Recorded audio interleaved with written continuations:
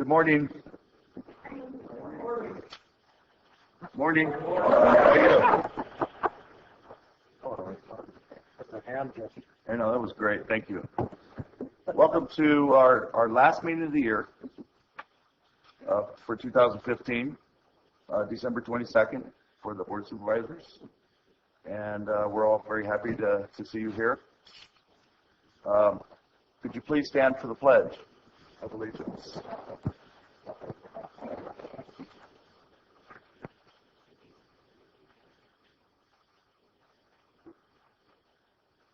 Bob Dean, could you lead us, please?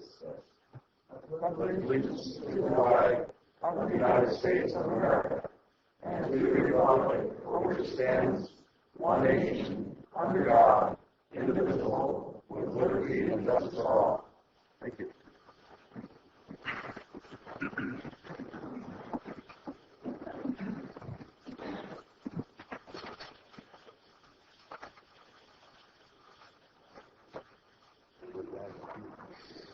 Okay, so I'm going to report out our closed session this morning. Closed session pursuant to Government Code Section 54957.6, personnel matter conference with Labor Negotiator Judy Hopkins, Deputy County Administrative Officer, Human Resources and Risk Management, regarding the Deputy Sheriff's Association, DSA, Sheriff's Management Unit, SMU, and Calaveras County Public Safety Employees Association, CCP, SEA, and Service Employees International Union, SEIU, Negotiation Human Resources Director, Board Action, and we have no action taken. So I kind of did that. I'm supposed to do that before the pledge, but hey, it's the last meeting of the year. So, have any board announcements? Mr. Chairman, I noticed we have people in the foyer out there. Maybe we can open that door so they can listen. Second door, Lieutenant, officer. Thank you.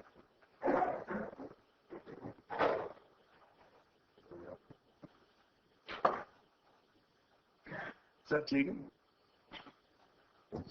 Hi, Tegan. I just grew about a foot already this year. All right. Sorry for the voice, but I think it's that time of the year also. We have recognition and acknowledgments. Mari, are you here? You're hiding in the back.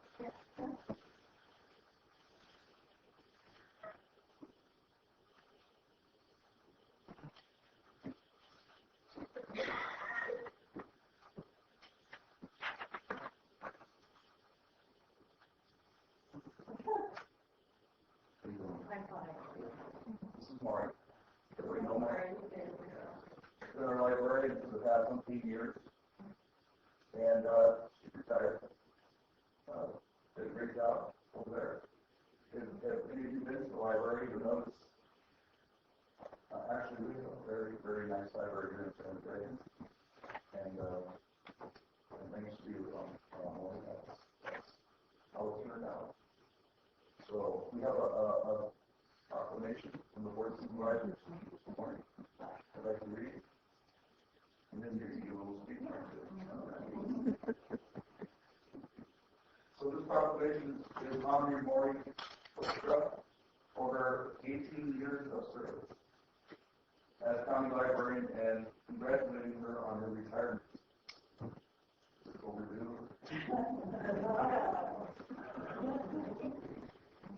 Whereas Maury began her career with the County of Calaveras as county librarian on March 2nd, 1998, and whereas Maury has worked constantly for the betterment of the county public library system, which contributes to the intellectual, educational, informational, recreational, and cultural resources of this community, including a hands-on approach with a weekly shift on the circulation desk, keeping the library open Thursday nights and sorting through over 100,000 donations over the years. And whereas during Maury's tenure as county librarian, she completed projects such as the opening of the Colony Hill and Copper Office libraries, the relocation of several branch libraries, a circulation system upgrade, book club in a bag, implementation of e-books and resourcing of West Point Joint Use Library. With limited fiscal resources during the recession and its aftermath, Maury kept libraries open and committed to offering the best service possible to the Calaveras community.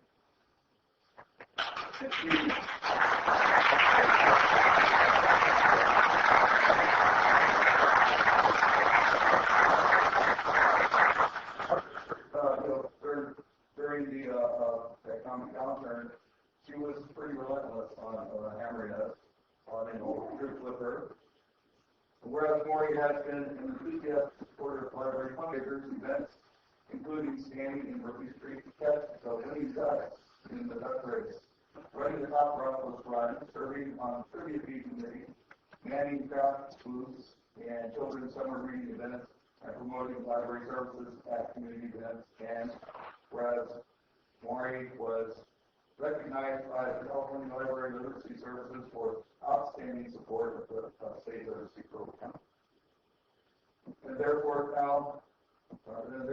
be it proclaimed that the Board of Supervisors County of Calaveras, this 22nd day of December 2015, do hereby honor and recognize Maury for her 18 years of service and express their appreciation to Maury for her loyalty to the County of Calaveras, and wish her much happiness as she begins this new chapter in life. I make a motion to approve. I'll second. Motion by Supervisor Foxy. Second. Second by Supervisor Wright. All in favor? Aye. I'm not going to finish that until I have public comment. Any public comment?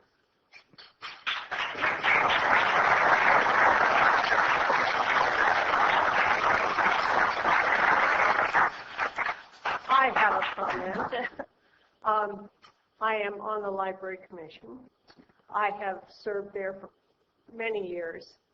We are going to miss Maury so much, but we appreciate every little ounce of work and energy that she has put into making our library one of the greatest libraries that we could ever have.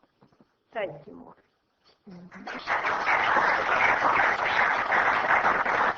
Good morning. I'm Sheila Neal. I'm a director with the Resource Connection and also on the Library Commission. I want to publicly thank Maury for all of her service. Known her for many years. You've been outstanding, and we're going to miss you. Thank you.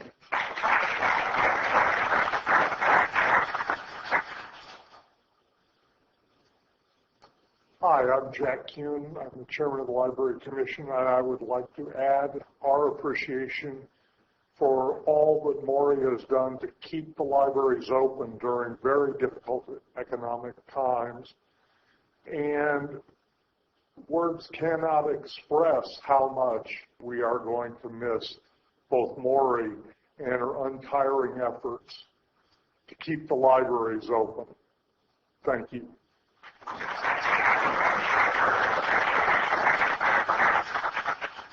I'm Sally Tuttle. I am also on the Library Commission, and Maury has been terrific.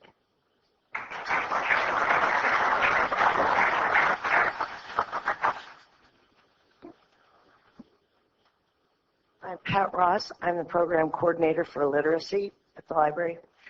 And I think I'm the only employee here, so I get to say all the good stuff about her from that point of view. She is a tireless leader. She's quiet, and she leads by example. She's made all of us very proud of her through all these years, her tenaciousness to keep those libraries open, and her support of her employees. Thank you, Maury.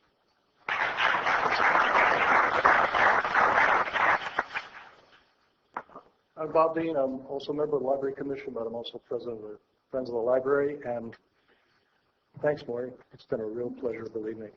Thank you from the bottom of my heart.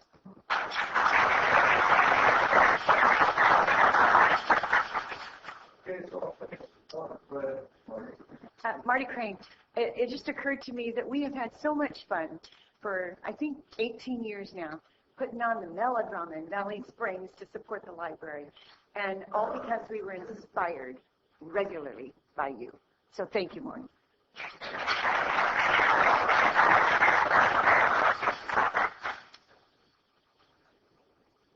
So I'm going to present this ceremony now. This is the proclamation from the Supervisors. Somebody said all in favor. All of us said Aye. aye. Aye. So thank you.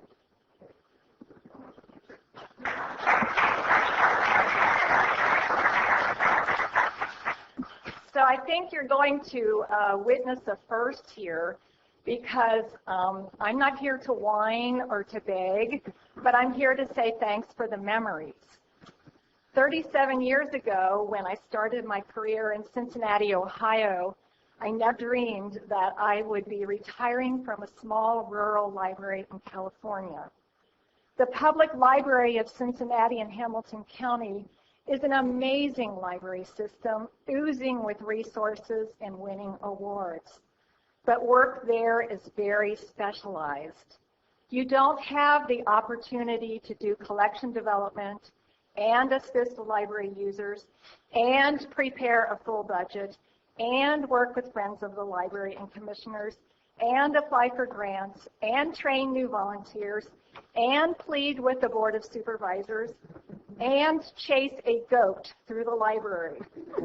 All in one job and maybe all in one day.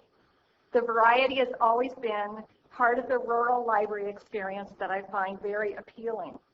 How do I sum up the past 17 years of my career? It's brought back some memories and some things. My first theme is our wonderful library buildings. How fortunate I was to come to Calaveras and begin work in a new building that was only a few years old. What a joy this was for the first time in my career to actually work in an office that was not an add-on porch or the basement of a building. The irony is that once I left those two locations in Mariposa and Eureka, they got beautiful new buildings. So perhaps my departure here could translate into a few new branch libraries. One of my first tasks arriving in Calaveras was to work with Emilio Prunetti and Ida Long, along with members of the newly formed McCollum Hill Friends of the Library. Their vision was to transform an old building with a very interesting history and architectural features into a library. To be honest, it took a little coaxing for me to see the jewel that would come out of this renovation. And looking back at the files, I found this remembrance from Emilio. Dear Maury, as you may recall, on the workday of the 25th at our library, I remarked that we feel our library is especially unique among the branch libraries, and more or less jokingly agreed, such as that you would agree. Of course, the fact is, as you said, all of them are unique in their own way. Emilio went on to say, although I accept that we do not have a corner on uniqueness, we cannot help but feel there is something very special about our library. And that is the sentiment I hear repeatedly. We have 8 wonderful libraries, and each library is special and unique to our communities. Not only did I get to be present at the birth of the McCollum Hill Library, but I was also there for the creation of a branch in Copperopolis. Certainly our hero in Copper was Bill Albee, who worked tirelessly and made so many good things happen for the Copper Library. The Copper Library is now in its 4th location since its opening many years ago, and I hope that one day we have a new permanent building for them. You can't miss when you have a fireplace. The unique feature brings great appeal to the Arnold Library, especially when there's a chill in the air. And one of my fond memories of Arnold location will always be the report of a big brown bear snacking in the parking lot. When I arrived in Calaveras, the Murphy's Library was just a few years old, and the upstairs of the building was unfinished. Over the past 17 years, the upstairs has been transformed through hard work, community donations, and duck races. In Angels Camp, we have been in 2 different locations over the past years. Good storefront facilities that were made warm and welcoming by Diana Lewis, June Perry, and Patty Smalling. In the library community, there are differing opinions about the success of joint-use libraries. We are fortunate in Valley Springs to have a success story. From our initial shared space of cramped 1,000 square feet to the current facility of over 3,500 square feet, this has been a model of cooperation. It's a welcoming space. The West Point community has not experienced a brand new library or even a warm, welcoming storefront. We hope all that changes in our new location at the West Point Elementary School. And I'm very excited that one of my final projects is the new joint-use library. Great buildings provide strong foundation for library services. The good news is people are still reading. They are reading for entertainment, relaxation, and to learn. That brings us to the theme of books and reading. Certainly one of the greatest pleasures over the years has been selecting books and materials that meet the needs and interests of our users. Two publishing phenomena have impacted libraries in my early years here. One of them was the launch of Oprah's Book Club, which brought attention and bestseller status to many titles that would have seen limited readership. The other was the 1997 launch of the Harry Potter series, which revived reading, created new readers, and new excitement about books. Another significant impact on reading during my years here has been Amazon. Even though we use a different vendor to buy our books, even though we want folks to borrow and not purchase, Amazon has been a significant influence in the reading world. They have filled in the gap of Reader's Advisory. What else might we read? What have others thought about a title? This type of feedback has always been helpful in collection development. While our readers were at home curling up with a book, I was rushing through the pages of review journals to find recommendations from other librarians. When I came here 17 years ago, I would not have dreamed we would be adding titles such as Abraham Lincoln Vampire Hunter or Pride and Prejudice and Zombies. I could not have predicted new genres such as urban fiction, steampunk, manga, graphic novels, dark fantasy, cyberpunk. And who would have guessed that Harper Lee would have had another bestseller besides To Kill a Mockingbird? And speaking of birds, you cannot go wrong with chicken books. Our books on raising chickens have over 898 circulations. Over the past 17 years, I have handled more than 100,000 book donations. These have been essential to growing our collection, and many of these donations went to the book sale room, where they have funneled valuable dollars back to purchase books. One of the wonderful things about Calaveras County is the number of book groups we have in our communities. We now have 2 that are library connected, but most are out in our communities and have been meeting for years. The library system has always been here to help with supplying titles. Several years ago, we implemented Book Club in a Bag to help supply additional copies for discussion groups. Publishing a book has gotten easier over the years, and we have many Calaveras residents who have authored a book. I love looking at our Calaveras author wall and seeing the large number and variety of titles reflected there. Local history, biographies, books for children and young adults, topics such as cartoons and fishing, poetry, and so much more. Accessing the book collection has always been a treasure hunt for many of our users. As you know, we use the Dewey Decimal System in the library to find our books. But one book in our collection is a geocached book, placed in its location many years ago to be part of the geocacher's world. Geocachers use GPS to navigate locations, and with clues, the treasure hunt begins. I will not reveal the name of the book or its location, but it has been discovered by dozens of geocachers. Geocaching a book, that never came up in library school. Things have certainly changed since I became a librarian 37 years ago, which brings me to the theme of change. During my tenure, we have abandoned formats such as LP recordings and cassette tapes, moved from books on audio cassette to CD to downloads. We are gradually downsizing our video collections as we transition to DVD format and online downloads. 17 years ago, at a Friends of the Library annual dinner, I spoke about the library of the future and thought that ebooks were just around the corner. It must have been a really large corner, but today we have all the tools and devices to enjoy a paperless ebook. I am so glad that as I retire, the accessibility of ebooks for our patrons has come to fruition. Technology continues to be part of change, and our automated circulation system has advanced from archaic .s and .c commands to user-friendly interfaces. The automated circulation system makes it easy to browse from the comfort of your home. What a change from the old catalog card days.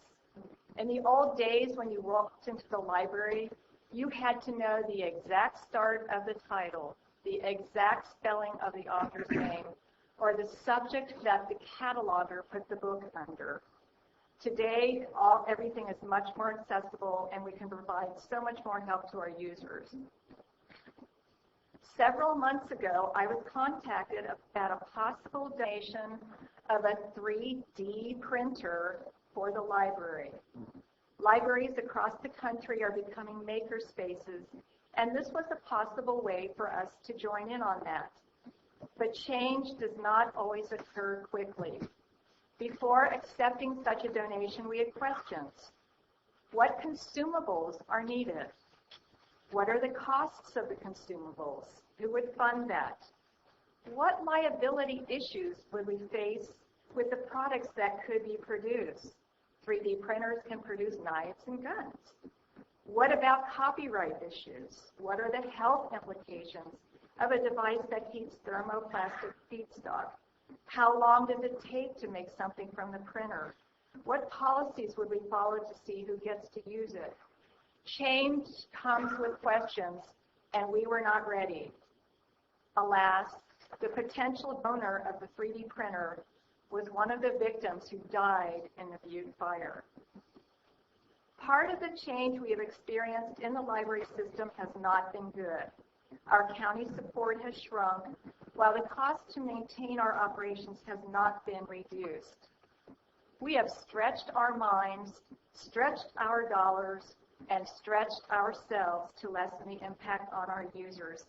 We've been creative, done without, and looked at things differently. Calaveras County can be proud of the library system we have cobbled together with limited resources. I've talked about buildings, books, and change, and my final theme is that of joy and happiness. What were some of the things that brought me joy over the past 18 years? What were the rewards I found working here in Calaveras? First of all, it has been the wonderful people I have worked with. The staff, the volunteers, the friends, and the commissioners. They have brought an energy and dedication, and it has been my pleasure to be part of that. Our staff work limited hours and are not truly financially compensated for their efforts. They work hard, and many sneak in additional time because they care so much. Our volunteers are bright and enthusiastic and make a huge difference in the level of service we can offer. The library commissioners care so much about the library system and how to overcome our problems and obstacles. During my 17 years here, we were fortunate enough to see a support group formed for each branch location. They have donated thousands of hours to raise awareness and provide financial support for our libraries. We may be a small county library system, but our Friends of the Library groups are more active, more supportive, and more involved than elsewhere. I have enjoyed the dinners, rummage sales, book sales, secret garden parties, fashion shows, and home tours.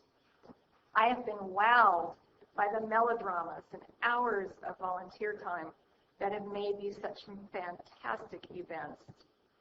I have been amazed by each time I attended Trivia Bee, by the challenge of the questions, the things I did not know, and the knowledge that so many people do have. I've made it to the finish line at the Memorial Run in Copper, and I've been at the finish line in the creek at Murphy's to help retrieve the winning ducks in the duck race. And here are a few more small snapshots of other joys I will take away from my years here at Calaveras. Having Lynn Cuneo there to answer my tech questions and cataloging questions and circulation questions and what-if questions. Hearing the weekly Storytime song, "Hello Everybody, Yes Indeed, Sing Children Sing." Watching the preschoolers complete their small art project each week. Receiving a very large donation each year from an anonymous donor simply for the sole purpose of adding mysteries to the library collection. Partnering with Rotary Club of Calaveras to purchase library books in honor of their guest speakers. Attending the annual dinner the women of the Moose and Arnold put on to support the library. Listening to Marta Johnson sing "What a Wonderful World" at the dedication of the Garden of Friends at the San Andreas Library. Checking out books to the family that loads up 15 books per library card times 4 people each time they visit the library. Having one of our tutors featured on the video celebrating the State Library Service's 30th anniversary. She had once reached a very low point in her life and overcame significant obstacles. She is now instilling hope and knowledge to be an inspiration to us all. Flipping through the Donald Trump book, Think Like a Millionaire, that did not sell in the book sale room and was being reassigned to the free table and finding $10 inside.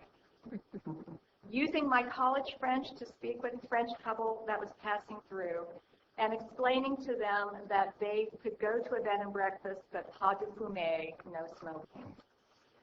Watching Teens for Tech assist library users with their questions about tablets and smartphones. Having everyone show up and voice support at county budget meetings. Watching a young boy at one of our book sales absolutely engrossed in a book on the patio, oblivious to everything else. Seeing one of our adult tutoring students succeed in her studies to learn math, and she is now on the pathway to becoming a registered nurse. Getting new book recommendations from Chris and Murphy's, and then seeing a long waiting list for those titles. Watching one of our older adults look up books in the online catalog. I tried for 14 years to offer to teach him to do that, and he finally took advantage of 2 of our adult tutors. Having library users poke their head into my office and ask if I could help them find a book, you betcha. Training new volunteers and seeing them go on to become awesome branch library assistants. Having every book in the San Andreas Library cleaned by the Dirty Book Club. And no career would be complete without chasing a goat through the library.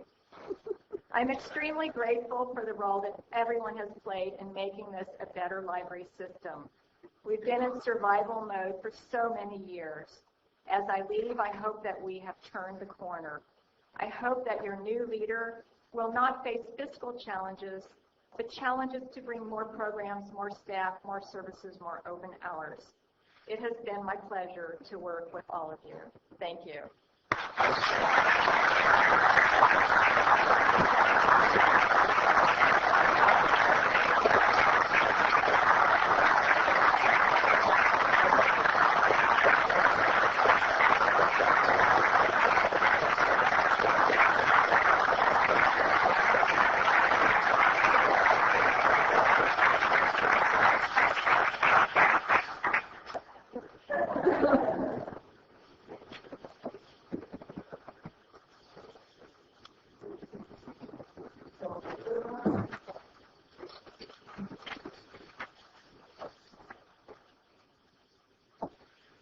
Good way to start the day.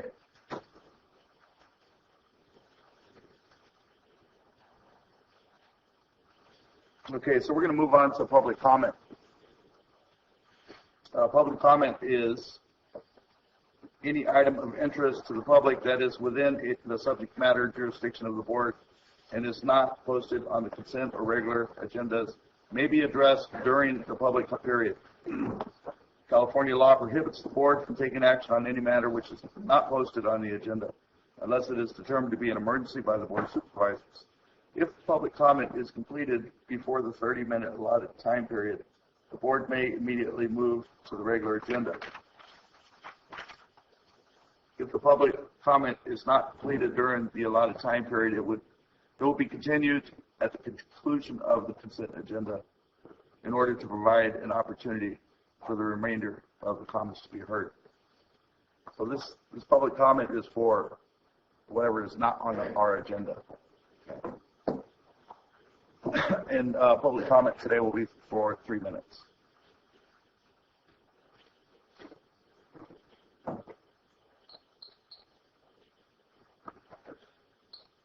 Hi, Bob Bean. I'm a resident of Jesus Maria Road.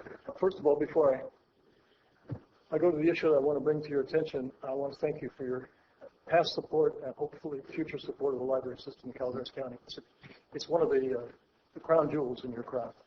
The issue that I want to bring to your attention is the issue of protection of trees in the Butte Fire area. One of the things that I've noticed has been going on is that there's a lot of trees being cut that are alive.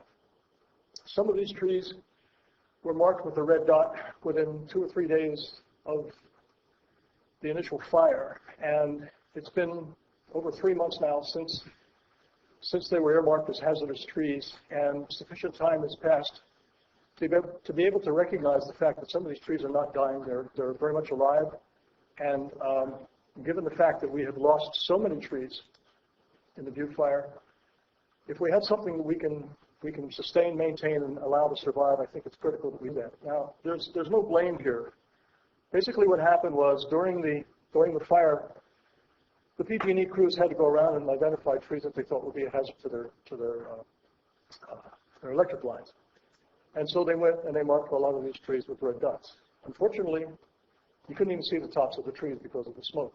But the fact nonetheless remains that the trunks were burned. They looked like they were finished, and they had to be identified. Well, there's been an opportunity since then to do some reevaluation, and unfortunately that hasn't taken place. And I would ask the board, either through discussions with PG&E and their experts, and/or through one of your departments, to begin this reassessment so that we can salvage the trees that we need to salvage. It was brought to my attention because 2 good pine trees were cut on my property before I knew that they were being cut, and I actually managed to save 100-foot tree because there was sufficient life left in it. But one of the problems we're faced with is a lot of the people out there doing this debris and hazardous tree removal are not from this area. They don't understand our flora.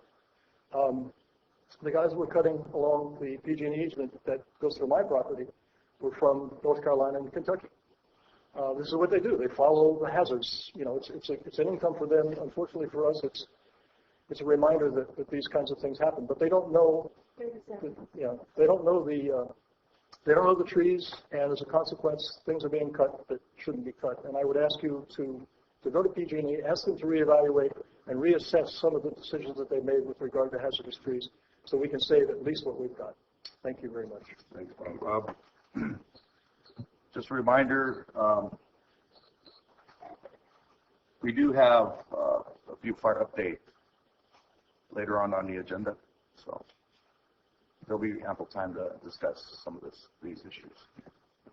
Hi, good morning. I'm Susan Long, and I'm a realtor in Calaveras County. I've been here for over 50 years. I have some issues that I wanted just to pass out today just regarding code compliance. I've been buying houses at the trustee sale for 7 years.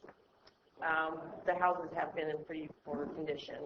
We've gone in and refurbished them the best we can. We've got tenants back into the houses that we're living in that were went into foreclosure. We've resold some.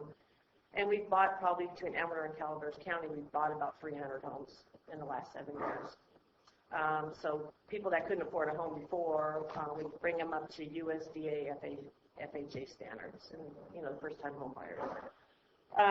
We bought a house on Baldwin, 761 Baldwin on July 10th, and the house was boarded up.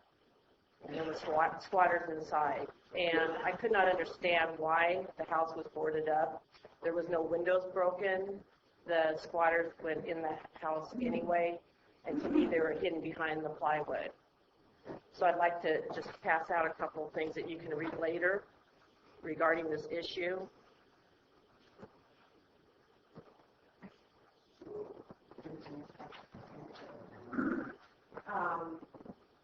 I asked for a breakdown on this house. You guys approved a $7,000 lien on the property. When we go to the trustee sale, we look at the taxes and we do talk to code compliance. Nobody ever told us that there was a $7,000 lien. I've asked for a breakdown on this property, and I am not getting no response at all regarding this. The dates they had was on July 19th, was a Sunday on this breakdown they sent me, and this was a Sunday, which, you know, code compliance doesn't go into the houses on Sundays. We purchased the house on July 10th. We had a trash out done on the 13th and the 14th of July, and the house was cleaned up. It has been refurbished and stuff since then. Here's a copy of the letter to the code compliance and to the administrator, and here's the before and after showing that there was no windows broken on the property. During code compliance, boarding up the houses, they used extensive screws on this house. They damaged the windows with putting the screws into the metal, which cracked the windows, cracked the frames, and they actually did more damage than the squatters did by going into the house. The house had very little damage by the squatters. I just wanted to show you these screws that they used on this house. They put them in so much they stripped them that we had to dig them out of the stucco. So I just wanted to turn that over to you guys. If you could review those, that would be great. Thank you. Thank you.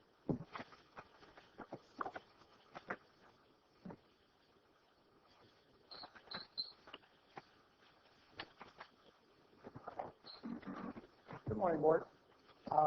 Merry Christmas, by the way.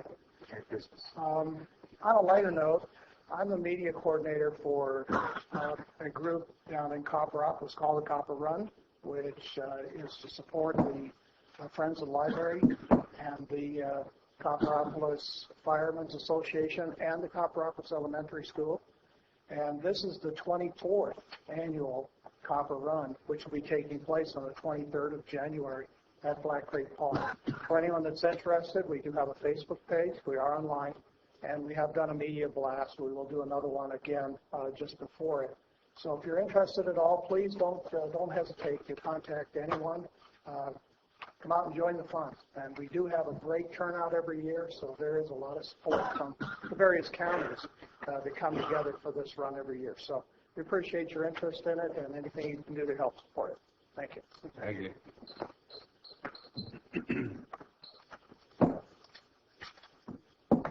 Good morning. My name is Bonnie Newman. I'm from Double Springs.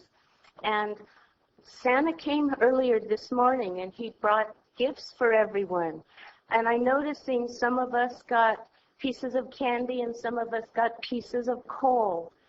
And I noted that all the girls got candy and all the boys got coal. It kind of reminds me of sugar and spice and everything. That's what little girls are made of, and snakes and snails and puppy dog tails. That's what little boys are made of. I'm okay with that. And in fact, there's Santa left some extra ones up here too. So anyone that feels the need to get a little treat, go ahead. At the end of the year, I try to say something nice, because you see me here complaining all the time. In fact, we come here week after week, month after month, and Sometimes we have to suffer through the rantings and ravings of all of us crackpots and wackos who feel compelled to come and expose our own special form of dementia to you. You're going to have to suffer through mine right now. As I listen to all of the problems and complaints that come before you, I try to take away all the fluff and all the trappings and come down to a core problem. And to me, it seems like at the basis of everything is the issue of overpopulation. We have too many people and not enough resources.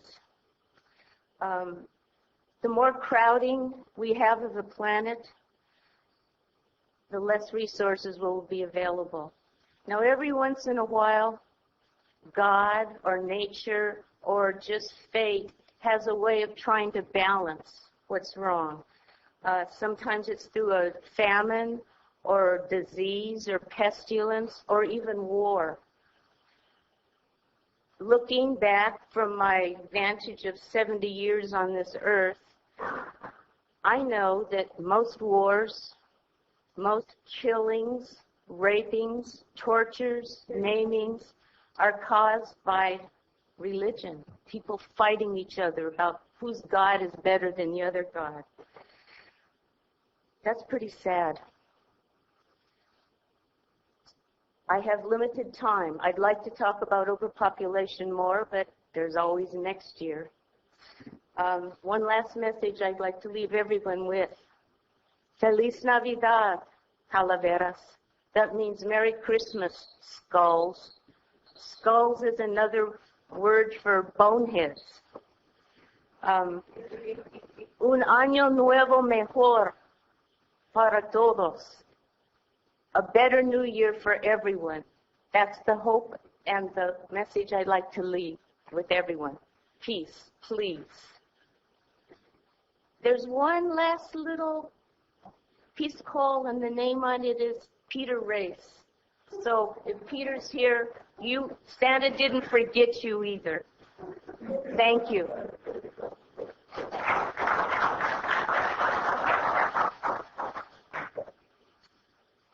Okay, any more public comments? My name is Patricia Grant. I live in Angels Camp. I care for a veteran that has Parkinson's disease. He has been growing marijuana to relieve his symptoms for the past several years legally. And I urge you to not make laws that are going to make it hard for him to grow it for himself. This is on our agenda. Oh, I thought it was. I'm sorry. It's on our agenda. This is public comments. Oh, okay. Well, I thought that was what I was supposed to do. During the agenda item. Okay. So, thank you. Any other public comments not related to our agenda? None? Okay. Let's move on to our regular agenda. Number 3, planning. And I see Gina here. Good morning. Good morning. Good morning, Gina. Okay, so Gina, Catherine, County Planning. If you folks recall, the last board hearing on the 8th, I brought before you several ag preserve contracts, one of which had a zoning amendment that inadvertently got left off the agenda, so that's what we're discussing today. So the contract for Beatty, Lawler, and Parker was approved by you at the last meeting. So the zoning amendment, the ordinance that you're considering today, is a follow-up, if you will, to acknowledge the Williamson Act contract on those parcels. So the ordinance would actually amend 3 legal parcels: 20 APN 20.009.038, 20.009.070, 20.009.039 for a total of 251.14 acres. And those would be rezoned from the current unclassified and general agriculture zoning to ag preserve to signify the Williamson Act contract that you approved at the last meeting. Okay. Any public comments? Board comments? Make a motion to approve. Second. So I have a motion by Supervisor Ponte to approve the zoning amendment 2015-061 from unclassified A160 general agriculture to 60 acre minimum parcel size and A1 general agriculture to AP agriculture preserve for the Beatty, Lawler, and Parker. All in favor? Aye. Opposed? Thank you. Thank you. Merry Christmas. Thank you. Merry Christmas to you. Mr. Chair, I'm seeing some visual signs back here. I would ask that the board and all members use our microphones. Apparently they can't hear in our foyer, and they're requesting that we speak loudly so they can hear. Okay. We can do that, but I can tell you that I can hear the foyer from here, so please try to keep it down so that we can hear and hear. Otherwise, we'll have to at least close one door. It gets pretty loud out there. It starts echoing around in that big room. So, thank you. Good morning. Good morning. How you doing, Jason? I'm doing good. Good. So this is agenda item number 4, Environmental Management Agency. Staff recommends the board adopt and proposed resolution adopting the revised on-site wastewater rules and regulations specific to the rebuild requirements for Volume 1, Chapter 5, D2C for Calaveras County. Jason Bateser, Director of Calaveras County Environmental Health Department. Good morning, Board. The item before you is brought to you after staff and I looked at requirements for rebuild after a natural disaster, and specifically due to the Butte fire and the number of destroyed structures. And the rebuild requirements are for those, specifically in this case, those property structures where we do not have any records of the existing on-site wastewater treatment system. There's existing requirements in our rules and regulations. And the proposal here is to eliminate the requirement to perform soil profiles for 100% expansion area. And that would be if the system was to fail in the future, and only require the profile holes if they look to expand the existing system from what is on record with the county. So in essence, this will help facilitate the permit process in time. It'll save the applicant money and without compromising any risk to public health and or the environment. So something that we looked at, and there's checks and balances in place. If somebody was to increase their on-site septic disposal system in the future, we'd have to perform test holes. If the system failed, we perform test holes at that point in time. So we just feel that this is something that we can help with those people that were impacted, and will help facilitate the permit process for the rebuild. Any discussion or questions? Okay. Question. This is for replacing like disposal systems. This is for replacing like residential structures, and then the system that's there is required to be inspected. If it passes the inspection and the homeowner signs an indemnification form, there would be no other requirements. So in the past, they would have to also dig test holes for 100% expansion area. So what this requirement is doing, or what we're amending, is eliminating the test hole for the 100% expansion area for future disposal area. But the system still needs to be inspected for like residential rebuild. So if an owner decides to build a larger residence, require a larger system, then this would not apply to that. It would be replacing the existing system that's off record. Yeah, if let's say somebody had a 2-bedroom house and they went to a 3-bedroom, the existing system passed, then we would have to perform dig test holes for the addition of 1 bedroom. Could still potentially use the existing system if it passed, but we'd have to increase the capacity. Okay. Thank you, Jason. Yep.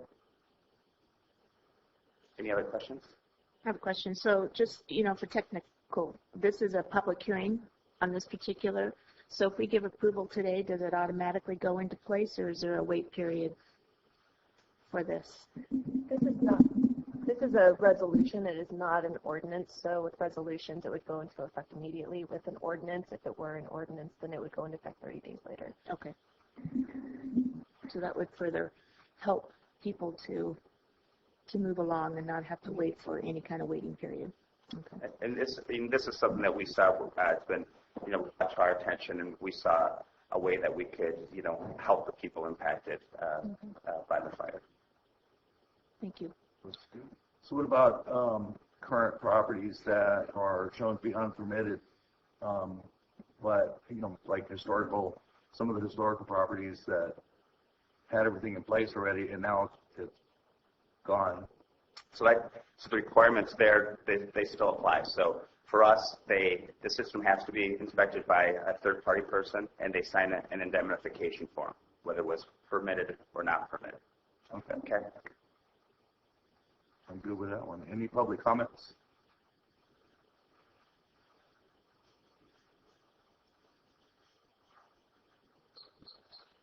Good morning, Rosemary Wilson from McCullough Hill. I just want to thank Jason and his staff for bringing this proposed resolution. It's gratifying to see that environmental health is looking for ways to facilitate rebuilding without burdening the residents with additional expense and testing. So I appreciate it. Thank you. Right. Any other public comments? One of the things that I've been hearing a lot of is damage to some of the septics from trees being fall on them, or they've been run over. And so property owners are having a tough time with that issue because they know that they're going to have to repair that, but it may not have been their fault. So is there a way when you inspect this to be able to, how do we deal with that? Well, I can tell you in one of our debris removal operations where something happened with the crews and there was damage done to the septic tank, and they're making the necessary efforts and applying for the permit to repair it. The documentation would have to be provided by the homeowner, between who damaged the property, whether it was, or the septic system, whether it was, and we've had this happen with wells too early on, where some of the wells were destroyed by the fire crews in fighting the fire. So in that case, they were in contact with, those property owners were in contact with CAL FIRE for repair of those wells. So I would advise the property owners, if they notice damage to the septic disposal system from work that's occurring on their property, from the number of different contractors out there, to contact the lead foreman for those crews and go through that avenue. And then if it requires a permit, we go through the permit process through our office. So if they don't know who they are, they can come to you, and you could probably do a little research to find out who that is. We could, but with the number of, we could go through the elimination if it was one of the debris removal crews or not.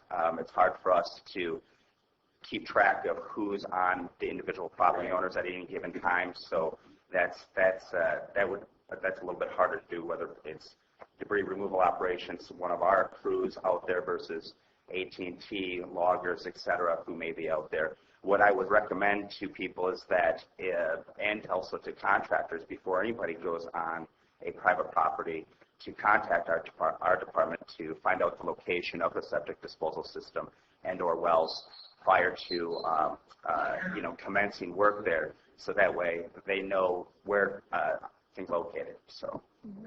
Okay. All right. Thanks, Jason. Yep. So can I have a motion on this, please? I'll make a motion to approve. I'll second. I have a motion by Supervisor Wright, second by Supervisor Ponte. All in favor? Aye. Opposed? 5-0. Thank you. Thank you.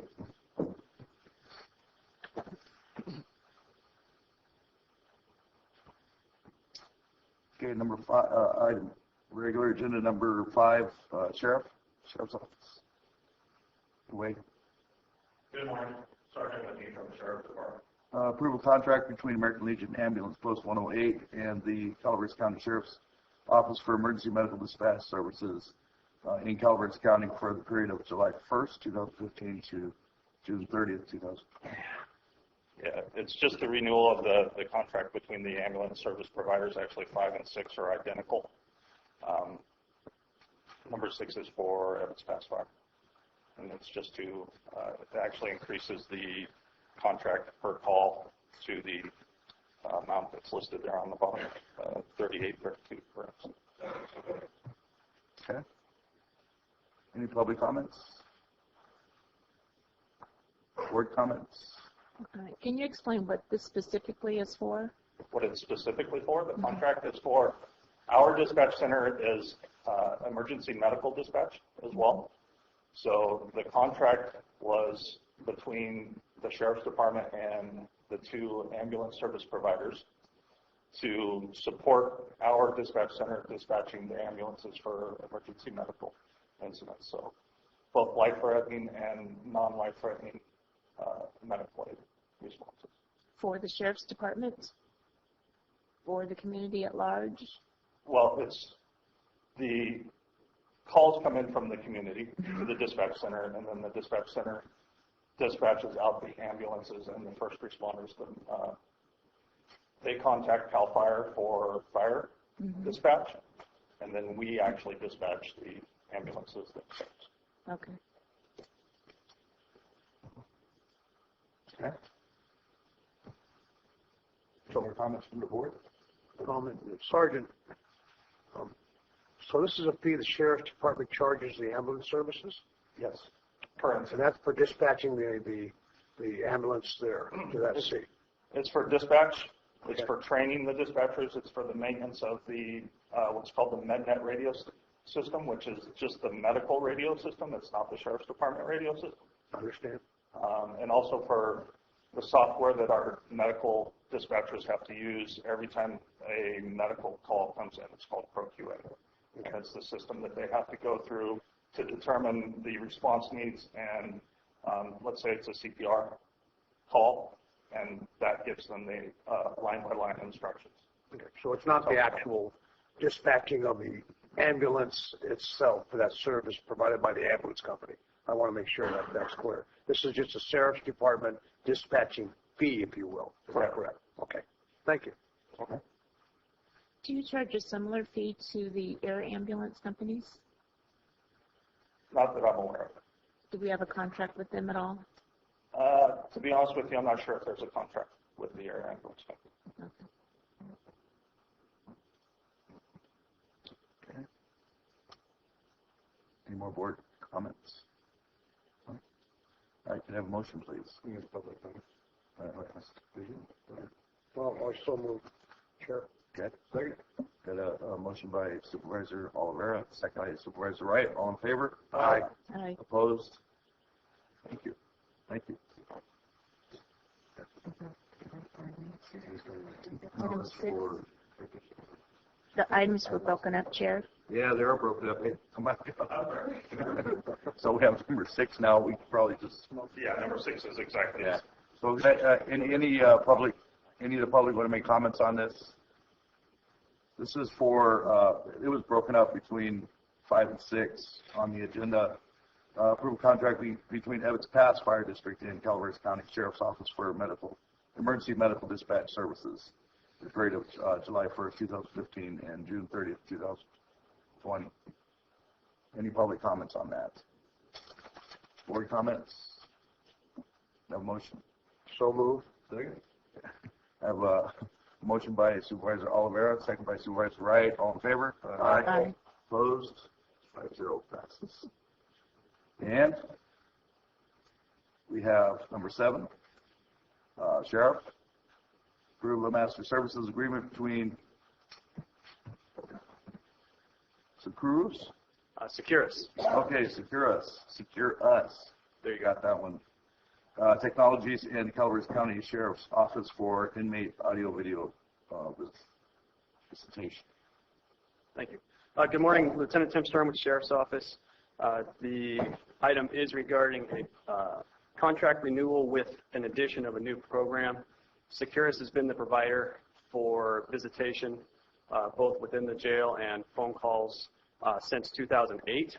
And what we have today is a proposal to renew that service for 5 years and additionally add a video visitation feature to the system.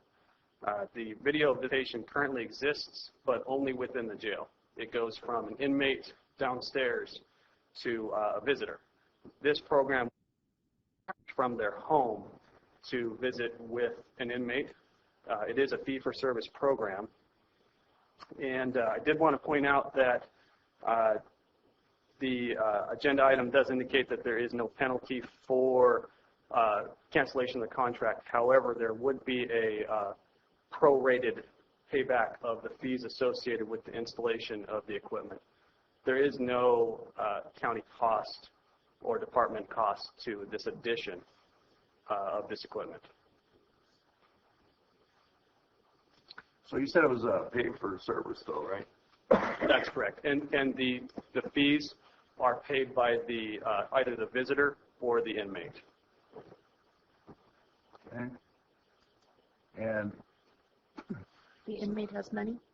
I'm sorry? The inmate has money? Well, the inmate can have money on their books, an account, so to speak. Okay. And whether they have money or not obviously depends on the individual. And if they didn't, then the fees would be paid by the visitor. Okay. Or we're not involved in the invoicing or? No, the invoicing is done through the third party, and there's several options that a person can use to pay for this service, but no, the county's not involved in that. so basically, if it's probably like a good analogy would be credit card video purchase, right?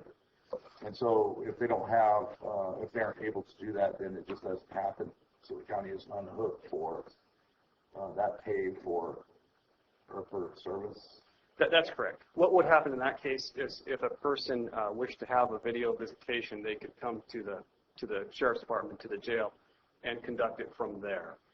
What this does is this saves the person the expense of the trip, and otherwise it is a free visit if a person does it on site. Telephone calls are still a charge as well. Okay, Lieutenant, we're offering this service to our inmates where they can visit folks via video at home or in the jail. What is the cost savings to the department with this system, or is there any cost savings? Well, there is a cost savings. Currently, our video visitation does require some movement of inmates. We still have the obligation to review and monitor the visits for security of the facility to make sure that there's no contraband that's being discussed to be entered into the facility, or there's no any other illegal activities discussed. By way of this system, an inmate can register, a visitor can register on the website, become approved to use the visitation, and then conduct a visitation. So there is less staff time involved because it does become, essentially it's one less person at the counter. And let's address security on this. Obviously, there's security measures in place. Is there any type of communication? Is this system monitored by any correctional officers or anything, or is it just a private system used by the inmate and their folks? If the inmate was engaged in a privileged communication with clergy, attorney, or medical, then there would be no monitoring, and those numbers would be blocked so that there is no ability for staff to monitor that. Otherwise, staff would be monitoring this. It can be done from essentially any desktop computer within the facility. The idea would be that most likely the sound would be at a low level so that they can complete other duties while this is playing in the background. It'd be available for approximately 12 hours a day, and obviously the jail facility is staffed 24 hours a day. Okay, now here comes the golden question. What's the downside of this program, Lieutenant? Well, the downside of the program is that the FCC is currently discussing putting a cap on the rate that a third party can charge an inmate in the county jail. So regardless of what action is taken today, Calaveras County does generate some revenue from the phone calls. there could potentially be a decrease in revenue to the inmate welfare fund as a result of some law changes. My understanding is that there's appeals and that's all going to go through, but it could, or potentially we could have a decrease in revenue, but the action taken today doesn't change that. Thank you, sir. Any public comments? No? Okay, I'll bring it back to the board. I'll move. Second. I second the motion. All right, so we have a motion by Supervisor Olivera, second by Supervisor Kearney. All in favor? Aye. Aye. Opposed? No. One no.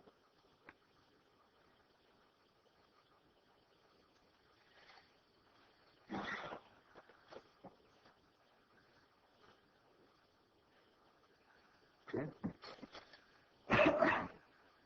Number 8 on our regular agenda is Public Works.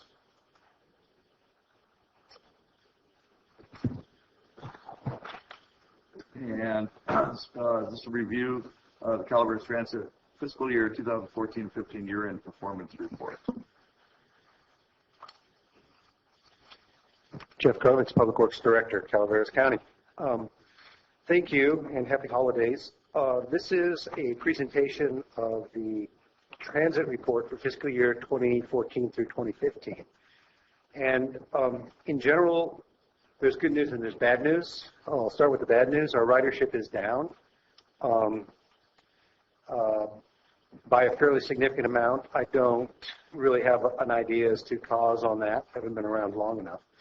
But in terms of our operations, our fuel costs, our maintenance costs, and our overall budget, we are down as well. So that's good news, which means that the measurements of our performance, 2 measurements of our performance being fare box recovery and cost per vehicle service hour, fare box recovery has gone up, and it now currently meets the minimum requirements that have been defined by both the Board of Supervisors and the CCOG board as a performance measure, and our cost per vehicle service hour has gone down relatively significantly. And we believe that's due to the fact that we are learning quite well how to operate a transit system within the budgets that we've been given.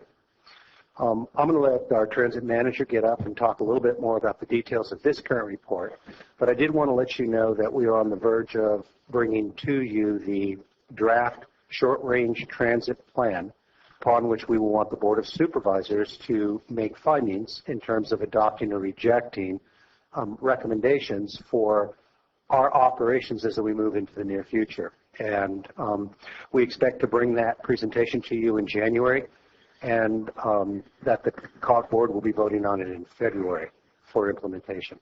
So this is a piece of the information that needs to be considered when evaluating recommendations of the short-range transit plan. So I'll let Deborah Mullen take the stand. Good morning. Mr. Kovitz did cover most of the salient points. The report that I passed out and we'll have here at the podium for to be available has some adjustments in the original board packet, just a little change in the number of vehicle service miles and vehicle service hours, and with resulting actual improvements over the overall numbers on that. So we are approaching our goals. As Mr. Kovitz said, ridership is down, so we will be working that angle as much as we can with outreach and service adjustments that better meet the needs of the community. And those service alternatives will be put forth in the short-range transit plan. One of the shining lights of this report I just wanted to point out is the vehicle maintenance is so far reduced. I think it's 37% less than prior year. Hats off to our equipment service center and our mechanics doing a good job on that. I think we'll see even more improvement as their expertise grows, and we increase the fleet with new buses replacing the old beat-up ones. board has any questions, I'd be happy to. Right. Question. 37% reduction in maintenance costs. Yes, sir. That reflects new units put in service and removal of the older units? Is that Not so much. These numbers started to shift prior to the new buses coming. We just got two last week that have, or 2 weeks ago, that haven't been put into service yet. And 2 the year before, and actually some of the new ones cost some. We had some issues that we had to resolve going back and forth with those. So no, I expect to see more improvements, benefits from the newer fleet. Part of it is, there's a bit of chance, something blows 1 year, it's going to be expensive, and it doesn't necessarily reflect the day-to-day maintenance, preventive maintenance. Could you explain to me how we attribute the 37% decrease in maintenance? In other words, we didn't have any big unit components fail, like engines, That's right, and we've just gained efficiencies in the shop. And, it's been a couple years since maintenance came to the county's maintenance yard. Prior to that, it was maintained by the operator, and when those and there wasn't sufficient oversight to their mechanics. Okay. So when we got the fleet, there was a lot to do with it. So we took over the maintenance ourselves? We took over, yes. Okay. Any other board comments? Questions? Can I just have a question in general about the advertising? How is that going on the buses? The advertising revenue is up. We have space. Anybody here would like to reserve some bus space?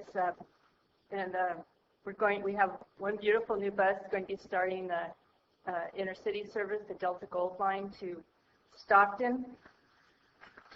Actually, I have some flyers.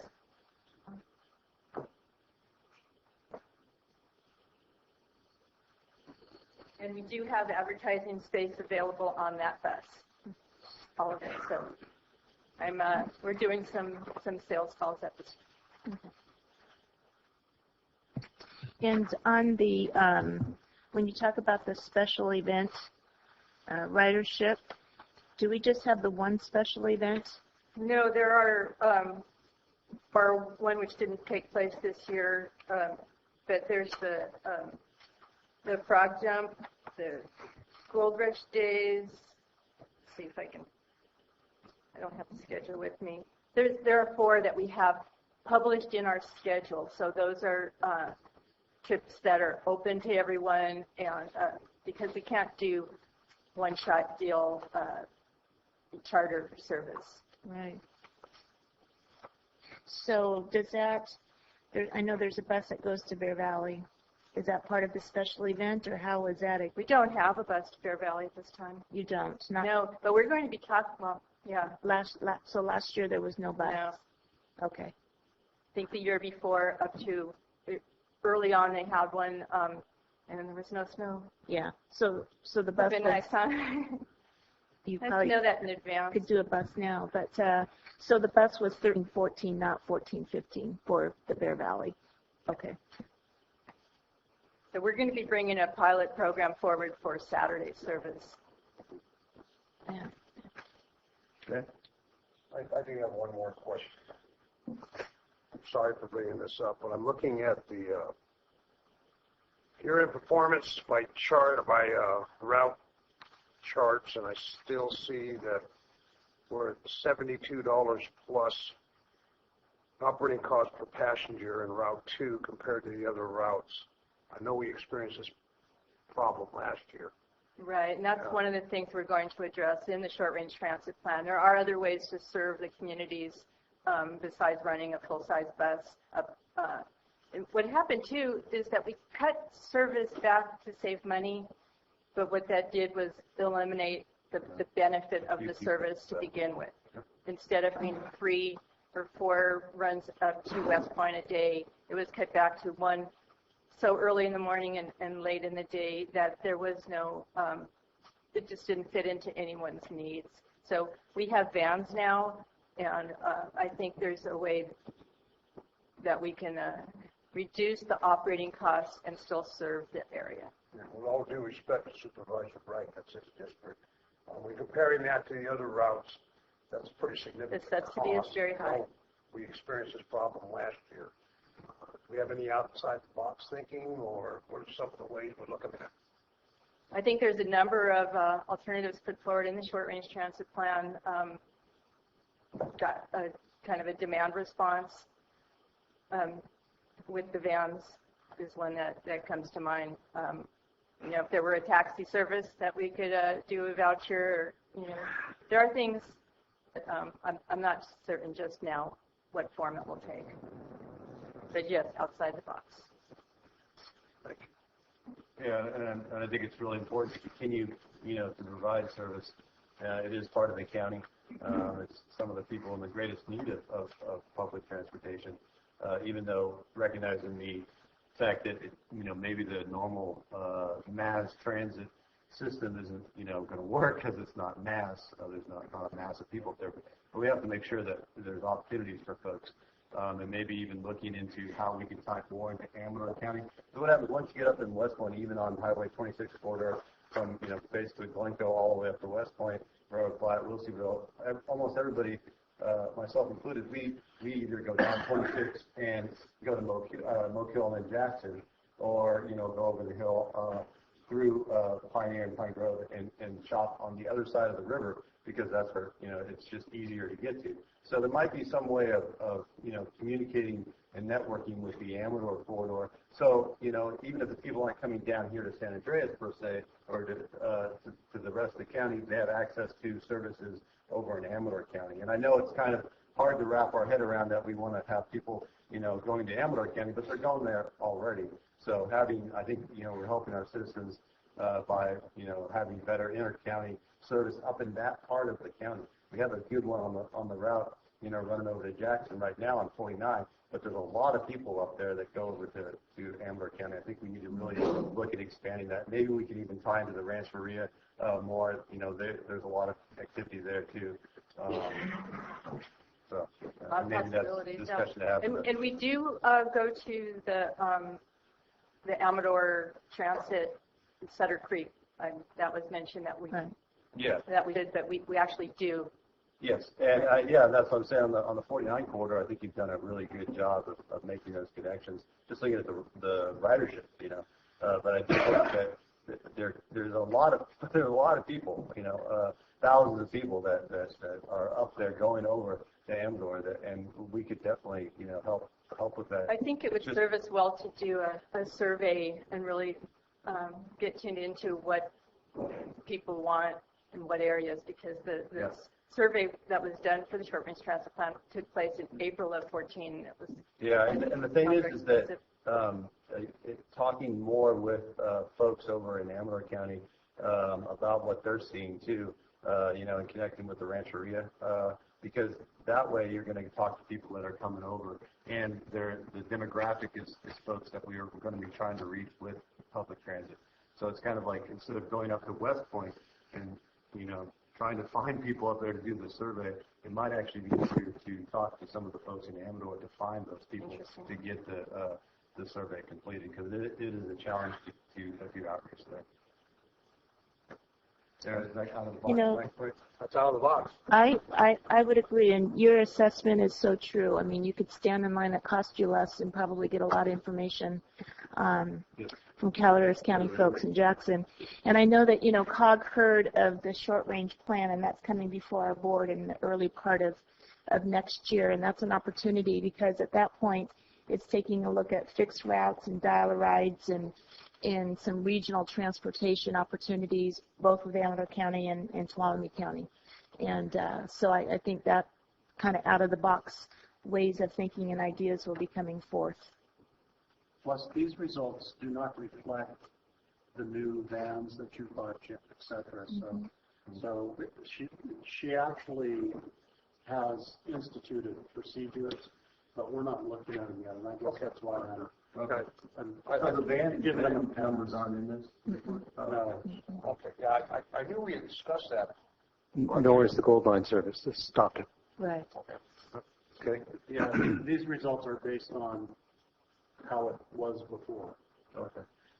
That's good. So, when, Chris talks about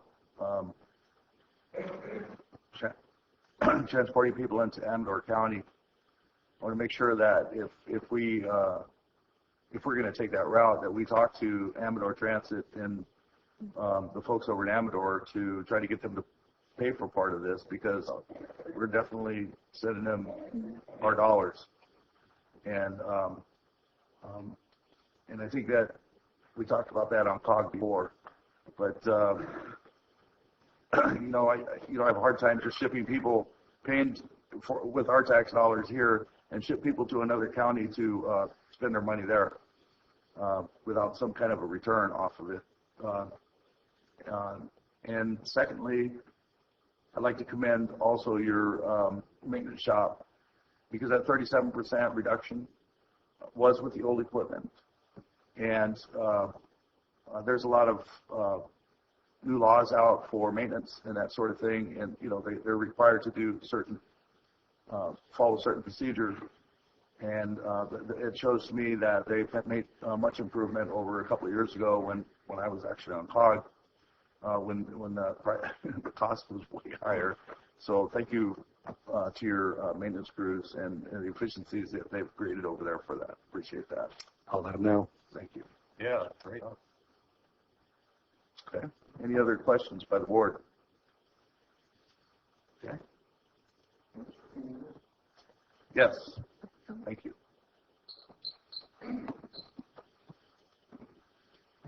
I think you guys are talking about something. I see these vans. I don't see anybody riding in them. And I think that if you're going to pay our system to haul people over to a different county, that has to be the goofiest thing in the world. If you want to get somebody, if you want somebody to take them over there, reverse this. Let's have Amador County send somebody over here to pick them up. This is insane. And you must be counting, or somebody must be counting those buses running around here much differently than I do. I have these $175,000 bus with one person or no person in it. I don't think that I guarantee you, if you were to take the money that you're expending right now and you just provided taxi service, you'd have to be cheaper than what you're doing right now. You're spending a ton of money for very little profit, I'll tell you that. So I'd like to see that whoever the supervisor that's saying that we ought to haul people over to Amador, we ought to have his head examined. Thank you.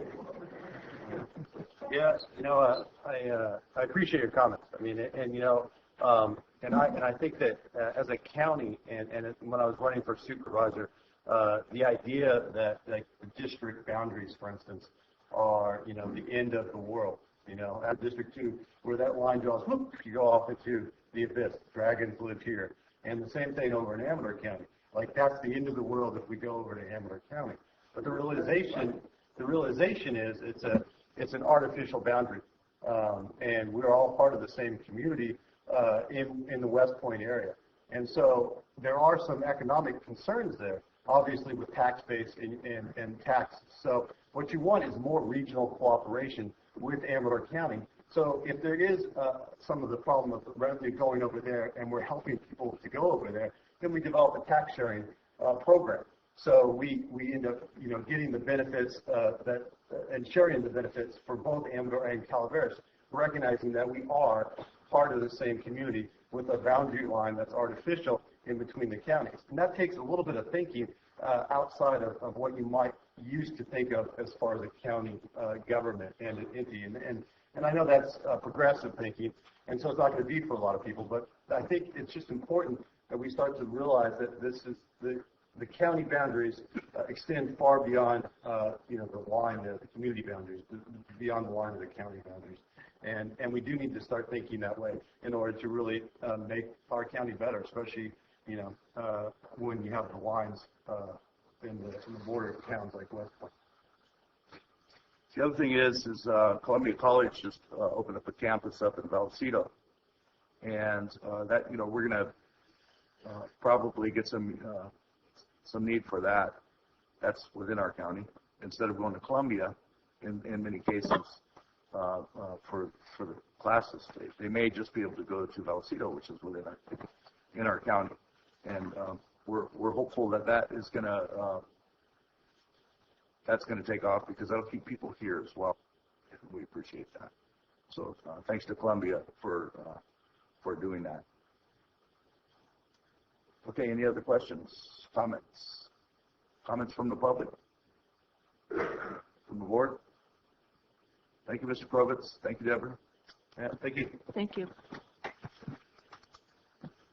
All right, number 10. Number 9. Sorry, 9. Got ahead of myself there. Approve acceptance of a grant in the amount of $150,000 for the Golden State Financial Authority to direct financial assistance for temporary housing and shelter to individuals and families displaced as a result of the Butte fire, and authorize the county administrative officer to sign an attached agreement for Residents Emergency Disaster Assistance Program and approve the attached budget adjustment by a 4/5 vote of the board. And Shirley. Thank you, Chair Edson.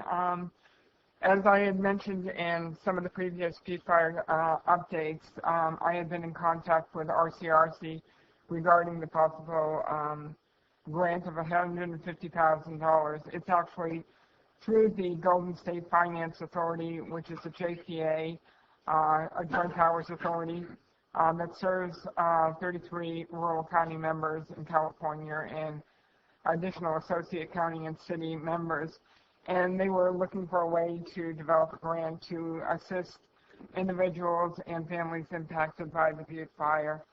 I have been in contact off and on through RCRC regarding this, and they finally got me the agreement, and they wanted to make it as flexible as possible to use of the fundings to provide that assistance to families and individuals. These are funds that won't supplant any assistance they receive through the FEMA Individual Assistance Program, but will more or less supplement them. And they can be helped with to provide safe and sanitary interim housing and or shelter, whether that's people that are running out of the money they're receiving through their insurance company for temporary housing or rentals, or those families that are still needing assistance in that regard. And one of the questions I asked them, I said, well, how flexible is this? We have people that may be on their property in campers or trailers, and they don't have the money to fix the wellhead or the septic system. Can we use it for that? And they said, by all means, that would fall under the safe and sanitary. So they're trying to give us as much flexibility as possible. They wanted to get this on before the end of the calendar year so they could issue the check for $150,000 to the county, and then the county can work through our Butte Fire Incident Command. We can work through with Calaveras Recovers. We can work through the Health and Human Services Agency to determine how we can identify the individuals and families that would need these services and then provide the money from them. Along with this is a budget adjustment for the increased revenue of $150,000 into the Butte fire budget, and the a line item for the appropriations. And of course, that budget adjustment, since it's outside of the normal budget process, would take a 4/5 vote of the board. Can you explain what RCRC is? RCRC is the Rural County Representatives of California. It's a group that of representatives from the county's board of supervisor members sit on it. I believe Supervisor Edson, you're the representative for our county on the RCRC board, and they lobby and support those bills and legislation that will help rural counties. They do a lot of work looking at different legislations and make recommendations whether or not to support or be against it as to how it affects rural counties. they also have a number of programs they have to assist rural counties. Okay. Any public comments on this? No public comments on this? Really? Go ahead.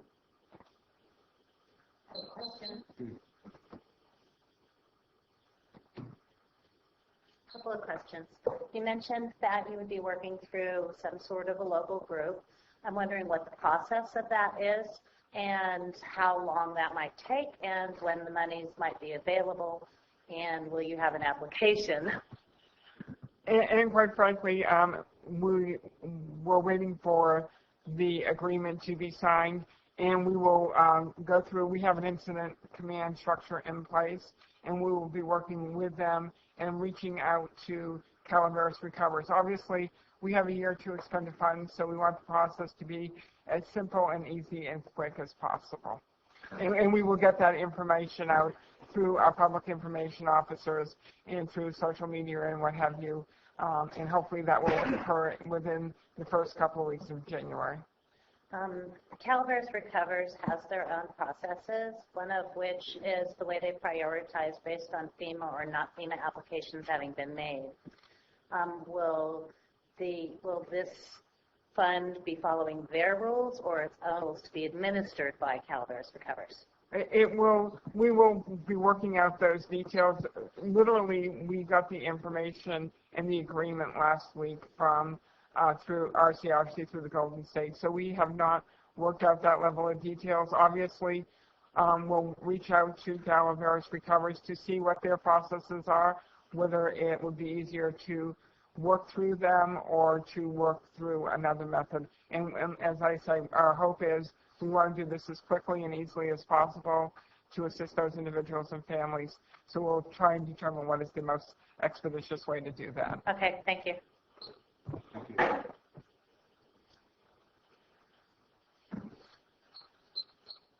Hi, Rosemary Wilson again.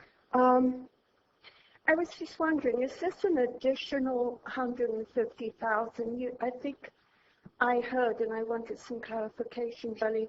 You mentioned that because the $150,000 was coming in, so the county may not need to spend the $150,000 that was already somehow allocated. I wasn't sure if I misunderstood that.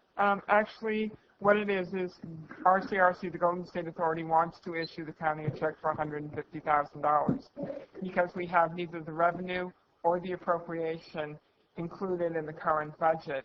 There's a budget adjustment to record the $150,000 revenue that's coming in appropriations that will allow the county to spend that $150,000 that we've received.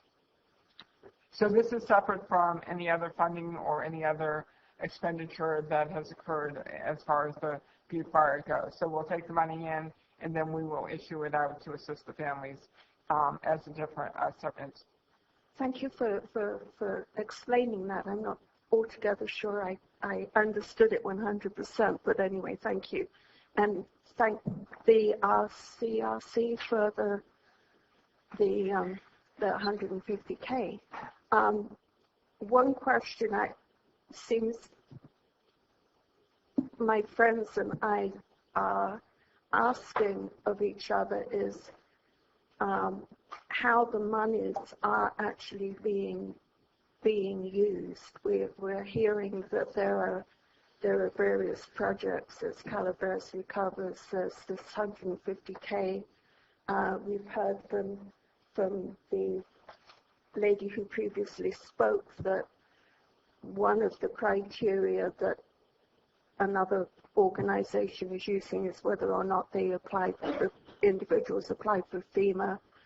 Maybe another would be if they had insurance. So it seems that it would be nice for the likes of me who had the insurance but is doing okay, we're sort of hanging in there, to know how the money is actually where the dollars are actually going to which families and for what, not independently which which families, but how much is going for what sort of purpose. Thank you. And I see as part of the Butte Fire update that we do with the board on a regular basis, we can update the board on how those $150,000 funds are spent, that they went to X number of families for rent or X number of families for improving the wellheads or septic systems. We will, that information becomes available, we'll report out to the board. Thank you. Perhaps similarly for the donations of cash that were received immediately after the incident. I mean, it just seems like there's a lot of money that we hear has been donated. We're just not clear as to where it's going. The money, one of the things, correct me if I'm wrong, one of the things that we don't have, if it goes to nonprofit organizations, we're not in control of that. So, we don't have that in our books. Be sure it's actually nice to know what they're doing with it, though, wouldn't it? But we can't punch up a spreadsheet and come up with that because it's not county money. But those organizations should be able to, if asked. If they're 501(c)(3)s and that sort of thing, they do have, they have to report and they have to share. So. A number of us haven't really been contacted by anybody they might have seen us walking around and figured that we were doing okay. But we're just getting curious as to where it's going. Sure. Thank you. Thank you. Thanks for that. Any other public comments? Board comments? I want clarification. So RCRC through the GFSA is making a grant to Calaveras County for $150,000 with no payback requirements. For the individuals and families that we put out there is no payback requirements. If we do not fully expend the $150,000, any funds that are left over at the end of the year will have to be returned to RCRC. So I know that won't happen. We'll do our best to spend every penny of it. So then it comes to Calaveras County. What I hear you saying, then when it comes to us, we're going to be looking at where to place that funding, which could be the program Calaveras Recovers, which is in the process of looking at long-term housing reconstruction or long-term needs in regards to reconstruction. There's also some short-term needs. So that's an avenue. That's not a given right now, but that's something the board will discuss once we have those monies. Right. That's as you mentioned, Supervisor Fonte, that is an avenue, and we will look at what other avenues so that we can put together some criteria and get that approved by the board and get that information out to the county residents as quickly as possible. We really do want to make this quick and easy, but still make sure that we maintain that the funds are spent regarding the parameters of the grant. But that grant is pretty flexible. So today's action is just say, yes, we'll take the money. And authorize the CAO to sign the agreement. Yes, we'll take the money and we'll spend it within a year, probably within a month. Quite frankly, I had asked when I spoke with the RCRC representative, I said, can this go on in January so that we could have all that criteria to bring to the board at the same time? And they said, no, we really want to issue the check before December 31st. And I said, okay, well, that's going to be a really quick board packet to get it out on the 22nd. Yeah. I'll make a motion to approve. I'll second. Okay, we have a motion by Supervisor Wright, second by Supervisor Fonte. I'd just like to say thank you to our administrative office for reaching out and looking for opportunities like this. We know that we have the needs. There's a lot of it out there, that's for sure. So, but we also want to make sure that we get it into the right hands. Can I have a motion, please? Did that. I'll second. I'll do it again. Okay, can I? You need to ask all in for the favor? vote. It's good to think about. It's a cold medicine. 5-0. We'll take the money. All right. So, thank you. I'd like to take a 10-minute break.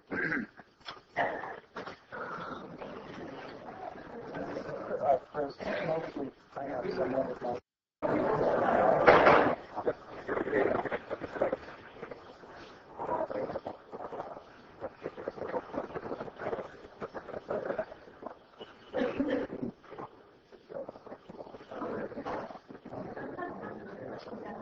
All right, thank you.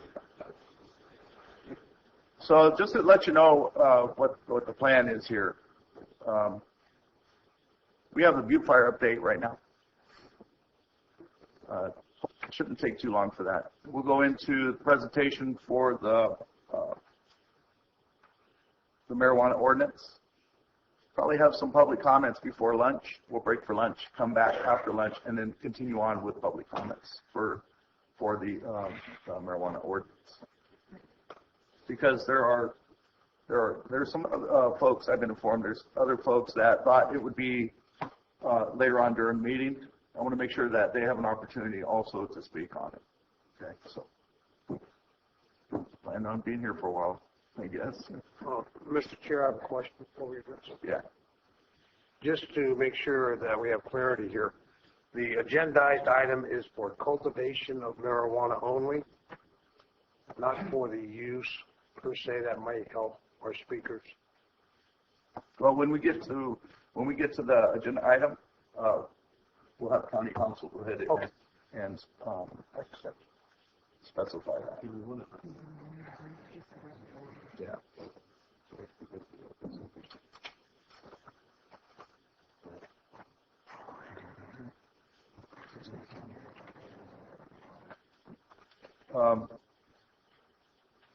Who wants to be first with Butte Fire?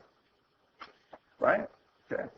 Moss. Brian Moss, Administrative Office. Just real quickly, this is the bi-weekly or weekly update, depending on where our schedule is, of the Butte Fire. And the board would have received yesterday afternoon the latest TEI reports, essential elements of information, as submitted by several of the departments. Several departments are here today to speak to the board and give you an update, including the Calaveras County Commission on Aging. They will be also speaking today. There's a lot of representatives here as well. So just wanted to introduce the topic. So thank you. Thanks.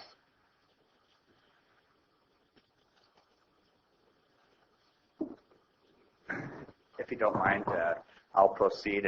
Jason Bates, our Director of Environmental Health, can give an update on the debris removal process. I just first want to thank, I know many of the people here that may have lost structures during the fire, for their patience during the debris removal process as we continue to make strides. I know it's not as fast as we'd all like, but again, it's about getting individual properties cleaned up, but also getting our community restored so we can fully rebuild. So with that being said, to date, the crews had to suspend work due to weather, and we're also planning on taking the holiday break off. They've been working 7 days a week, weather permitting.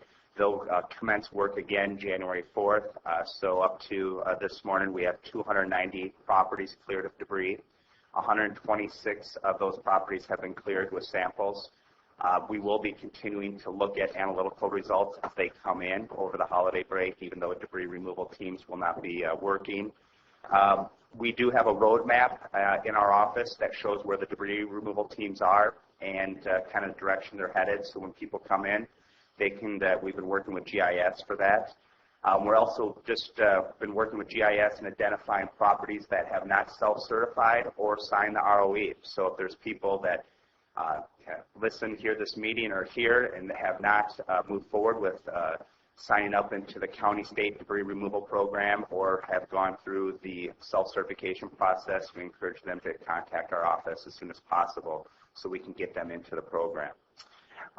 We're also looking at putting, we worked with planning, public works, operations team, and setting up a temporary transfer station in Toyon. What this will do will increase the number of trucks we're able to remove burn debris from 10-wheelers and transfer it into 18-wheelers, and the 18-wheelers will haul the ash to forward landfill. So we're looking at, there'll be crews working on that over the holiday break, so hopefully we can move forward with that after the first of the year. So we're continuing to look at ways we can improve our processes. We're up to 32 teams right now. We just finished the HAZWOPER class. We'll be having a couple more teams after the holiday break, and continuing to push public safety. Now, I know with our drivers, I appreciate the public's patience. There's a lot of trucks on the road. It's besides debris removal trucks, moving trucks, and a lot of other trucks. And so we're encouraging all the people in the debris removal operations. Safety is number one, and to follow those speed limits and be courteous when they're out there. So, any questions from the board? Questions from the board? Jason, there are 32 teams up and going, did you say? Yep. Okay, and how many people are or doing it on their own? Do you have an idea? We've only had, we've had 2 properties do it on their own. We've had a few properties where they've lost a chicken coop or something, so they kind of go through our non-HAZ self-certification process. We probably have had a dozen of those. We're seeing the people that we're planning, contractors that we're going to go through the self-certification process, that a lot of people's insurance won't cover the complete costs for hauling the debris out and disposal and the rest of the activities involved. Okay. Thank you. You're welcome. I have a couple things, Jason, and you're not the one to answer us. At least I'll say this and carry on through the presentation. I have some people who have called me about the PG&E crews or whoever they contracted with, about the trees that are falling, and sometimes they've destroyed septics, etc. Is there any compensation for that when that happens? That you'd have to talk to through PG&E or the contractor that they're using, whoever damaged, not through our program. The debris removal program, if the septic system's been impacted, we will pump the septic tank, but not perform any repairs on that tank. So if the system has been damaged by independent contractors, I encourage the property owners to contact those vendors that are on property that may have damaged it. Okay, would the same go for private roads? Our Public Works Department, or not Public Works, obviously, we're not going to repair private roads that have been destroyed during this. So we are working with Public Works, Jeff and I just mentioned it, on some of the private roads, although it's not Public Works' responsibility. The debris removal teams are documenting the roads prior to going in and what they're like when they're done after they remove debris in an area. If there's impacts from their trucks, that they will make the necessary repairs to the roads. But again, it's documentation of if there's a lot of other impacts on the roads, private roads, besides the debris removal teams. But we are looking at that, and we've had taken in some complaints that have come in from debris removal teams and sent crews out there to get the roads and make repairs. And we've 2 weeks ago, where we're using getting water, the road was being impacted off of Jesus Maria. The crews went out, laid some gravel down, and repaired that area where there was a tenant living right on that property. So when we do get those complaints, we do look at them, and if there's things that we can do, we move forward and implement those measures. Okay, so if I get one, let me know. Fire it to Jeff or you. Yeah, fire it to me and Jeff, and we can move it forward through the process. Yeah, it's been my experience. I've had a few of those, and Jason's done a great job of following up. I'm sure he has. I haven't gotten as many of these as my counterparts to the left of me here, I'm sure. But another question that I was asked, and I don't know if these are available, if we can use them, or and if it's not you, but as I said, maybe we'll keep rolling. Somebody's asking if they can get composting toilets, or there's even another military type that I forgot the name of it. Can you remember? She actually had a name of it, but something that the military uses for the federal government issued them. Have you run across this yet? So, I mean, we've had, I know in the past, and Brian can probably speak a little bit more to it since he had on-site department prior to me, but the composting toilets are not approved to be used in Calaveras County at this point in time. We've looked at them, and here it comes. And as their use in the past as experimental, but at this point right now, they're not approved in our rules and regulations. Correct me if I'm wrong, Brian. That's correct, Jason. Supervisor Wright actually had inquired of this, I want to say 2 or 3 years ago. I did a statewide survey on this issue, and the issue that there are some jurisdictions that allow them, there's some that do not. The ones that do have found that they're very, very high maintenance, they're difficult to operate. So the idea that they are really kind of a maintenance-free or very easy to use system is not really factual. What we have found, though, is that jurisdictions that do allow them as a secondary source using a primary septic system as a primary source. So they're a little bit more difficult to operate, and especially the maintenance is very high. So I just want to speak to that real quick because I did do a statewide survey on that issue. Thank you. And one thing to add to that, we're going through the county is right now, we are going to be preparing a local agency management program agreement with the Regional Water Quality Control Board regarding on-site wastewater treatment systems. So that we'll be working with in partnership, kind of getting off topic here, but one of the things is the Regional Water Quality Control Board will be looking at our rules and regs along with Amador and Tuolumne County and Mariposa. We're working on it jointly.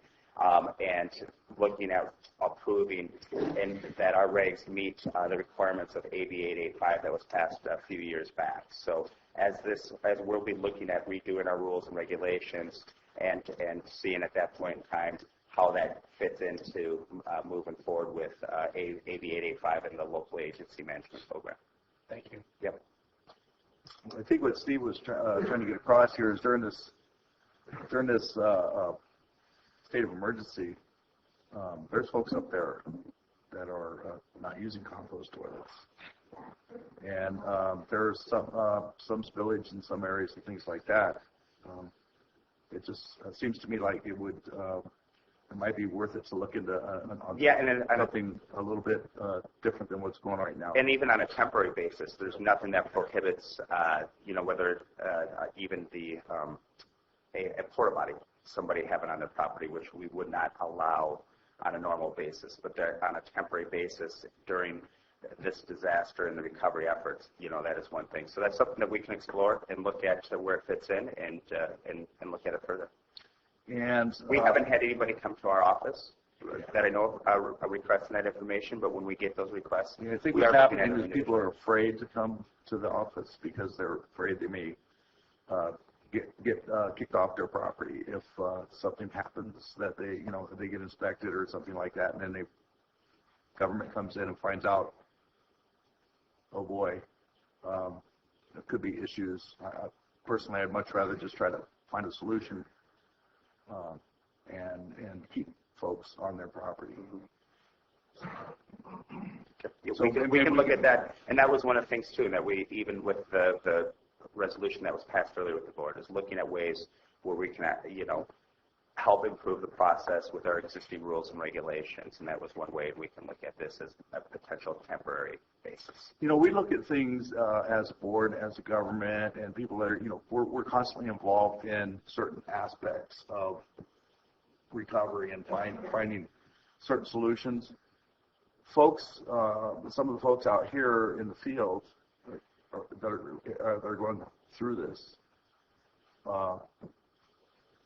first of all, they don't have any trust for government, a lot of them. Secondly, they don't know how it's going to react to them.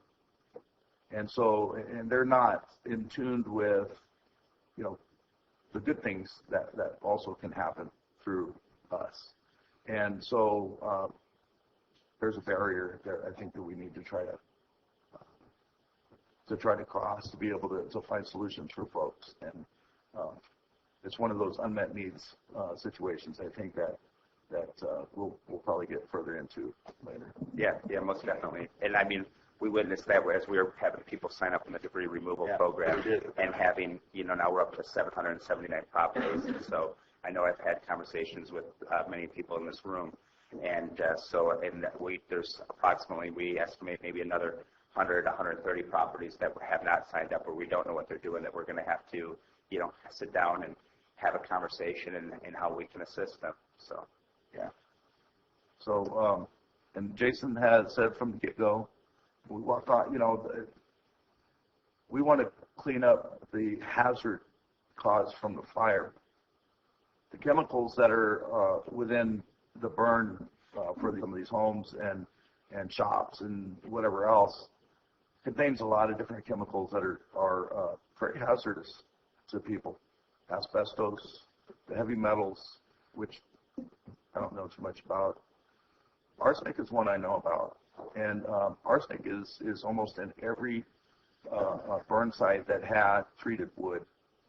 Now, so at first I was thinking, well, you know, going a little bit overboard on some of this stuff myself, but I have friends that have lost their animals to, you know, presumably this ash that is that has been burnt and is out there, and they're, you know, healthy animals, and all of a sudden they're out there sniffing around in this stuff, and you know, they're no longer with them. So it's really important that people realize if you take a look at everything that we own in a house and it burnt, there's not a whole lot of natural stuff that got burnt, and it produces all kinds of different results. We don't want to be inhaling that stuff. We don't want our animals inhaling that stuff. So, you know, if you're in a situation where you haven't contacted environmental health yet for your property, don't care about what you're growing up there or what you're doing up there. We care about cleaning it up, so that cleaning the burn up, so that nobody's going to get sick in the future, and we don't have these long-term effects of illnesses due to the ash and chemicals and all the other stuff, not only to ourselves and families, but to the animals that are hanging around there too. So please take that into consideration if you haven't already. And thank you. And thank you for your, I know how hard you've been working. You know, when you first took this job, you didn't have any gray hair, and now look, you know, it's amazing. Somebody said I should throw the beard out until the last property is cleaned up, but I don't know. You guys might not let me in here, so. Yeah, that'd be a good idea, Jason. So you have 290 lots cleared. You're doing 32 teams right now, which is about, what, 10 a day? Yeah, 10 to 12 a day. We're approximately, depending on the property, you know, 2.5, 3 days per property. But again, it depends on the property, how much debris is there and stuff. So. Yeah. And as far as the trucks on the road, there's about 140 trucks rolling. Yeah, even more than that. More than that? Yeah, I would say about 185. Okay, 185 trucks rolling.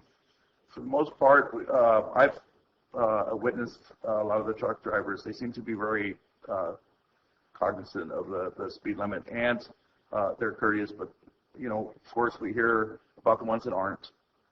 And I would just ask that you reiterate that to them in your safety meetings. I know you're having safety meetings.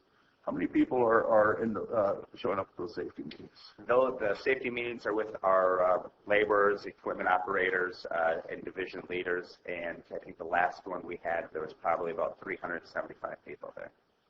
So we got, with the truck drivers and the folks that are working on the ground, there's pretty close to 500 or 600 people working. Yeah, I'd say closer to 600 people. All right. So that's a pretty large operation for anywhere. And I've got to hand it to Jason for managing that whole effort there. That's been really great. Thank you very much. Well, thank you, and thank you for all your support. Thanks, Jason. How many lots are signed up to be cleared again? 779. That might have went to 780. I was on the phone with a lady yesterday who was going to sign up in the program. So we're still, I know we had a deadline, but we're really trying to push people now.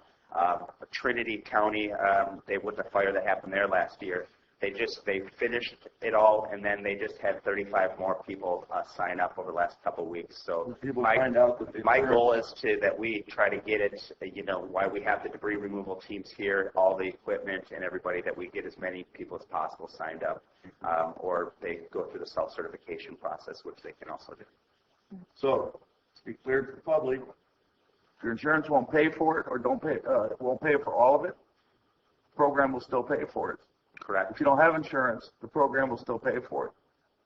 So the goal is to keep the hazard out of the neighbor's property, out of the waterways, and into where it's supposed to go, and that's where they're taking it. So yeah, and also restoring our community, so we don't have to look at, you know, burn chimneys and properties for 5-10 years. So.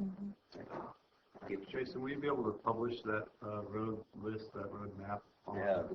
Yeah, I'm gonna work with Stan and his crew where they can. It's a big map now, and see how we can minimize it and be able to put it out on the Butte Fire website, so it at least shows where the teeth are. So, Where's that? I'll come and take a picture. there, come on down. Okay. All right, thank you. Thank you, Jason. Thank you. Thank you. Thank you. Thank you.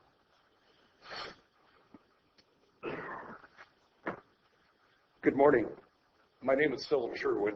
I am currently serve as your chair of the Calaveras County Commission on Aging. With me today, I'm joined with 7 other commissioners. Could you please stand? Be recognized. Over here also. Thank you for being here. I've prepared remarks from our commissioners, and I think you have a copy that's been provided to you, and there's copies for the public out on the table. I'm here to give you a report from the Commission on the impact of the Butte Fire to senior citizens in our county. According to the latest census figures in our county, those over 60 years of age comprise about 33% of our citizens. So we have a significant senior population in this county. My comments today come from the firsthand experience of 8 of our commissioners. These individuals provided direct services, volunteered their time for administrative duties, and interacted with hundreds of county residents. I'm very proud that 8 of our 14 commissioners were on the front lines during the fire. Please note, one of our 15 commissioners, and this person resigned a couple weeks ago, lost her home in the fire. Another of our commissioners suffered structural losses to their property. So they know the grief and the feelings of despair from the fire. My comments today should be considered not as criticisms, but rather as lessons learned. These are based on the perceptions and firsthand encounters of these commissioners. I can't verify each comment. I'm the messenger in effect. But these are the things that they actually experience. We're also offering suggestions about possible services in future emergency situations as part of this presentation. The first lesson learned, well, this is a very critical one. There's a need for immediate temporary housing to shelter frail or older adults and those with disabilities. I am myself disabled. I have a crushed L4. I can't lay on a cot for more than 5 minutes without really hurting my back. And I think that's something in an emergency that is not recognized, that some frail people cannot go to a shelter and be on a cot. There's also was clear to a couple of our commissioners that there's a need for immediate mental health services because of the grieving process and the loss. The county did send 5 staff, but it was after 5 days into the fire. Prescriptions were lost. In any emergency, that happens.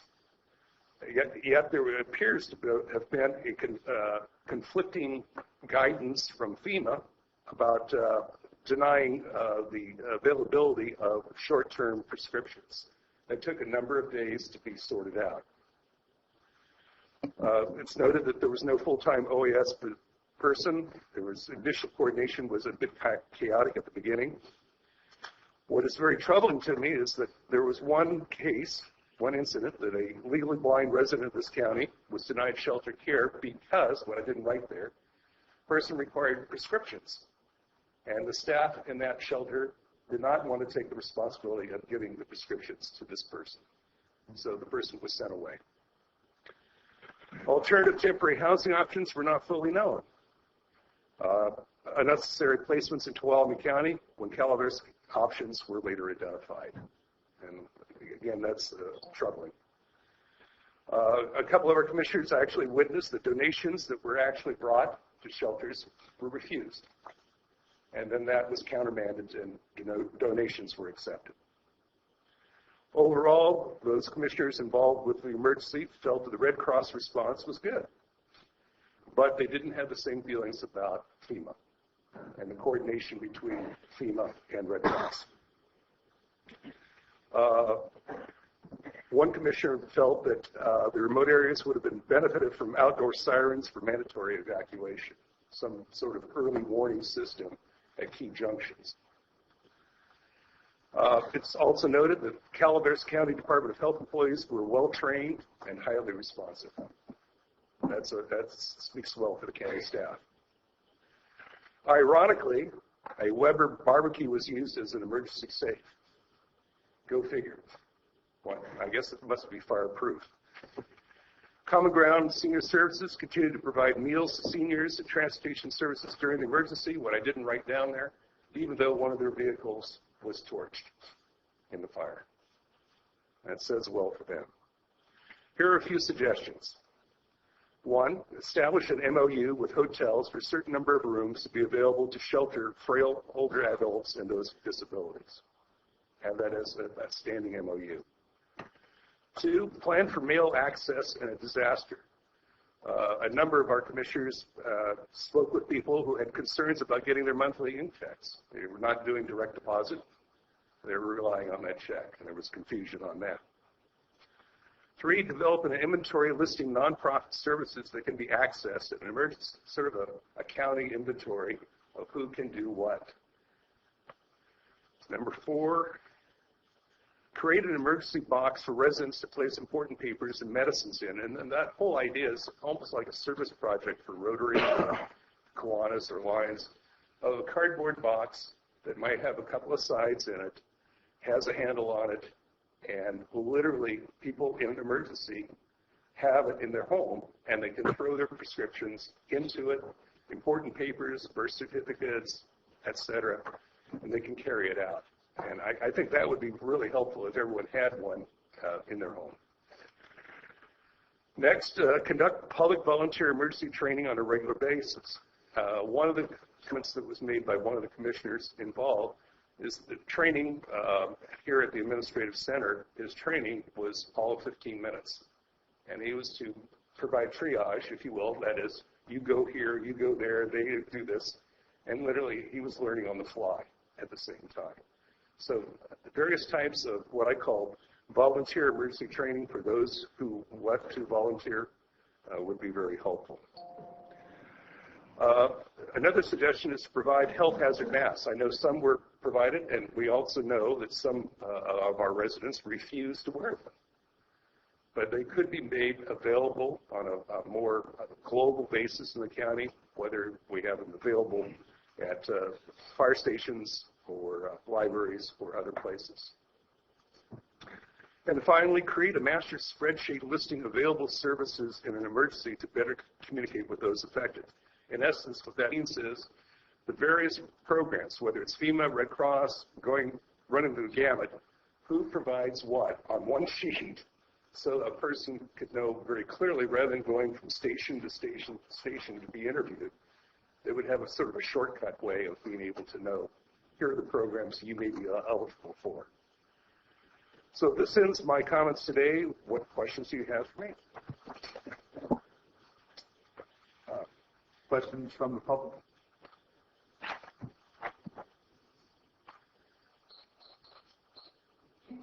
Thank you. Thank you for that presentation. I just wanted to say that I'm looking forward to the opportunity to get together with Phil and talk about the resources that are already out there. As he mentioned, pulling them together. There are a number of concerns that he mentioned that Red Cross already does. Our local mass care, Dennis Lewis in West Point, oversees the programs for CERT, Community Emergency Response Teams. And it just so happens that the Citizens Corps Council is hosting in Copperopolis a Community Emergency Response Team training for Calaveras County. So it's limited to the first, I think, 20 participants. So, but just because you go to Copperopolis for the training doesn't mean you work in Copperopolis only. It's countywide. So I'd like to share this. If you could put this out there on the website, that would be wonderful. And I'll give one to Phil as well. Thank you. Thank you so much. Any other public comments? Oh, and it's free. I have a comment about the last speaker in talking about the property cleanup. I'm really glad, Cliff, that you kind of made a 180 on allowing people back on their property, because I remember initially I think Debbie Conti was chastised for not wanting to let people go right back on their properties without proper cleanup, knowing that there's danger lurking in every corner. So that was real heartening. I appreciate that. And thank you, Debbie, for being strong in that and sticking with your commitment to protect the public from ourselves sometimes. Thank you. I just want to thank you for giving me time to speak to you today. Thank you. Any board members want to? I do. I thank you for this. There's been some other agencies and commissions and groups that have kind of summarizing what they saw from being kind of boots on the ground during this process. So this information is helpful, and I know that this board will be taking a look at this and next year to take a look at how better coordination, what worked, what didn't work, where we can improve, and that sort of thing. So this is good information to share now to give some thought to. So when we get to that process, maybe we'll have some additional thoughts. Thank you. Well, thanks for all the common ground did during this emergency from day one. Kathy Popo she was advocating for seniors and everybody in county and working alongside the Calaveras County Association of Realtors as well, and with our county admin to get housing for the folks that needed it. So they were interviewing people immediately. I think in 3 days they had like 78 people. Was it the first day? Yeah. Well, from the first day they were putting, but within 3 days they had, I think it was 78 people housed. And when something like this comes along so big, it's not just a small little catastrophe where you need to house 5 or 10 people. There was hundreds. And even if we filled every place available, of course we had responders fill in those places too. We're actually housing responders down in Lodi as well. So it was a challenge no matter what. But I got to hand it to Common Ground for pushing hard and advocating for the senior folks. I appreciate that. Thank you, Phil. Thank you. And thanks for bringing this forward, Phil. Rosemary Wilson, I just wanted to thank Phil for the presentation. I remember a few years ago when I was on the Area 12 Agency on Aging Commission or Board. At that time, it appeared that the Commission on Aging for Calaveras County wasn't really very, didn't really seem to have a presence within the county. Maybe I'm not saying things quite rightly, but I was very pleased today to see so many people from the Commission, and the work that they've obviously done in compiling the list shows that they're here to support the seniors of the community and other people who are not as able-bodied as they might like to be. So thank you for their presentation. Okay. I'll agree with her and chime in a little. I've been attending their meetings as sort of a de facto member for a few months now. They're very active. They're very concerned about the issues affecting our elderly, and I appreciate Phil coming forward as well as all the other commissioners being. It helps me to hear these things also, and to regularly attend the meetings when I attend the Area 12 Agency on Aging governing board meetings, and I appreciate the work that they do. Thanks, Phil. Great. Thank you.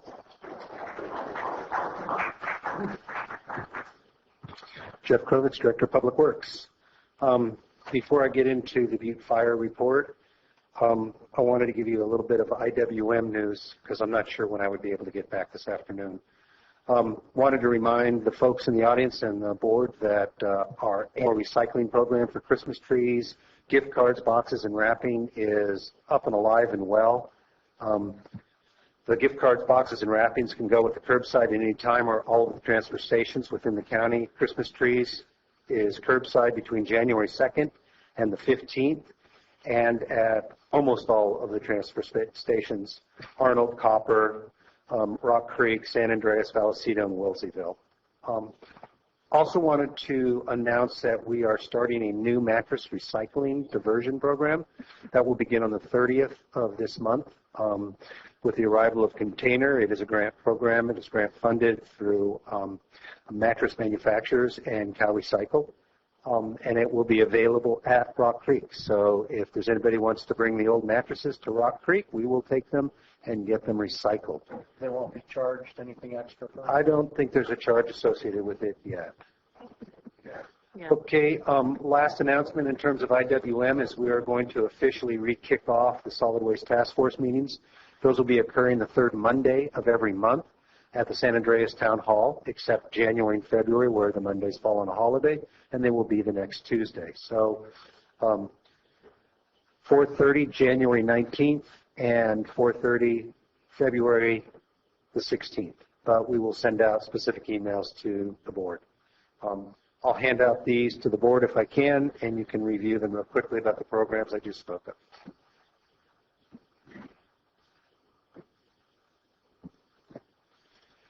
Okay, talking about Butte Fire. You can ask me any questions on the EEI that was delivered, but I want to start with the event of yesterday, last night, and this morning. On the western edge of the burn, we received about 3 1/4 inches rain.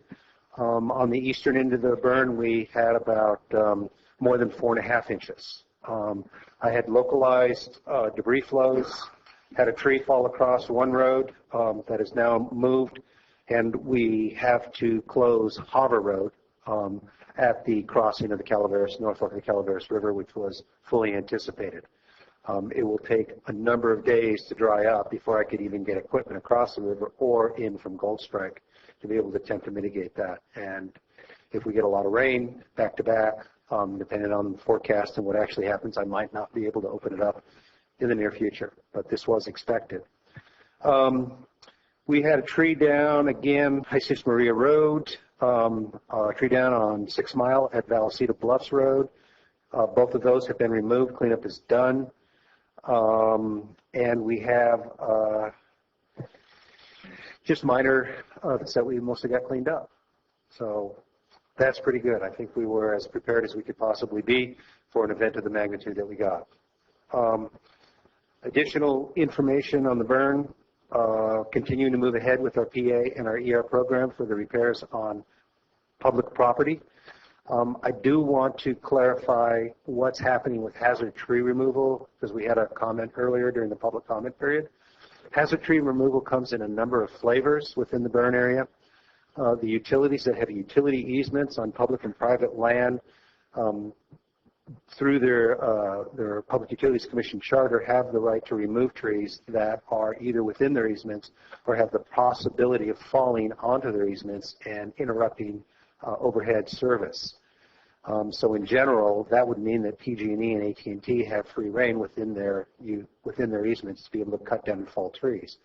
What they have been doing in the initial aftermath of the burn in an attempt to restore service as quickly as possible is that we're dropping the hazard trees and then restoring service and then coming back after service was restored with a secondary contract to clean up.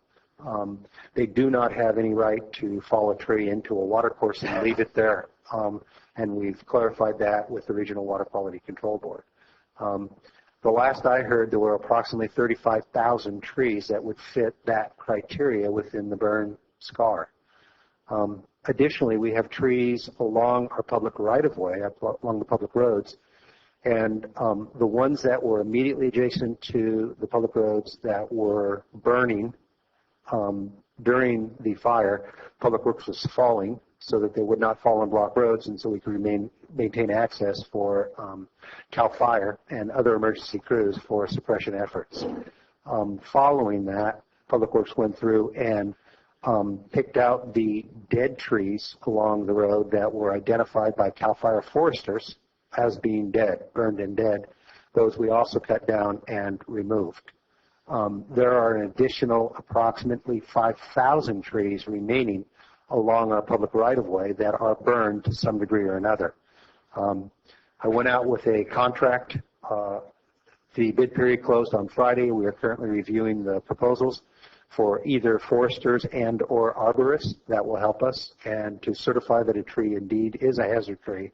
And if it is, then we have permission to remove it. And then that would be funded under the PA program through FEMA with our requisite match. Any questions? Well, I had a question, or not a question, sort of a complaint from a landowner in the burn area who owns property up there that the trees were topped by tree removal contractors, and they weren't bucked up into rounds, but they were cut into like 6 to 8 foot pieces, and then they called a forester to sell their timber, and the forester said no, you've got to have them X length, whatever they want. Are these tree removal companies talking to the landowner whenever they can before they do this? Maybe. I think during fire and fire suppression activities, they probably didn't feel like they had time. If there is a tree on private land that's down, that was fallen as part of the fire, they should be contacting PG&E if a landowner needs help with disposal. Oh, this was recently. Okay. In terms of private tree death or salvage on private property, CAL FIRE has a set of rules and regulations on the website. I've got a link to it on the Public Works website that allows for emergency logging. And there are a number of logging contracts that have been going on in the burn area. Generally, these are not a profitable enterprise just because the cost of timber following the volume of trees from the rim fire and other fires that are both north and west of us have reduced the cost or the value of that timber. But it can help to defray the cost of removing standing dead trees and remove the danger of them. However, I don't think that any property owner should expect to be making money or profit on this, but they will help defray the cost of the removal and the treatment. So that's the best we can have, that we can recommend. Following a fire that's been declared as a state disaster, CAL FIRE has a very foreshortened and quick timber harvest requirements, so that by contacting a registered professional forester, and there's a number of them that are local that are listed on the CAL FIRE website, they can come in and take care of the environmental clearance that would allow a private owner to remove dead or damaged trees on private lands in a logging operation without it being a very long process. Generally, 3 to 5 weeks is all it takes to get the permit. Thanks, Joe. Any other questions on the fire or fire recovery from Public Works? Happy holidays, then. Any questions from the public? All right. Happy holidays, Jeff. Thank you, Jeff. Merry Christmas. Charlie, it's your turn. Making sure there's no other county department heads here. Good morning, Charlie Simpson, Cal OES, Division Supervisor for Calaveras County.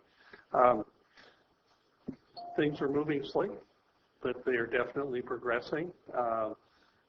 You've heard me say that overall, the progress of this disaster is going much quicker than a normal, and I still agree with that. There's been a couple of little things that we were hoping to get people into the manufactured housing units before Christmas.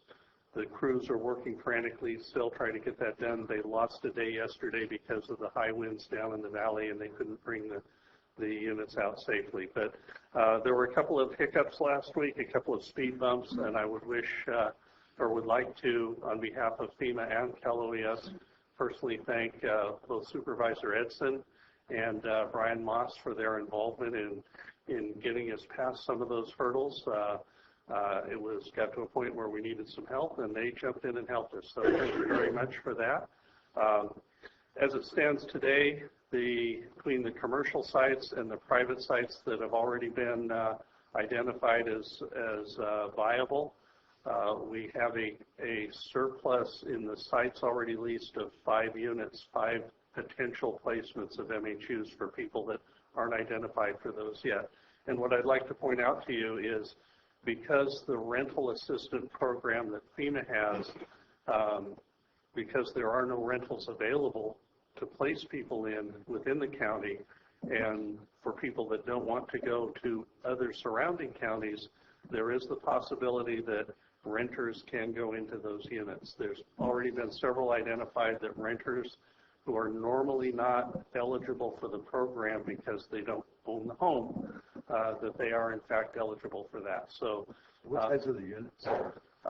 They have 2, 3, and 4 bedroom. I understand that the 28 pads that they leased here in town are all going to get 3-bedroom units, was the last I heard, even though the people may have qualified for a 2-bedroom just because they ended up having more than what they anticipated, and it's easier to send them out rather than sending them back to Alabama to be replaced by a 2-bedroom for what the people may have qualified for. So essentially, some of the people will be getting a little upgrade. So the full statistical data report was already sent to you, supervisors, by Brian Moss this morning, and it contains all the individual statistical data for both Lake and Calaveras County, and you can see all the information both in the manufactured housing units as well as the transitional housing and some of the other benefits that people have been eligible for. That concludes my report, sir. Thank you. Thank you. Thank you very much for working on those units, too. Thank you. Any other questions?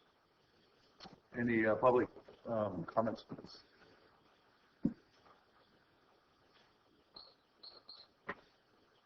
This time I'll remember to introduce myself. I'm Mona Baruti with the Hive, the Butte Fire Recovery Center. I had a question about the gentleman who just spoke.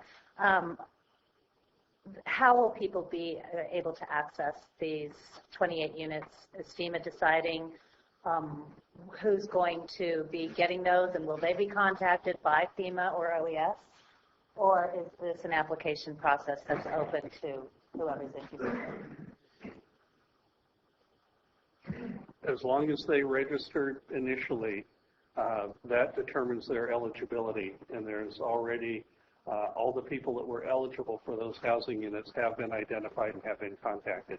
If there's someone who believes they've been left off the list, they need to call the FEMA 100 number and explain that they feel they should be eligible for that and be reevaluated. And if they were eligible for rental assistance, they should be eligible for these, or is this other? Mona, can you come up to the stand, please, so that the public can hear you as well? Sorry. If they qualify for rental assistance through their FEMA application, is that the eligibility that they would have for what you guys are looking for? I'll use the words probably. Is there some other eligibility that they might have had under their FEMA application? It's possible, but that's where they really need to talk to the FEMA eligibility. So just have everybody call. It's the best. Okay. Really. Thank you. Hey, Charlie, I have a question. Yes, sir. Let's say we get folks that qualify for the temporary housing, and they move in, and 3 or 4 months down the road, they're able to rebuild, get back onto the property.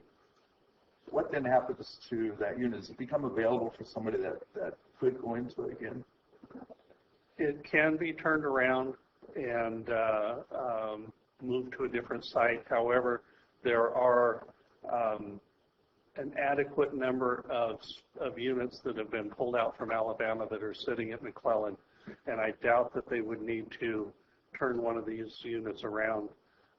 It is theoretically possible. What they do not do is sell them to the property owner or put them up as surplus for sale here. They may go back to Alabama and be put up for surplus or other things depending on the condition. So if the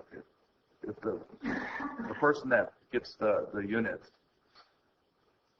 moves out of it, there's no chance for moving somebody else into it? Yes, that is a possibility as long as it's maintained and can be brought back to the same level of standard that it was when they moved in.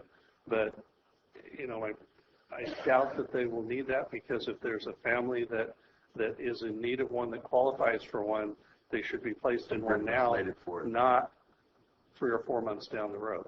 Okay. Yeah. All right, thank you. Sir, one more question. Do we have any numbers on the folks that have applied for those compared to our units available?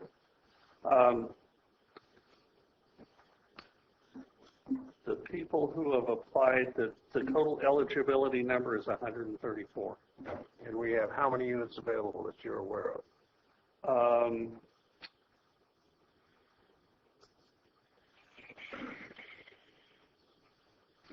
Just a minute, I will tell you. I think they have a total for both counties 160. But when I give you that figure of the 134, there's many of those have already located other housing. Some were have said that even though they qualify now, they do not want to have that. That's 20. So for the majority of it, there is enough housing to meet the need. And if there's a need for more, FEMA will bring more from Alabama. Good. Thank you. Thank you, Charlie. Was there another question? I did. You know, the report that you sent, I think you just kind of maybe glossed over it, and I find it somewhat impressive because you hear things that, you know, FEMA doesn't do anything, and FEMA doesn't call me back, and blah, blah, blah, blah, blah. So would you mind summarizing that first page of the number of registrations and the housing assistance and the dollar amount associated with those things? Because I find that quite impressive in just a 90-day period of where we're at. Okay, keep in mind that that first page is combined Lake and Calaveras counties. Okay. So the number of people who registered, 3,830. There's been a total of $7.4 million of housing assistance approved, $4.4 million of other needs assistance. That's the up to 32,900 direct assistance given to survivors. The rental payments so far for 833 units is $1.3 million. They've already paid for 521 units for repair and replacement costs, just over $6 million. The SBA has approved 234 loans totaling $20 million. What I do not have is the breakdown of those numbers per county. Mm-hmm. Some of the, later on in the report, there's some individual county numbers for particulars for the modular housing unit. But either way, as we reported last year, the individual assistance that has gone directly to citizens of Calaveras County is just over $4.9 million. Right. And that is grant money, not loans. Thank you. Thank you. Okay. Thank you.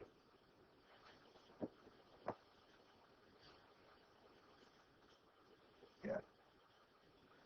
Okay. Any other reports on the Butte fire? Great. Thank you. Drum roll, please. So we have a choice right now. You want to start now, which will be 20 minutes of presentation, or maybe half an hour, and then into the public comments, or you want to take our lunch break now, come back and just go through it. Let's say forward. I would say take a lunch break, because there are people that were expecting to be here at 1 o'clock for this hearing. I'm happy to actually get it going, because everybody's been sitting here for that long, and we do have time. I am. Okay. We'll have time. People will have time to. All right. So we're gonna have county council set up, do her presentation, and then we're gonna take a lunch break after that. We got 3 to 2. Yeah, but he's here. We're gonna take a lunch break after that. There's a bunch of them out there though. And then we'll come back for the comments. Okay. All right. Depending on how long it lasts. Oh, before the presentation? No. After. CFO, just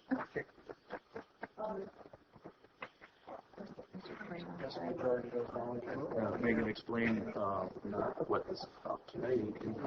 We all give him authority to chair. That majority vote. by CFO. Last time I have lunch at this restaurant. Boom.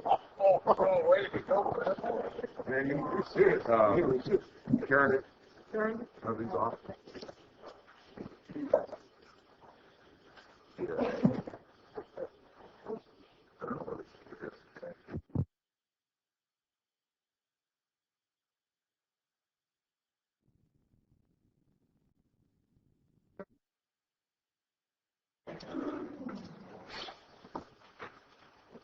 Welcome back. Thanks for being so patient.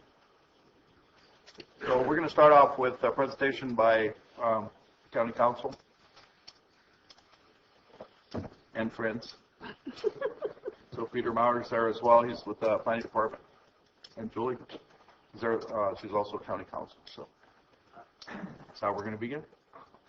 All right. Like Chair Edson indicated, this is Julie Moss-Lewis. She's Deputy County Council, and Peter Maurer, Planning Director. And I am Megan Steadfeld, County Council.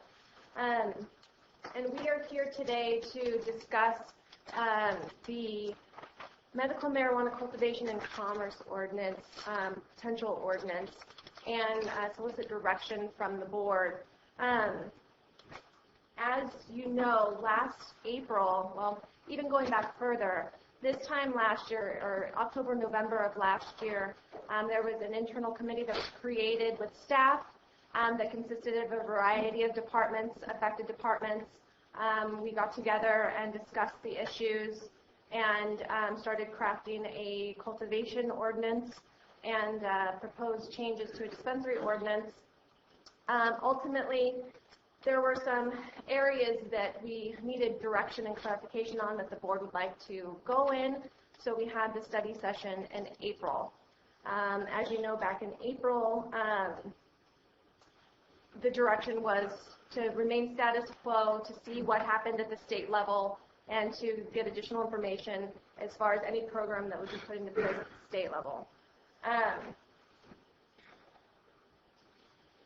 Since then, as you know, the state has now adopted a new comprehensive regulatory scheme. They passed, the legislature passed, and the governor signed into law 3 separate bills for a comprehensive state regulatory scheme, and it covers all aspects of commercial medical marijuana. The 3 bills include AB 243, AB 266, and Senate Bill 643. As the board knows, a couple months ago we had a representative from RCRC here to go through this, go through all 3 of the bills. All 3 of the bills are collectively referred to as the Medical Marijuana Regulation and Safety Act. So you will see in here the reference to the MMRSA, and that is the 3 bills collectively. The MMRSA will go into effect on January 1, 2016. And ultimately, as I previously indicated, it covers cultivation, distribution, the whole gamut of commercial medical marijuana, including product testing, packaging, transport, and retail sales. Ultimately, the county still retains the ability to regulate the issue, whether it is a complete ban or a comprehensive regulatory scheme that covers any and all aspects of this. The county still has jurisdiction to be able to put a regulatory scheme in place for for Calaveras County.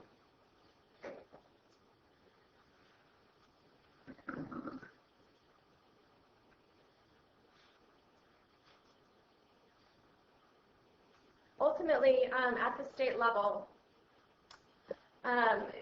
we will. There are a variety of state permits that we'll discuss in greater detail throughout the presentation. One of the things that the state program allows for is for a grower to obtain a a local permit to essentially give authorization that they're in compliance with all local regulatory requirements, and then they take that to the state, and the state considers that through the state process. Ultimately, the state does provide background checks. You'll see that throughout the presentation, staff hasn't made a significant amount of recommendations, but rather asking a variety of questions. And our primary recommendation is that we do mirror as much of the state program as possible for definitions. Because when you're dealing with definitions, if we have a different definition of something than is defined at the state level, that can at some point cause some complications. As I indicated, that there are a variety of categories of state licenses. Under commercial cultivation, there are multiple state permits under that, and it goes from the cultivation categories are typically based on the size, and all of those permits will be discussed later in the presentation. Manufacturing deals with the production of cannabis products. There are two levels of state permits for manufacturing. One is using non-volatile solvents, and one that would be using volatile solvents. Distribution is ultimately from the manufacturer to the dispensary. You're dealing with, when you hear the term distribution, it's between commercial licensees. And it's from a manufacturer to a dispensary. The transportation is between commercial licensees, and then the dispensary would be the one actually dispensing any marijuana.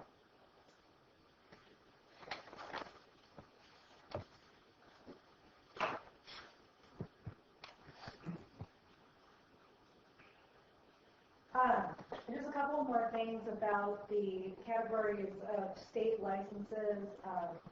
For a dispensary, the default under state law is that mobile deliveries from the dispensary to the patient are okay unless the county chooses to regulate otherwise or to ban the deliveries. And for a nursery, the default is that they can transport their own product without needing a separate state license for transport. There are two exceptions to the state license requirement. These are the categories of growers that will not be receiving a background check courtesy of the state and will not be receiving a license courtesy of the state. That is small personal grows by a patient for him or herself up to 100 square feet canopy area, or primary caregiver grows for qualified patients, no more than 5 qualified patients per grower, no more than 500 square foot total canopy space. Counties can, however, regulate or ban any of these activities, cultivation activities at the local level. Just the county should be aware that if we choose to allow them, it would be up to the local jurisdiction to determine whether or not there are any rules, background checks, et cetera, that apply to those people, and we would be responsible locally for enforcing those. With respect to local regulatory control, there is a lot of it. The state is not preventing the counties from developing their own land use ordinances that establish additional standards and regulations for all of the commercial cannabis activity that's also going to be regulated by the state. The counties can be stricter than the state. The state law standards provide the minimum standards that any jurisdiction is required to allow. So we can't make them looser than state standards. We can make them stricter if we want. And an example would be, and it's not just local counties, it's also other governmental entities such as regional water quality control boards that can develop their own separate standards and permitting for medical marijuana. Do you want to speak? One important thing that the board does need to be aware of is in In the new law, it is chaptered under 11.362.777C4. A lot of times you'll hear the term C4. What C4 is an area of the law that puts a deadline on jurisdictions to have a regulation or a ban in place. If something's not in place by the March 1st, 2016 deadline, the state becomes a sole licensing authority. It is not clear what sole licensing authority means as far as if we would be able to go back and put something into place after that. But the important thing that the board needs to know is that this date is on the books. It will be in effect as of January 1. However, there has been a lot of discussion about whether that date was intended to be in the final draft or not. And it was Assemblyman Wood who is the author of AB 243. It's in AB 243 that this deadline was in. It was in that bill, and there have been discussions, and Assemblyman Wood actually has indicated that it was an oversight, it was an error, and that it was supposed to be a later date or taken out altogether. He's indicated that the intention is to bring back an urgency legislative amendment to this section when the legislature returns in January. But until that actually happens, one, if it happens, and two, it's adopted and put into place, we are still working under the March deadline. One hopes that it will be extended to give jurisdictions additional time to put regulations in place so that there isn't a time sensitivity to it. But again, until that date is amended through an urgency legislation or otherwise, we are dealing with the March 1 deadline. Okay. So I'm now going to go through the different topics that we're going to look at when we're finished and ask the board to provide direction on. And we're putting bans up on simply because if the board decided to ban any one of these different types of license categories, then we wouldn't have to go through into the details of how you want to regulate it. That's why we're dealing with them first. I don't need to read through all of these, but basically I've provided a list of the different license categories in the state, as well as the personal and caregiver cultivation, and the board can decide whether or not it wants to do an outright ban versus moving on to regulate it. If the board wants to regulate it, we'll move forward into the category, into more detail and figure out what the board wants to do there. When you see blue text on the PowerPoint, that's an area where you will have to make a decision. So I tried to highlight the decision areas in a different color. Okay, so local regulation.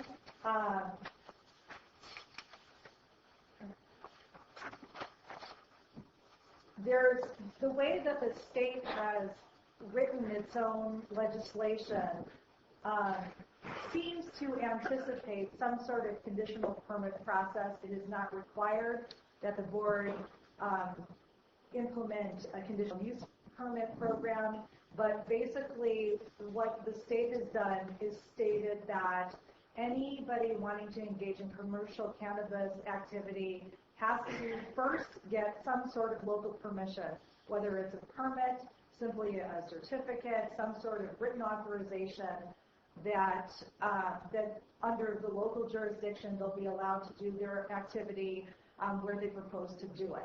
Once they have that, they then go to the state, and the state does the background check and checks to see if they meet the state level license requirements.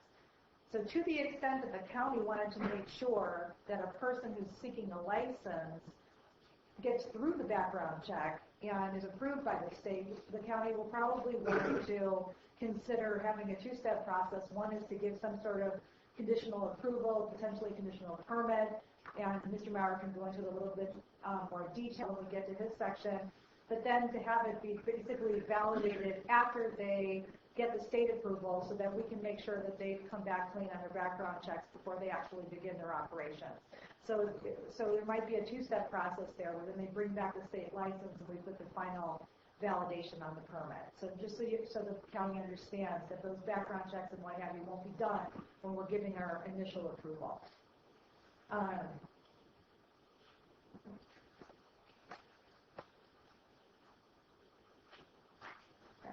And then so for each type of activity that the county wishes to allow and regulate, the board will have to decide what type of permit or other authorization it wants to require for that activity. And the planning director has provided some recommendations for what kinds of permits, for what types of activities in one zone, and we'll get to that in a little bit. So the first question that we'll get to under general local regulation is whether or not the board wants to impose any local regulations on those individuals growing for themselves or the primary caregivers growing for the small number of qualified patients. Types of potential regulation the board might want to consider would be some sort of local permit or license, local background checks, inspection, etc. The board, again, just because the state is choosing not to regulate those small level grows doesn't mean that the county doesn't have the ability to do that. Now going into cultivation, this is important for the board to realize. I know when we came back before, there was some discussion, or there was going to be discussion on whether we were going to be looking at numbers of plants versus area of growing. The state has chosen to categorize different cultivation licenses by using measurement of square feet of canopy area as their criterion. And because that's how they differentiate the different license categories, both for indoor and outdoor, so that our own local ordinance can reference state law, it might be easier for the board to also use square foot of total canopy area when it imposes its own regulations. It just might be easier to draft rather than trying to do something separately from what the state has done. Okay, so I've separated cultivation into indoor and outdoor because the board might have different views on how it wants to regulate those two categories. It's important to realize that the state defines outdoor as being natural light only, and a greenhouse would be considered, do I have that right? Is a greenhouse, do I have it backwards? A greenhouse would be considered outdoor. Would be outdoor, okay. And then the indoor or could be mixed. So, isn't there another classification that says greenhouse indoor, outdoor? Or there's is a outdoor light? Mixed light. Mixed light category. So, some locational restrictions the board might want to consider or will want to go and ask about is whether or not for indoor cultivation the board would want it restricted to parcels where somebody could be living at, or whether the board wants to allow commercial indoor cultivation on maybe industrial lots that would not have a residence be with them or not. So those are some of the decisions we'd be asking to make. And whether cultivation would be allowed inside a dwelling place, or does it have to be outside, dwelling in a separate structure, etc. Okay, and so for the next slide, this was a slide that has staff recommendations for different types of indoor cultivation. And it has both the indoor and outdoor. We're going to talk about indoor right now. I'll turn it over to Planning Director Peter Maurer, who's developing his recommendations about the zoning and permitting of indoor cultivation. Well, these are planning department suggestions of the types of zones where indoor cultivation would be permitted. We feel that, for the most part, other than the personal use of the caregiver, which would be something would be sort of permitted without any kind of special permit other than just a certificate or a license or something like that, that indoor cultivation is really predominantly an industrial type of use. And our opinion is that it is most suited to industrial zones. So we are not recommending that indoor cultivation be a permitted use in any of the residential zones. Can you define indoor? Indoor is where you're using highly artificial light. So one example could be essentially a warehouse that is set up with hydroponics and is grown under artificial lighting conditions. But you're not referring to personal use? Not referring to personal use. Right. Or the caregiver provision allows up to 500 square feet. Okay. So one thing the board might want to look at is whether it wants to have minimum parcel sizes, maximum parcel sizes, what percentage of the lot can be cultivated, etc. And then as far as structural size and environmental restrictions, again, we would ask the board to maybe provide direction with respect to any design requirements for the structure, additional security. There will be some security requirements imposed by state law, whether the board wants to go beyond that or not. Screening, odor control, electricity, water, fencing, etc. And then again, Mr. Maurer provided his recommendation about what type of permit.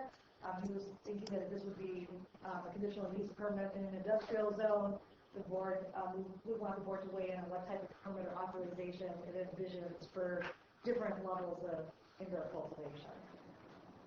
And then going to outdoor cultivation, you'll see some repeating in the slides here because a lot of the questions are the same. For the outdoor cultivation, we're also, in addition to what we've already talked about restricting it to certain parcels, we also might want to look at sensitive use distance restrictions.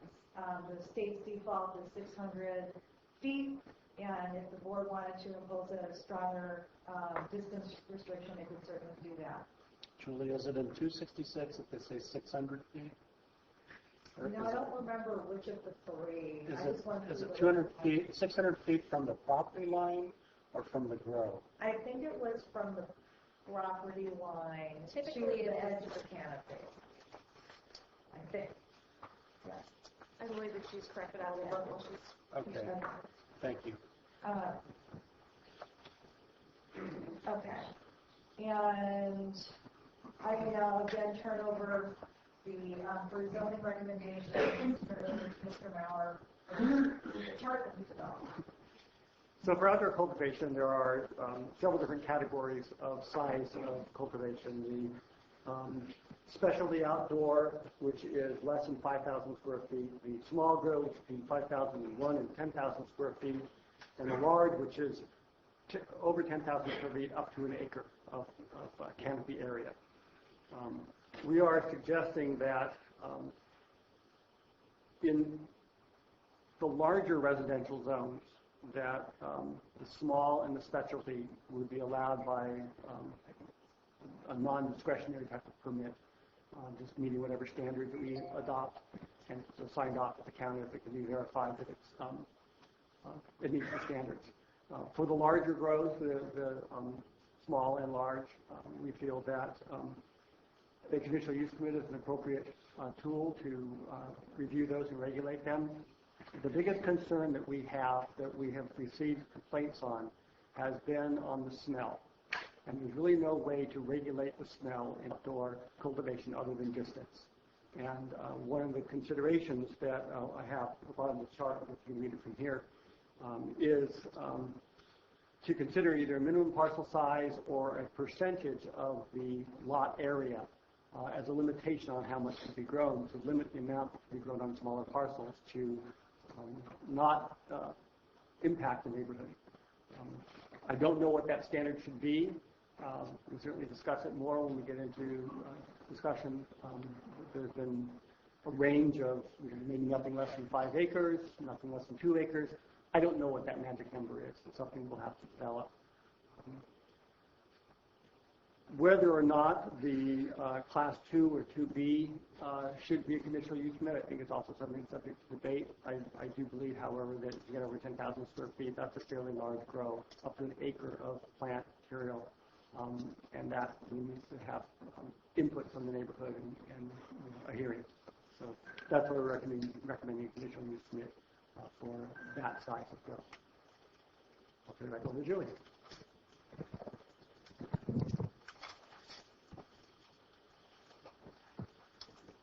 Okay, and then similarly to with indoor cultivation, we would ask the board to provide us structure, size, environmental restrictions that they might have, if any of them, looking at what state law requires.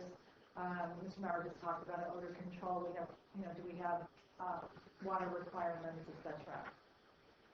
And again, what type of permit or authorization would we want for commercial outdoor cultivation? And then there's another category of cultivation which isn't talked about as much, but it's nurseries. They have their own separate license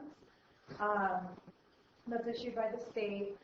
By definition, under state law, cannabis nursery would only be for immature plants and clones for the purpose of replanting them. The nursery wouldn't be taking all the way to harvesting as a medical cannabis. The state license for a nursery will allow for transport of the plants, although the county does have the right to restrict this if it wants to. And a local permit will be required. And so one of the questions will be, does the county want to allow cannabis nurseries? And if so, where does the county want to allow them? And when I get through all the different license categories, again, Mr. Maurer has some recommendations for these other state license activities other than just the commercial cultivation. As I mentioned before, the state default is that mobile deliveries will be allowed unless the county expressly bans them. It's important to distinguish that deliveries are different than transport under state law. A transport license, as Ms. Sedfeld was saying, a transport license only covers the larger amounts of marijuana that presumably would be transferred between cultivator or manufacturer and a distributor and a dispensary. The deliveries are from the dispensary to the final end user of the product. So again, a county can choose to allow these or not.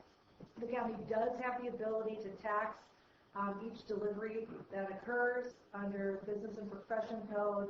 So before the county decides whether or not to ban it, it should just be aware that there is a special type of tax that the county is allowed to impose on delivery if it wants to. Regardless of whether... I just wanted to chime in on that because the issue of tax was just discussed. Although it is allowed for us, a tax is something that would still have to go to the voters. So putting a tax in place is not something that the board can put in place. It's something that would have to be put on the ballot. I just wanted to clarify that. Yeah. So, and then the county cannot, even if the county bans delivery or bans transport centers, the county cannot prohibit deliveries or transport through the county from two places where it's allowed, as long as the transport or delivery is taking place on public roads. So we'll be asking some questions about how the board wants to treat mobile deliveries. And then other commercial cannabis uses that will be regulated by the state. One of them is cannabis manufacturing. The state is developing a comprehensive scheme for standardized production, labeling, packaging, sales, tracking, etc. of edible and topical cannabis products and concentrated cannabis products. These products will not be considered either a food or a drug. They're going to have their own separate regulatory scheme. It's going to take a couple of years at least for the state to likely complete developing these regulations. The purposes of the county, there are two levels of manufacturing. There's two separate licenses. One is for those who use volatile solvents and another license for those who don't. So the board should be aware that it's not just manufacturing, but what type of manufacturing does the board want to allow in the county? And if so, what kind of permit would it want to have required? Where, under what conditions, etc. Cannabis testing labs will be certified labs that are governed by the State Department of Public Health. They'll be required to be accredited in the same way that other laboratories are. There will be a separate license for a cannabis testing lab. A local permit will also be required. Whoever owns the lab can't also own the other type of cannabis activities such as cultivation, dispensing, etc. So they do have to remain independent. So again, we'll be asking how the county wants to regulate or wants to allow cannabis testing laboratories in the county, and if so, where and how. And then we have a separate license issued by the state for cannabis distribution. And I wrote it here as cannabis distribution centers and related storage because anybody who has a distributor license presumably is going to need a place to store the cannabis while it's being tested, etc. Basically, whoever holds the distributor license is the company or individual who's going to be responsible for ensuring the quality control. So the distributor would be receiving it from the manufacturer or the cultivator and taking it to a lab, making sure that state taxes are paid, making sure that the quality control is there in accordance with state regulations, and then getting it through either its own, a distributor can also be a transporter, or through a separate individual with a transport license, getting it to the dispensaries. So presumably there will be some sort of distribution center and storage associated with people operating these businesses. Generally, a distributor has to be separate from a manufacturer, cultivator, or dispensary. There are a couple of exceptions to that, but it's a different category of business, and so we'll be asking the board whether it wants to allow those distribution centers, storage, where and how. We talked already about transportation. Again, transportation is the commercial level transportation between commercial license holders, not the endpoint delivery to the patient. There is a possibility for a transport license holder to not also be a distributor, and so the transport license holder, if they are going to have their center of business in Calaveras County, might need their own place to park their vehicles, their own storage facility, and so again, we'll ask the board what its wishes are about allowing those in the county and how and where they want those to be allowed. And then finally, we have the dispensaries, which is the one category of commercial cannabis activity that we already regulate. These dispensaries are going to need a state license, and so they're going to have to comply with the state law for dispensaries. And so one area that we're fairly certain the board would want to change is to at the very minimum update our current dispensary ordinance to include compliance with the state licensing regulatory scheme as part of what's required for a dispensary. The board could certainly add additional regulation if it chose to. I know Mr. Maurer, he might speak to this a little bit more, but he is recommending that instead of an administrative use permit, that dispensaries be required to have a conditional use permit. He can speak a little bit more about the reasons for his recommendation. And then we would be asking the board for any additional changes it might want with respect to dispensaries. So I'm going to turn it over to Mr. Maurer to talk about his recommendations for zoning and permitting of these non-cultivation marijuana commercial activities. So I've tried to match the type of use to our current zoning with similar types of uses. And so we'll just go through the list here. Under manufacturing, we have industrial zones, M1, M2, and M4, which are appropriate for light and heavy manufacturing. That type of use is normally something that requires a conditional use permit even in those zones, and we're recommending that just sort of follow the same type of use permit process for manufacturing in the industrial zones. Under testing, we allow other kinds of testing in commercial as well as industrial zones. I think just because of the nature of it, a conditional use permit is appropriate in commercial zones, yet I think it's appropriate by right in industrial zones. Distribution, we allow other types of distribution. Basically, it's a truck yard where there's a warehouse and things are being loaded and unloaded and shipped off, and it's really no different as far as the impact from a land use perspective than any other type of distribution process. And we currently require a conditional use permit in C2 zone for such use and an administrative use permit in the industrial zones.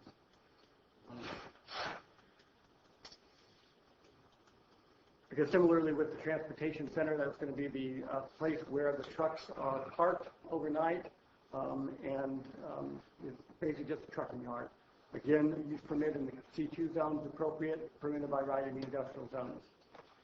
The dispensaries, we're taking a little different tack in the way we currently have it regulated.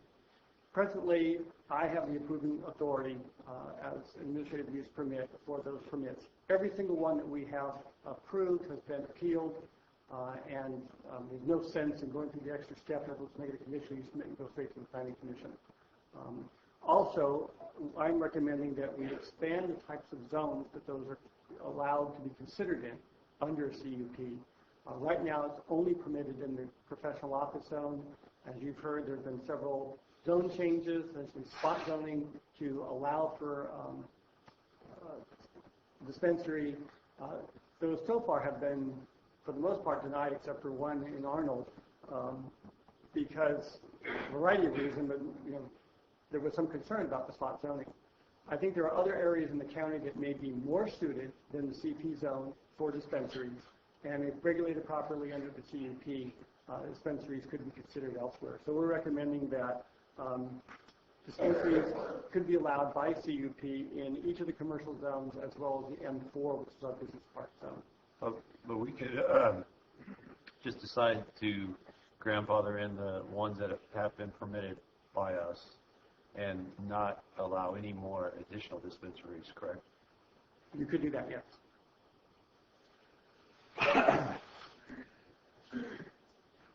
And so that is the end of our presentation, and I know that the board will want to take public comment and what have you, and when the board's ready, we can come back and go through them from the beginning and get some direction with the questions that we have. Before we move on to public comment, I did want to let the board know that I did find in the new law that addresses the 600-foot radius from a school. It references the requirements under the current health and safety code 11-362.768, and I pulled that up just so I could have it handy here, and I'm paraphrasing it, but essentially the distance, the 600-foot radius, is measured from the lot line where the lot line of the school to the nearest lot line where the grow is. So it's not to the actual grow side, it's to the parcel line. Thank you. And I also wanted to just inform the board that my office did reach out to a variety of stakeholders because, as you can see, this is a topic of great community interest. And so my office did reach out to a few stakeholders in the community to get some input. It was clear through the meetings that I had with the limited stakeholders that I was able to communicate with that there is a wide range of opinion on the topic, and so I think that it's all the more necessary that we get clear direction on what the board would ultimately like to see. We can draft language based on what direction the board gives us. And then we can also reach out to stakeholders in the community at large for additional input on the actual nitty-gritty language of an ordinance. But today is more of a broad policy-making decision, policy-making direction, and then we can go from there on the nitty-gritty language of the ordinance. So that would be my one request, is that we keep it as focused on the broad picture rather than a lot of the very specific language tailoring today. And is Humboldt County the only county that's adopted a new ordinance based on this? That is another thing. The Humboldt ordinance that was attached to the board packet is something that the Humboldt board has not actually adopted yet. It is still in draft form. It is an ordinance that another local jurisdiction is considering directly in response to the MMRSA. So that's why I attached it, so you can see what other jurisdictions are doing in response to the new laws that are going into effect. But it has not actually been adopted by that board yet. Thank you. I've been in contact with many of the county planning directors around the state, and we're all pretty much in the same situation, trying to come up with some language under the short deadline provided by the state. And sort of working through the process, all pretty much in the same situation. Okay. Questions? Questions from the board? Once again, I'd like to make sure that we're on the same page here. We are talking about the cultivation issue versus the legality of marijuana on this particular meeting. Is that correct? We're addressing the cultivation issues, correct? We are looking for direction on a potential ordinance to address cultivation and any of the other commercial medical marijuana commercial activities. So we would like direction from the board not only on cultivation but on direction for anything with the dispensary. We currently have a dispensary ordinance on the books at least, so there isn't an urgency with dispensaries with the deadline of March 1st. But for all of the other areas of commercial medical marijuana, cannabis, the industry as a whole, we would like direction so we know how to craft an ordinance to deal with not only cultivation but the transportation, the manufacturing, the testing, all of the different areas that would be allowed a state permit through the state program. We would like to know how you would like to handle it at the local level. Okay, thank you, Councilman. Any other comments? Not right now. All right, so public comments, and here's going to be the rules, okay? There's a lot of you going to speak. Try to listen to the person ahead of you so you don't have to repeat it, or we'll be here till midnight. And I'm going to ask that that you don't tag team. So I'll be, if you're wanting to circumvent the system here, I'll actually shut you down, okay? So I want to get through this thing in a very good fashion so we can get as much information out here as we can without convoluting it. Right? And I'm thinking that the majority of you are wanting to do the same thing. So we're going to have 3 minutes per person. How many of you are going to speak?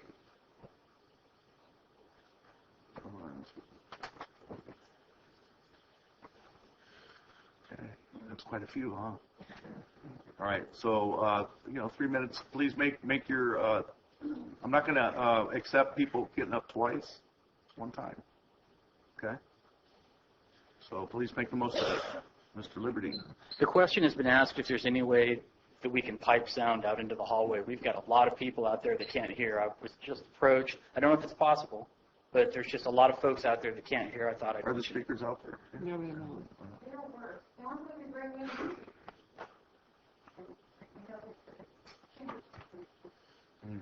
Okay, I'm gonna motor through this thing because we have 3 minutes. Sacrifice, great delivery for time. You know, Mr. Liberty, I'm going to ask, especially, sorry, Chair, you speak close to the microphone. Yes, sir. How's that? That'll help our folks out there also. Okay, I'm going to do my best, but I don't want to yell at the board. I'm afraid it'll get a bad impression. Oh, we're used to it. Don't worry about it. Okay. Many people have the impression that cultivation in Calaveras is a recent development that started within the last 4 or 5 years and has quickly spiraled out of control. The truth is that county government has been supportive of cultivation to a degree that has been unrivaled in this state. Shortly after legalization in 1996, Calaveras County officials decided that the state's 8 ounce per patient limit was not enough, and they raised it to 2 pounds. Though this approach would become commonplace throughout the state years later, Calaveras was the one that led the charge. In 2000, only 4 years after legalization, the county impaneled a task force that included growers to develop cannabis policy. This was happening nowhere else in the state. Again, the county was sending a clear message to the public that they supported cultivation. Then in 2005, the board wrote a code approving cannabis dispensaries at a time when none existed. The significance of this decision cannot be overemphasized. Codes in other counties were crafted in response to rogue dispensaries springing up. When our county approved dispensaries before we even had one, it was the strongest message yet that Calaveras was a leading force in cannabis support. Then in 2010, the public elected a sheriff who openly supported cannabis during his campaign, setting us apart yet again. Gary Kuntz may well be the first sheriff in the history of the United States that got elected on a soft-on-pot platform. Also by 2010, the county regulations governing cannabis had become outdated, and since then there have been a series of board meetings, including this one, trying to remedy that. A ban on outdoor cultivation has been considered at every single one of those meetings. The outcome has been the same at every one.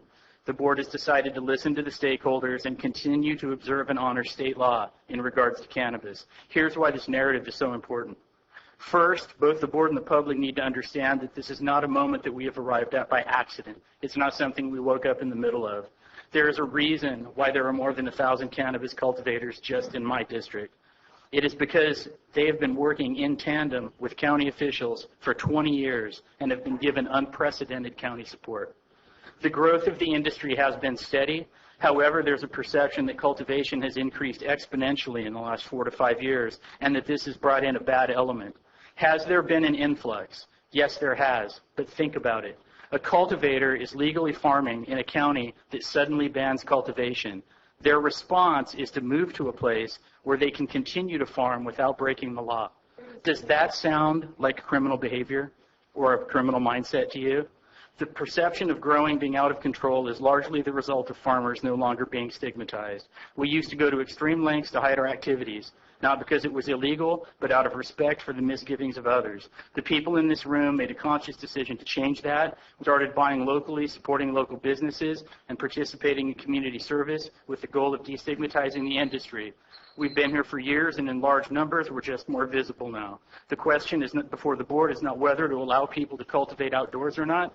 The question is whether we're going to shut down the largest industry that we have in the county after 2 decades of county support.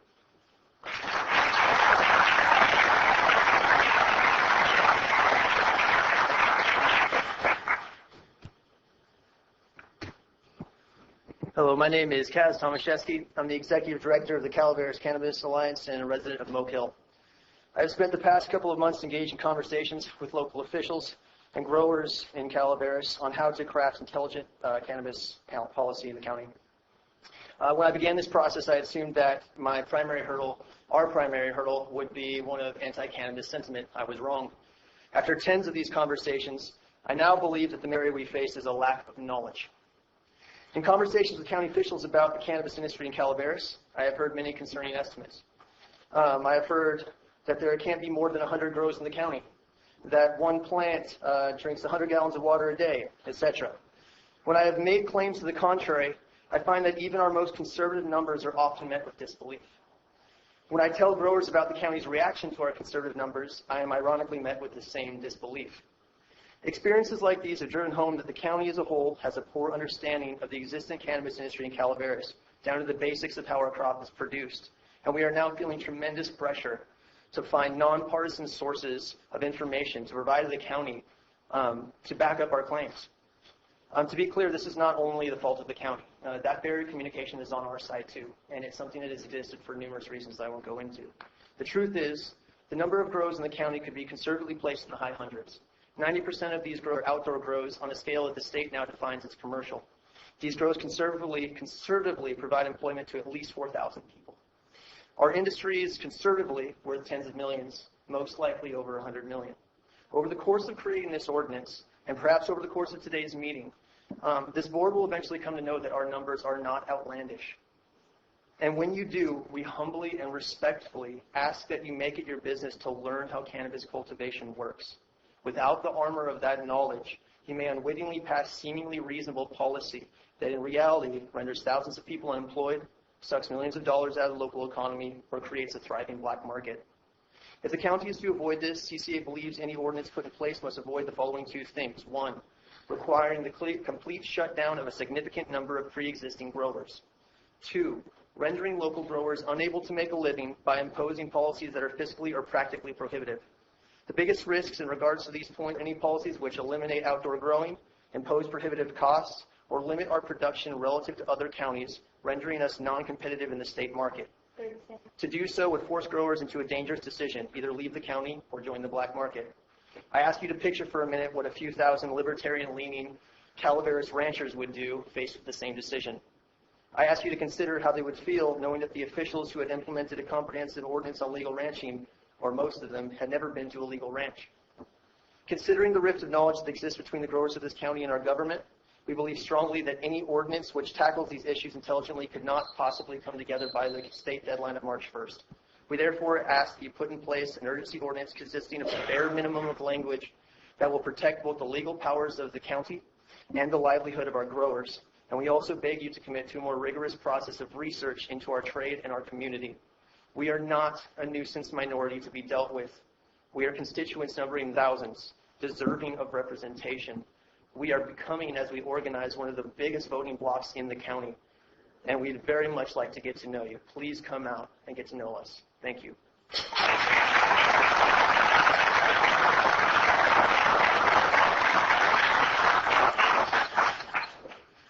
Good afternoon. I'm Jed Richardson, owner of Cave City Vineyards and Mountain Ranch, where I produce wine grapes and organic vegetables. I'm speaking to you this afternoon to establish medical cannabis's standing as an agricultural product, subject to existing zoning and county codes. Assembly Bill 243, signed by Governor Brown into law, states the following in Section 6.11362.777. The Department of Food and Agriculture shall establish a medical cannabis cultivation program to be administered by the Secretary. For purposes of this section and Chapter 3.5 of the Business and Professions Code, medical cannabis is an agricultural product. Given that definition by the state, cannabis is clearly covered under the ordinance number 2144 of the Calaveras County Code, the County Right to Farm Ordinance, which is read and acknowledged by every person who buys property in the county, and which states, real property within or adjacent to areas zoned for agricultural operations or areas in zones which permit agricultural operations may be subject to inconveniences or discomfort arising from such operations. Calaveras County has determined that the use of real property for agricultural operations is a high priority and a proper and necessary use. It will not consider the inconvenience or discomforts arising from agricultural operations as a nuisance if such operations are consistent with accepted agricultural practices and standards. Under the current zoning designations, U, RR, RA, A1, and AP all allow agricultural operations.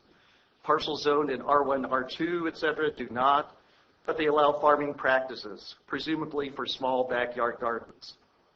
The current zoning designations may be the easiest way to limit larger scale cannabis cultivation without dismantling the right to farm ordinance or subjecting the county to lawsuits on the basis of right to farm. County Council and Planning Department have generally followed this strategy in their proposal, although there may be some modifications required in the details, specifically those that require conditional use permits for agriculture in areas in zonings that already allow cannabis cultivation, areas that already allow agriculture. 30 seconds. Accepted agricultural practices and standards for cannabis cultivation are much same as for any other type of agriculture. As an organic vegetable farmer, I start seeds indoors under artificial light and transfer the seedlings to a high tunnel greenhouse or outdoors as weather conditions permit. I apply pesticides and nutrients as needed, both to the soil and vegetation throughout the growing season. As a wine grape grower, I often have to generate new vines by vegetatively propagating or cloning existing ones. When it's harvest season for the white grapes, I employ large crews to pick them when all the grapes are at their peak and to avoid bad weather. These are all practices very similar to cannabis cultivation and should be allowed. We, the members of the greater agricultural community, hope that through the comments of the speakers here today, we can form an intelligent and enforceable framework for cannabis cultivation, which follows the guidelines of sustainable agriculture and economic viability. Thank you.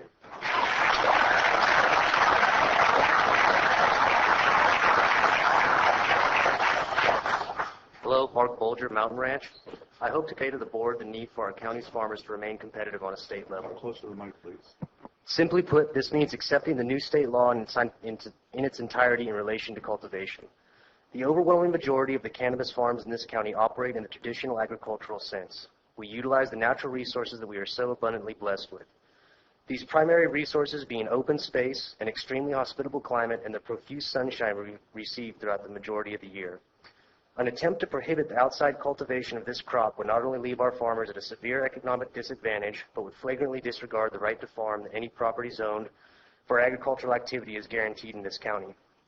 Speaking as a farmer that has been cultivating this crop for 10 years and has grown indoors, outside with artificial lighting, and outdoors under full sun, outdoor cultivation is by far the most sensible business model, has the smallest impact on the environment, and provides the greatest opportunity for the multitude of small farms in our county. That being said, cultivation indoors and within greenhouses are an important part of any farming operation and should continue to be allowed within the guidelines set forth by the state. But they have not and will not be the venue in which this local industry flourishes. I commend County Council on their presentation, but there are several sections that would put cannabis farmers at a severe disadvantage. The largest issue being the requirement for a conditional use permit for any operation over 5,000 square feet. Although I believe the referenced Humboldt ordinance to be sufficient in most areas, the proposal of a conditional use permit was heavily criticized by both industry professionals as well as their Board of Supervisors. As of December 21st, 2015, the Calaveras Planning Department has informed me that no other cultivator within the county is required to apply for a conditional use permit in regards to the development of their property to plant a crop. Wine, grape, and walnut growers that I've spoken with confirm this statement in regards to their operations. Although I firmly believe that a permit or licensure fee is necessary at a county level, this is far from the proper channel to collect funding for a comprehensive regulatory program. The Central Valley Water Quality Control Board has already instituted a state-mandated program that will address the environmental impact concerns that this permit would hope to mitigate, and every parcel zone for any agricultural use can already accommodate this activity. I completely agree with County Council on their recommendation to institute an ordinance, however skeletal, with the hope that the county can formulate some form of status to determine good standing for farms already in compliance with state law. The state requires that all cannabis operations, farms or otherwise, be in good standing with local authorities to be eligible for priority consideration of state-granted permits. I believe the county could easily achieve this through a notice of intent form such as provided by the Water Quality Control Board, requiring the least amount of time possible by county employees and ensuring that local farms are not left behind at the state level.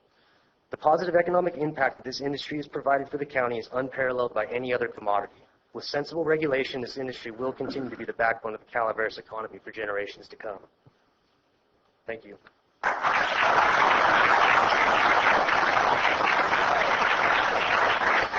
I've also brought copies of the Water Quality Control Board's Notice of Intent form I'd like to give to the board, if that's accepted. Hand it to Karen, please. Thank you. Hello, my name is Lauren Liberty. I've lived and worked in Calaveras County in social work. I have a license in clinical social work, and I'm here to talk about what the farmers you see here have done for our community. The people in this room have been quietly making financial donations to local charities for several years now. We had hoped that as time progressed, our work in the community would speak for itself. We have also been hesitant to call public attention to our contributions due to the unfortunate stigma still attached to our industry, and we don't want to put the recipients in an awkward position, as occurred last time we publicly mentioned our charitable work. That said, we feel it necessary and appropriate to share this information with the public. People need to understand that the vast majority of our farmers are people who are investing and caring in the community. Over the course of the last 6 years, Calaveras Cannabis Alliance, formerly Collective Patient Resources, have raised tens and thousands of dollars for local charities, over $30,000 in the last year alone. This includes $10,000 for the Valley Springs Youth Center for remodeling. The year before that, we received a call from Mountain Ranch Food Bank. They told us that they were going to have to fold for lack of resources. We made a significant donation, which we were told was enough to keep them in operation for another year. Here's just a partial list of other organizations that have received Calaveras Patient Resources or Calaveras Cannabis Alliance over the years. The Calaveras Animal Shelter, the Yellow Dot Program for Seniors, the Calaveras Senior Center, Mountain Ranch Community Park, Friends of Railroad Flat School, Harmony Ranch, Cooper Corral, the Calaveras High School Scholarship Fund, the Bret Hart High School Scholarship Fund, the Mountain Ranch Coalition for Youth and Families, KQBM, Community Radio West Point, and the Mountain Ranch Community Club. The last community donations made by CPR, Collective Patient Resources, were made less than a week after the Butte fire. $5,000 was donated for the Butte fire relief through Calaveras Community Foundation, and $5,500 was donated to the Central Calaveras Fire and Rescue for the support of the firefighters that lost their home. It is also worth noting that before morphing into CCA, Collective Patient Resources, spend an average of $20,000 per year providing free medicine to the terminally ill in the Tri-County area. These contributions have been possible because of the support that the industry has historically received from our county officials, including the Board of Supervisors. We ask that you craft policy that allows us to continue making contributions to important community services that sometimes fall through the cracks. Like the rest of the community, our organization was dealt a terrible blow by the Butte fire. We need your support more now than ever. A ban on outdoor cultivation would have an impact on our community as severe as the Butte fire itself. Thank you.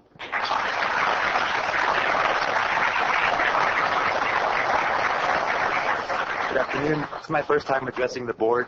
My name is Elias Segozi. I'm the president of For the Patients Incorporated, a local patient advocacy organization. I'm also a property owner in Amador County and here in Calaveras, state director of Florida's medical marijuana campaign, and a longtime patient advocate through the work with the National Epilepsy Foundation. If you guys would go around the state and talk to local dispensary owners and otherwise about Calaveras County, you'd start to realize the amount of product that's coming out of this county. You have to understand, just like any other product, that the cultivation of this crop is the beginning point to a distribution chain that ends with patients receiving medicine. If you cut the cultivation at the source, you can cut the end result, being that patients can go without medicine. It's a situation that we desperately need to avoid. Working in advocacy, I've met a lot of people.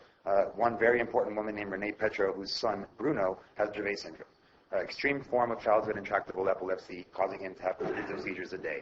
We've all heard who migrated to the state to seek treatment and seen dramatic improvement in their quality of life due to orally ingested high CBD cannabis oils.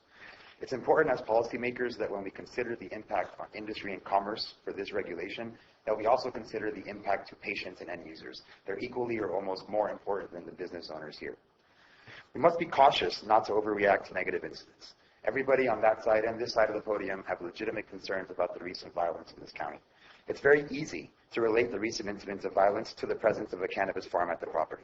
And it's almost logical to come to the conclusion that it was the cannabis farm that drew the violence.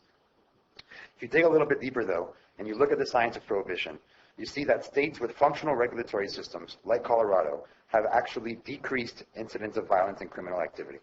Assembly Bill 266 and its companions clearly state that cannabis retail, storage, cultivation, or manufacturing facilities must meet security guidelines. Any law enforcement officer in this building can attest to the fact that criminals prey on easy targets. It's my opinion, and I hope it is yours as well, that anybody operating in compliance of these new security regulations would not be considered an easy target. I think we're also wise enough to realize that we cannot stop anybody from doing what they want to do on their own property. The more we try to prohibit an activity, the more it seems to thrive. Under our current model, law enforcement and other authorities do not have the manpower and resources to track down and identify every cannabis cultivator or industry participant in this county and make a determination if they're operating in compliance or not. These authorities should be excited, not afraid, of the upcoming regulation changes to this industry. The tax structure outlined in Assembly Bill 266 and its companion bills create the opportunity for local agencies, both regulatory and law enforcement, to dramatically increase their resources that will allow them to maintain better control over cannabis cultivators. I want to bring to light a case study of Colorado, a small town called Log Lane Village, that was in danger of defaulting on mortgages for 4 water towers that provide fresh water to their residents. They were considering, much like you are here today, implementing regulation that went above and beyond the State Amendment 64 in the form of an outdoor cultivation ban. They ultimately decided not to implement a ban and the state regulatory system to regulate the municipality instead. The results were astounding. Residents were surprised to watch crime rates fall, which is a consistent trend in non-prohibitionist areas. They used tax revenue from state license compliant cultivators in their area to pay for a $5,000 summer program for local children. They've paid off 2 of the 4 water mortgages on the water towers and are well on their way to paying off the remaining 2. Log Lane Village is a textbook case study of the significant positive impact that the cannabis industry can have on the quality of life of local residents when proper regulation, not over-regulation, is implemented. Thank you, sir.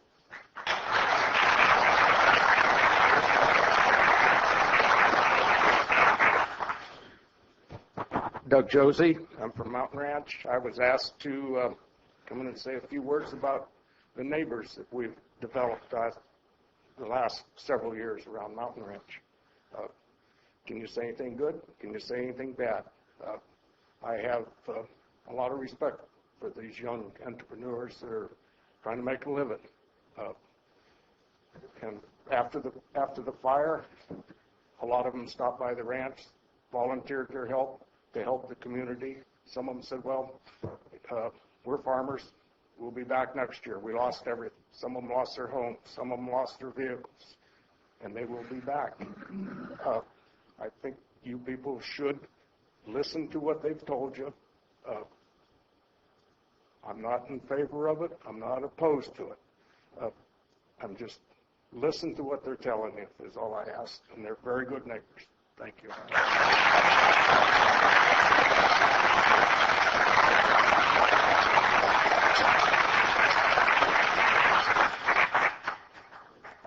Members of the board, Mr. Chairman, thank you for the opportunity to speak here today. My name is Matt Clark. I'm a licensed California attorney, and I've had the honor of working with many of the people in this county, helping them comply with state law on this issue. I'm here to report on my experience, which is that the support from this community in favor of regulation has been overwhelming. This is a group of people who have reason to be suspicious of regulation. They have seen friends and colleagues who have attempted to step out into the light of day, only to find that no good deed goes unpunished.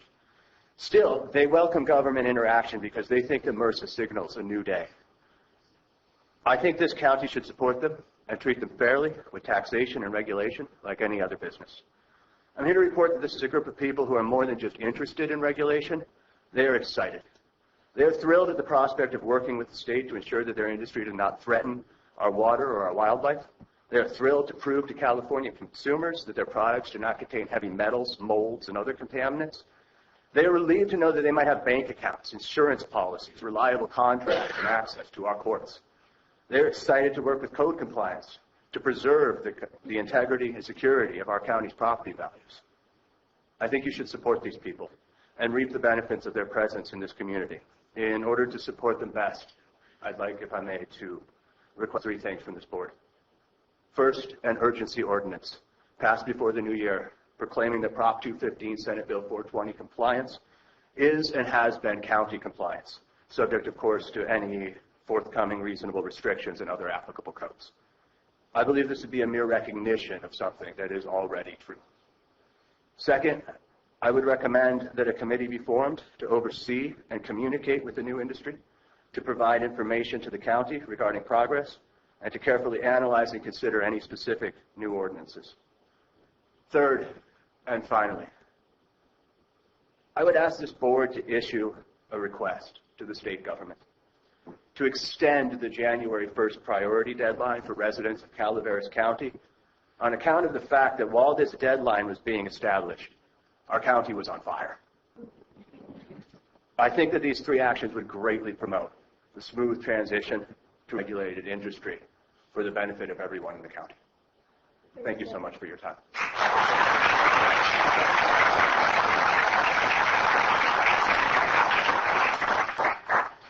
Hello, my name is Tara Glessman. I'm the executive director and founder of a nonprofit called Harmony Ranch. And it's very hard for a nonprofit to come up here and be in this position. But if you just take time, like others have said, to get to know this amazing group of people, that one nonprofit would not be around. And I know many people on this side and on this side have benefited from just that one single nonprofit. Across the board, anytime you ask individually of these people or as a group with CPR, they don't just give a little, they give a lot. And it's never hurt a no. Their love of this community, their support, and their intention to spend locally and support the children in this community is unbelievable. And so to support them, these are families, these are contributing members of society, and to take that into consideration would be much appreciated. Thank you.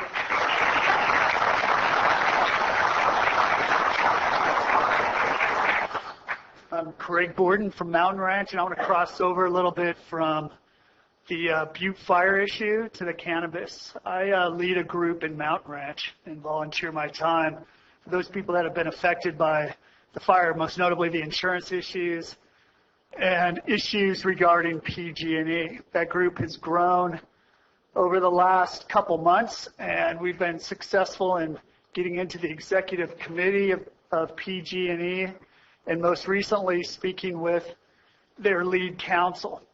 And with this effort, we've had a number of a good percentage of our group are cultivators. And I've been involved in disaster for over 22 years, everything from immediate response to complex loss negotiation all the way to the rebuild and restoration, starting from Hurricane Andrew all the way through the San Diego fires, Northridge earthquake, Katrina, and most recently Hurricane Sandy. And there is somewhat of a common thread between those particular economies that end up flourishing after a disaster and those that painfully crawl.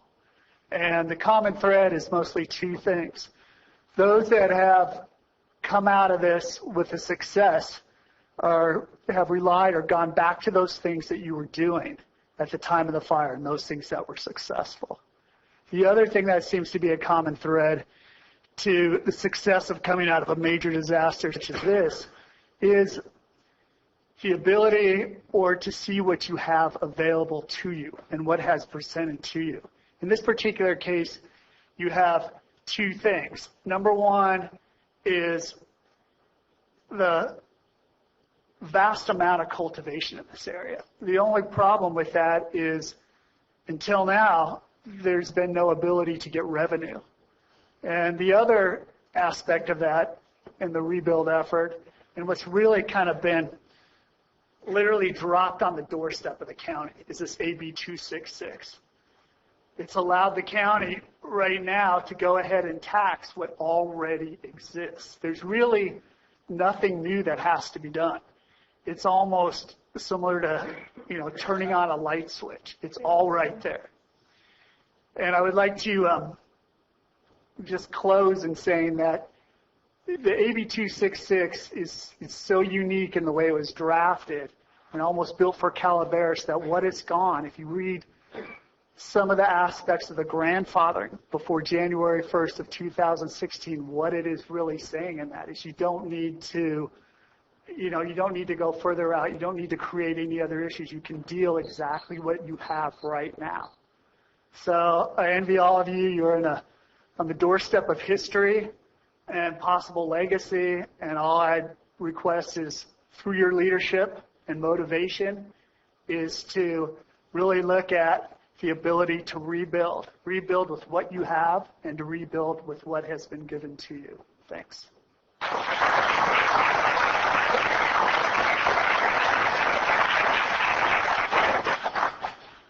Good afternoon, Board.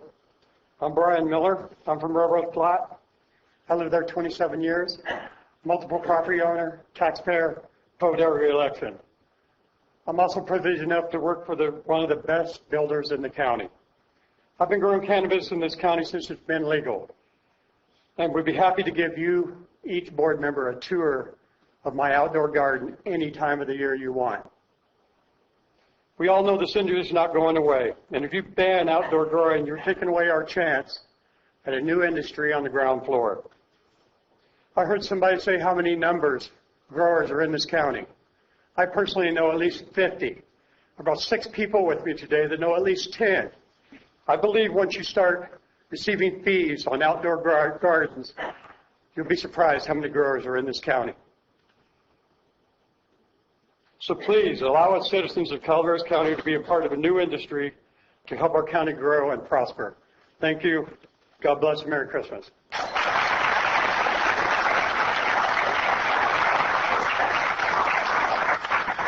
Good afternoon. My name is Arthur Hodge. I'm an attorney from Southern California. I also have clients who are property owners here in Calaveras County. I've been having some recent discussions with Matthew Clark, a local attorney who just spoke, and I want to echo his comments that he made at the end. I also want to thank County Council and staff for the work they've done in making a presentation. Mr. Clark and I'm a lawyer of 23 years. I guess I deserve one of these lumps of coal back. For the past 8 years, I've been working in the medical marijuana compliance and civil area, and I represent right now dispensaries and manufacturers in Southern California in the counties of Los Angeles, Orange, San Bernardino, Riverside, and San Diego. And the comments that were made by another speaker earlier are correct. Reputation for Calaveras County is high, and there's a current standard that comes from this county. And in representation of that and the desire to go forward with the state regulations, Mr. Clark and I have executed a letter of intent that we're presenting. I'll present to the clerk, which she's told me she'll make copies, and I'll hand that to her now.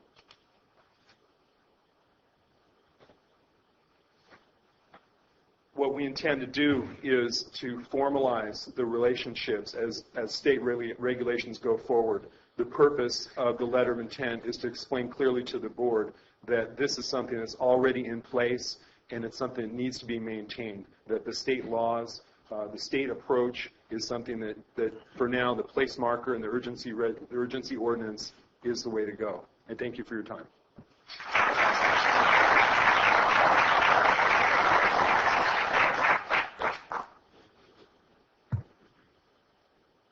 Good afternoon. My name is Reed Larson. I'm a property owner, registered voter, and outdoor cannabis cultivator in Calaveras County. We're gathered here today not to debate the tenets of marijuana, medical marijuana, but to discuss the regulation of an agricultural product. Thoughtful regulation of outdoor cannabis cultivation in our community has the ability to create several positive outcomes while securing the financial future of Calaveras. These can include an increased tax base, flourishing property and land values, and a decrease in crime in our community. To substantiate these claims, one can look to Colorado, where similar regulatory structures have been put into place that allows for specific communities and municipalities to choose their level of participation in this industry. Following the decision to allow marijuana sales, the small 300-resident municipality of Garden City, Colorado, saw an 81% increase in taxes collected versus the same month year prior. According to the Denver Post, the excess cash enabled the town to earmark $300,000 for a major facelift of its 3-block Main Street. Calaveras also has the opportunity to increase its property value, as Colorado saw. Managing partners at West Realty Advisors in Denver said there has been a huge bump in real estate prices due to legalization of marijuana. It's massively pushed up raw land and industry prices. Calaveras County realtors will attest to this same phenomenon, especially in District 2, where outdoor cannabis cultivation brings in conservatively tens of millions of dollars a year. Community members often discuss safety concerns when broaching the subject of marijuana legalization. I'd like to point to a 2014 Tulane University study that found medical marijuana laws might be correlated with a reduction in homicide and assault rates. The researchers concluded these findings run counter to arguments suggesting the legalization of marijuana for medicinal purposes poses a danger to public health in terms of exposure to violent crime and property crime. According to the Drug Policy Alliance, the city of Denver saw a 9.5% decrease in burglaries, 8.9% decrease in property crime, and 2.5% decrease in violent crime. That's in the first 11 months following 2014 marijuana implementation. All of these findings highlight thoughtful regulation as a positive force in our community. And as outdoor cannabis cultivation is already a substantial part of this county, I urge the board to draft a bare-bones ordinance reflecting the direction the state has already given us. When the government does nothing and does not regulate a valuable commodity, black markets spring up. And it's these black markets that bring crime and environmental damage. So please, for the economy, for our safety, for the environment and our future, protect our right to farm. Thank you. Hi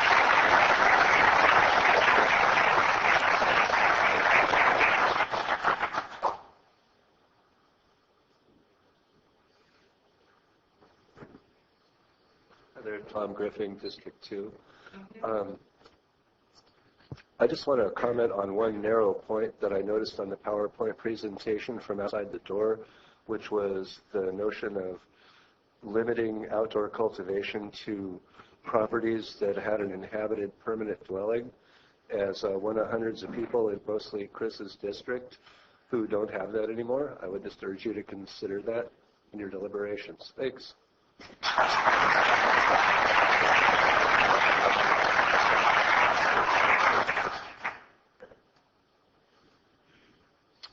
Hello, my name is Dustin Peterson. I'm a resident of Calaveras County. I actually live out on one of those roads that they're about to close due to the weather. I'm a second-generation cannabis farmer and was raised here in the Tri-County area. I was taught by my father, who's a veteran. He's a senior citizen now and a cancer patient. he would be here today, but he's still recovering from his personal harrowing experience in the Butte fire. He was at house during the entire burn. He's still recovering from that. Together, my family, my father and I are 3 generations that live, travel, eat, and shop in the Tri-County area. We also school all 3 of our children here. We all lost everything to the fire, of course. We moved here from Tuolumne because we were drawn to the tight-knit community of rural Calaveras County. We recognized how people worked together to make the county, with very little money, still remain a great place to live and raise a family. In my opinion, this was largely due to the way in which the Board of Supervisors, the Sheriff's Department, and the community have worked together over the past several years. I ask you today on behalf of my family of 5 and my father, Jim Peterson,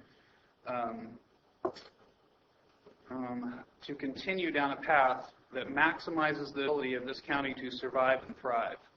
The cannabis industry needs to continue to be supported in our county, or other counties will take the opportunity that we don't. Cannabis is already the backbone of many small economies and has proven to improve communities that embrace that fact, lowering crime rates and putting money into local economies.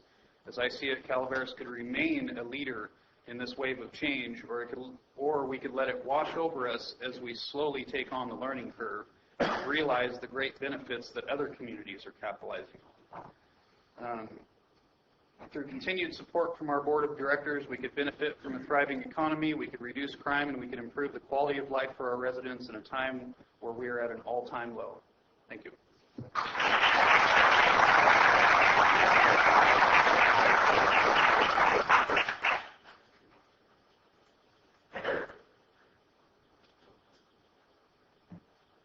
Donald Lyons, marijuana cultivator here, registered voter. I know it's a sensitive issue. It seems pretty simple to me in the wording the state provided, sole licensure. That's all we want to avoid. Doesn't matter what we adopt. You guys are the ones that can write it. We all like the state's ideas. Seems like we just have to word it in a way that keeps us in control of this. In case we decide to change it, we can change it. Prop 215 can't be changed except for voters. We can do the same thing here. Everyone in your community wants this. There's no reason to ban it.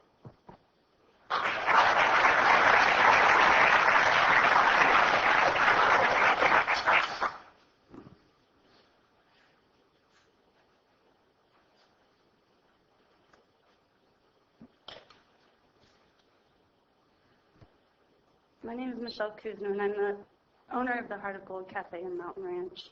I'm here because our business relies on the patronage of local residents, mainly from District 2. We have been able to flourish and even expand our business in the last 3 years, thanks in big part to the economic boost brought in by our local commercial growers. I would not hesitate to say that at least 70% of our revenue comes from these residents. Keeping a small business afloat is a difficult task, even especially in Mountain Ranch. There has to be hundreds of growers residing in our county alone, especially District 2. These people and their employees spend the majority of their income locally. Our community was recently devastated by wildfire. Our local economy will be taking a huge hit over the next few years because of this alone. In my opinion, it is very important that we allow commercial growth to continue as the state law allows and intends. There should not be restrictions put on outdoor grows, as this will not allow the growers to compete and profit in this industry. People leave as there are not many jobs in our county, and it is my personal opinion that District 2 will be set up for failure. Thank you.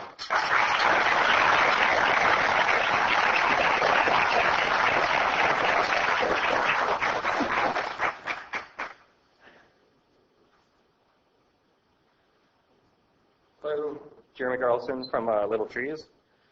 I just wanted to touch on something that was mentioned briefly in the presentation, and that is my dispensary is currently the only cannabis activity that you can get a permit or a business license for in this county. Because I get a permit from the county, I can get the business license, I can get the seller's permit, I can get the tax IDs. My employees are all on payrolls. They pay their income tax. We pay our sales tax. They're able to build credit. They have verifiable income.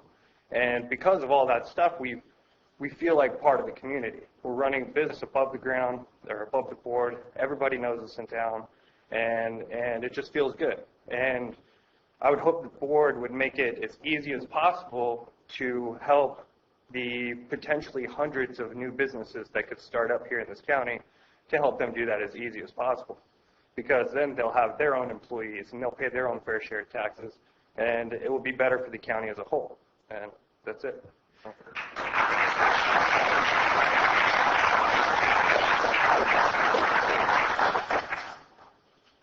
My name's Jim Lanier. I'm here in Calaveras County, resident and a voter. And I just wanted to bring up one thing that hasn't been pointed out too much. I have chronic pain, and so I was able to grow 6 plants this year. That'll get me through till next year. And this is real important for me personally, and probably a lot of other people. So that's one of the things that I believe that you'll be deciding whether or not that will continue. I'd like to urge you to continue it. Also, for the young people in this county, very big job source. And I think it's in everybody's interest to continue that as well. Thank you.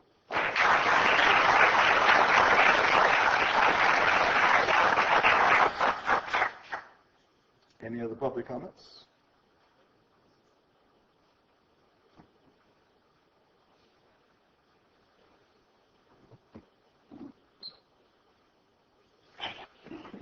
We're new to the county. We are part of the influx that Tom was talking about, but some people appreciate it, some people don't. We wanted to introduce ourselves. My name is Niall Plouffe, and this is my wife, Amy. I'm a quality assurance manager for a major construction company by day, and we cultivate cannabis, essentially, the rest of our lives. We moved to this county based on several things. One of them was getting to know the folks that are involved with the CCA. The farms that we've toured and the people that we've met are responsible, caring individuals that want to be good stewards of the land and would like the opportunity to be licensed cultivators. You have to excuse me, I'm not the best public speaker. But I felt it was important to get up here and show that good people are moving to the county as well. And I've heard that there's concerns about the wrong element moving in.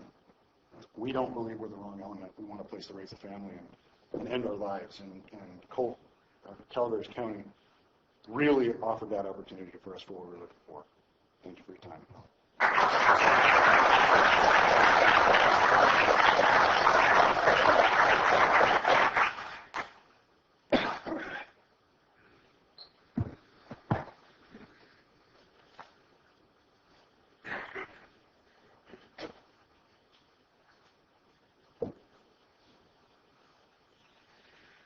Good afternoon, Commission or Supervisors, let me put it that way. My name is Bill McManus. I'm with Calaveras Project and also with CALM, state organization, Citizens Against Legalizing Marijuana. I just want to, in 3 minutes, it's really so hard to get through some of the more important points that we need to touch on. Some of these conversations should have been had months ago. AB 266 is now 3 months old, and this is the first serious discussion we've had about it. Now we find ourselves in a position where we're backed up against the C4 deadline, which, as I understand and was explained by RCRC, the ordinance has to be passed probably by January 29th so that it can sit for its required 30 days before it becomes operative in time for March 1st. So that is the way I read it, and that's the way RCRC reported it. I just want to say that this is really nothing to do with medical marijuana or recreational marijuana or anything else. AB 266 is full-blown commercialization, industrial-scale growing of marijuana with little regard to where it ends up or who's getting it. They do keep track of it, and the state will assess fees. Unfortunately, the county has not been afforded that same opportunity. We keep hearing about how much money is involved and how much money the county can make, and we can buy statues and all sorts of stuff with it. In order for the county to raise money, first of all, fees are based upon the actual cost of providing the service. So that's a nonprofit service, a net zero.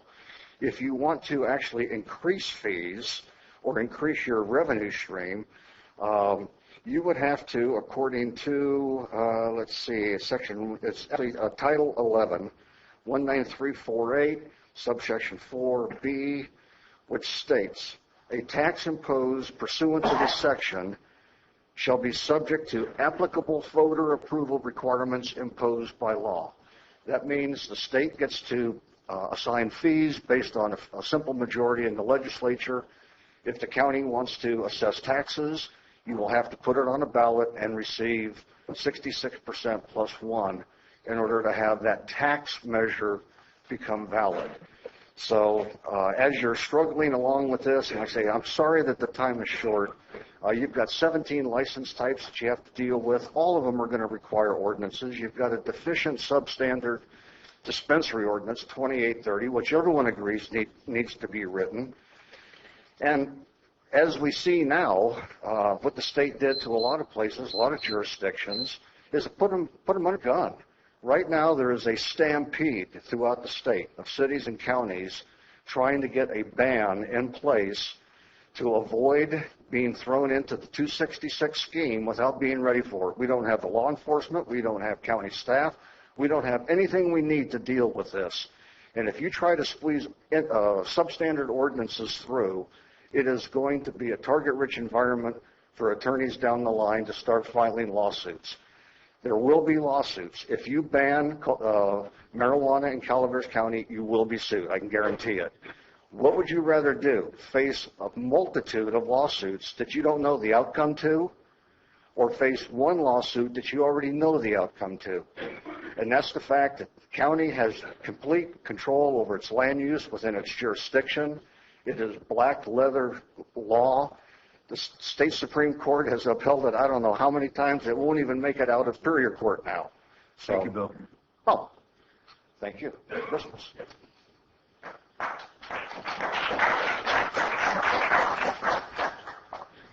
Good afternoon, Vicki Reinke, Angels Camp.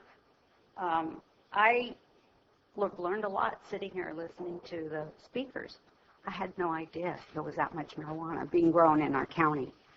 And I would assume that's the case with most of the residents here. Anyway, I just wanted to bring up some points and read some information from the laws. Again, this is about medical marijuana.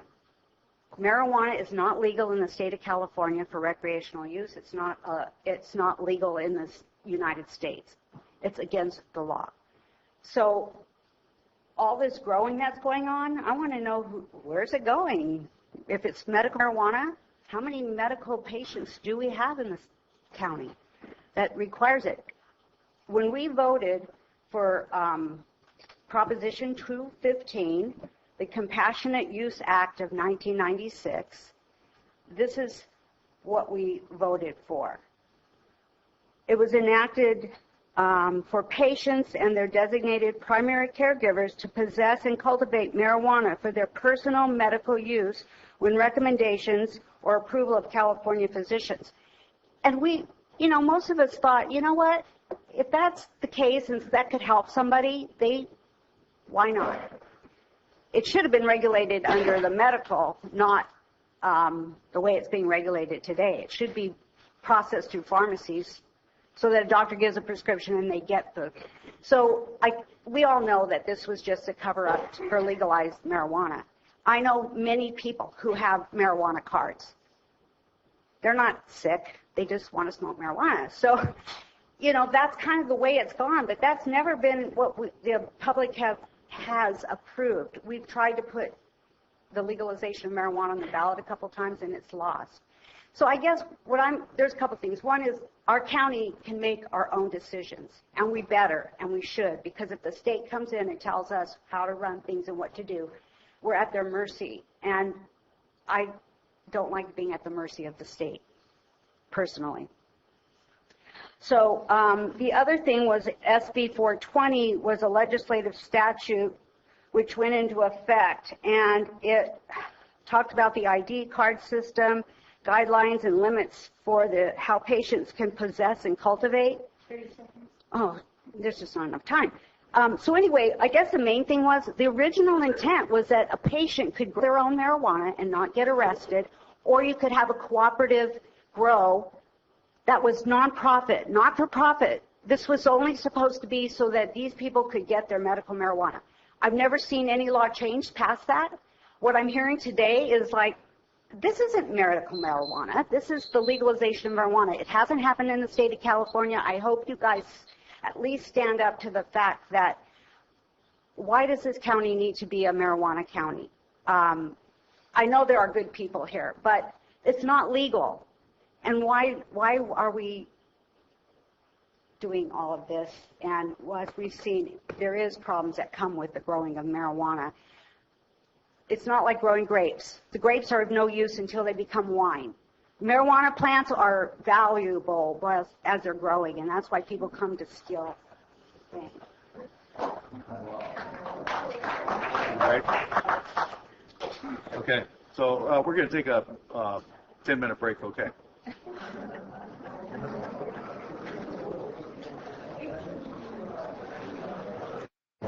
So while we're taking our break, we hooked the speaker up out in the lobby so people can hear. Innovative solutions. Thanks to Ed Lark from our local TV station. That's great.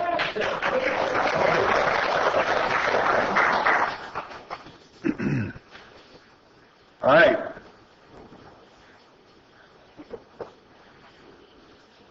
My name's Janet Clark.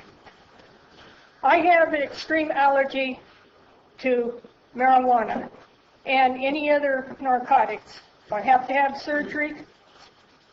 My physicians now have a way so that I don't have to take pain medication. My head goes like this from the marijuana. I fully understand the medical purpose for marijuana, but there are hundreds of people out there like me that cannot tolerate it. And I would really appreciate it that this board really consider the laws that are coming down. Thank you.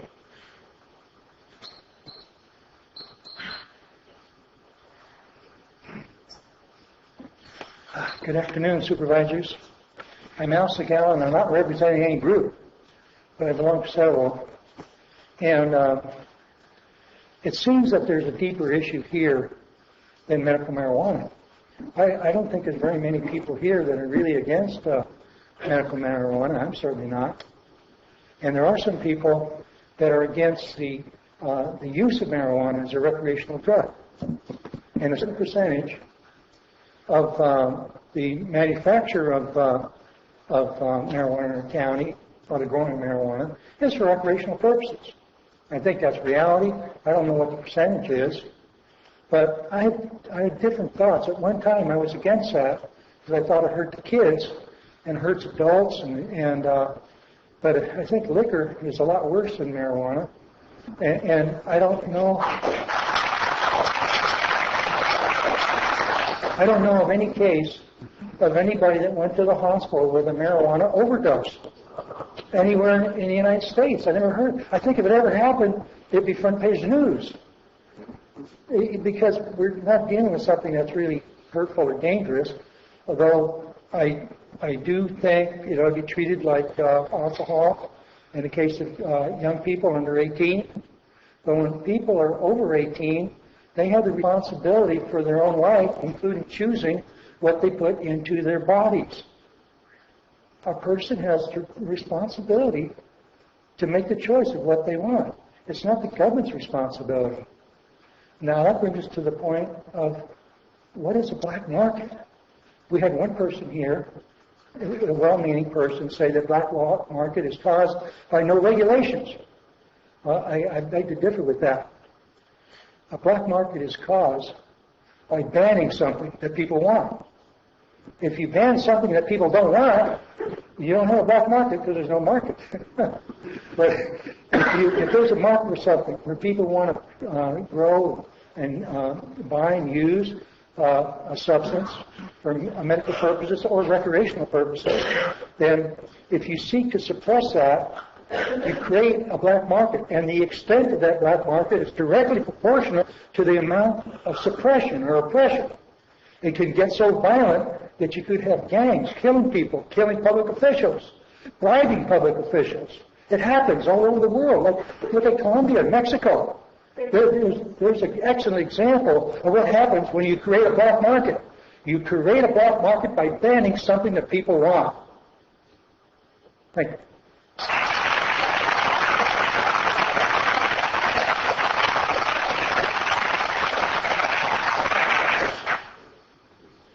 I'm totally confused now.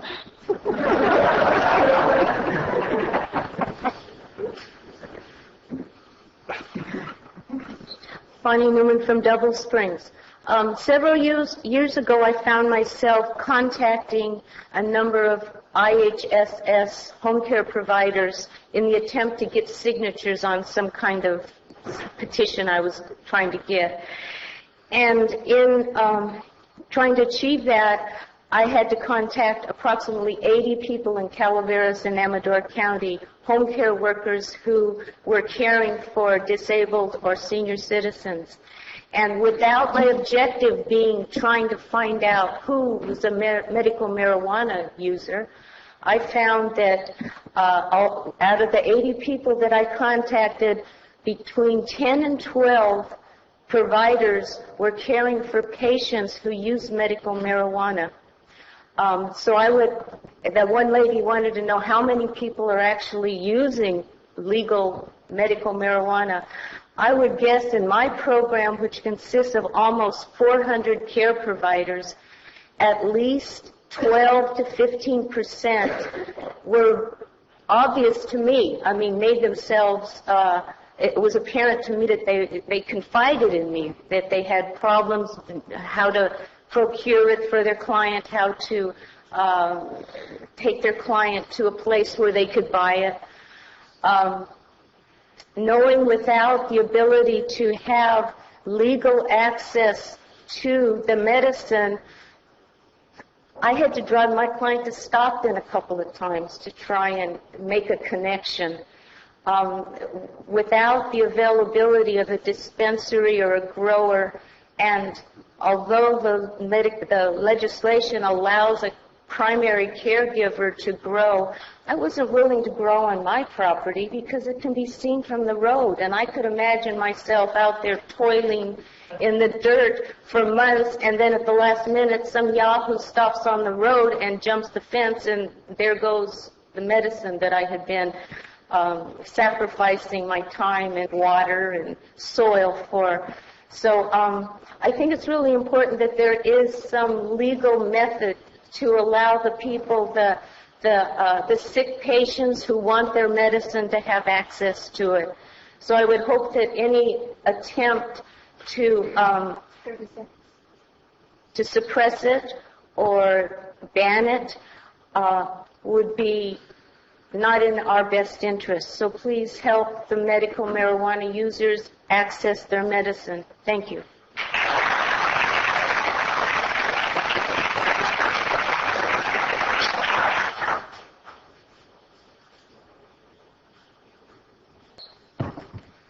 Hello, my name's Alan Sender. I'm from Mountain Ranch, and I'm a local business owner. I was asked to come here, and as Doug Josie said, he was not for or against. A year ago, would I have gotten up here? Probably not. Maybe. I was asked and not asked, and so I don't know if I would have, is my point. And my point to that is, this is a moving target. This product's been in our environment since I was a little boy. It's always been here. Okay? I was asked to come because I'm a local business owner. This industry, based on where our business in Mountain Ranch is in the center of this, it is huge. It's real for my business, and it's real for other businesses in the area. And throughout, we have a store in Valley Springs. And we see not the same people, but that same industry is there also. It's in the whole state. It's in the whole United States. As near as I know, it's going to be legal here shortly on a federal level to some extent. Is that true? So that is in 3 minutes, I want to talk about our county. Before I was born, our county had industry. It had mining, gone. It had timber, gone. It has a cement plant, gone. Why? Why? We're all smart. Probably the number one reason for all of those was the regulations that were put in place. That's the facts. You guys have the opportunity, the way I understand it from the state, to have your input. The outdoor portion of this, just logically, our county, whether you like it or not, has the pristine conditions for growing this product that has a desire to be used by people outside the area. This industry is knocking on our door. Since I was a little kid, our county has tried to bring industry into this county. Have anybody come? No, they haven't. Why? Why hasn't industry come to our county? We've tried over and over. Why hasn't it come? We're too far away from any hub. It's that simple. We're too far away from Stockton. We're too far away from Sacramento, from the highway structure. We're too far away. This industry is knocking on our door. The way I understand it, our neighboring counties have decided against it. We as a county, there's a lot of good that comes with this product. Do it right. Listen to these people. Get their input on how to do it right. They know how to do it right. And make good decisions for our county. Thank you.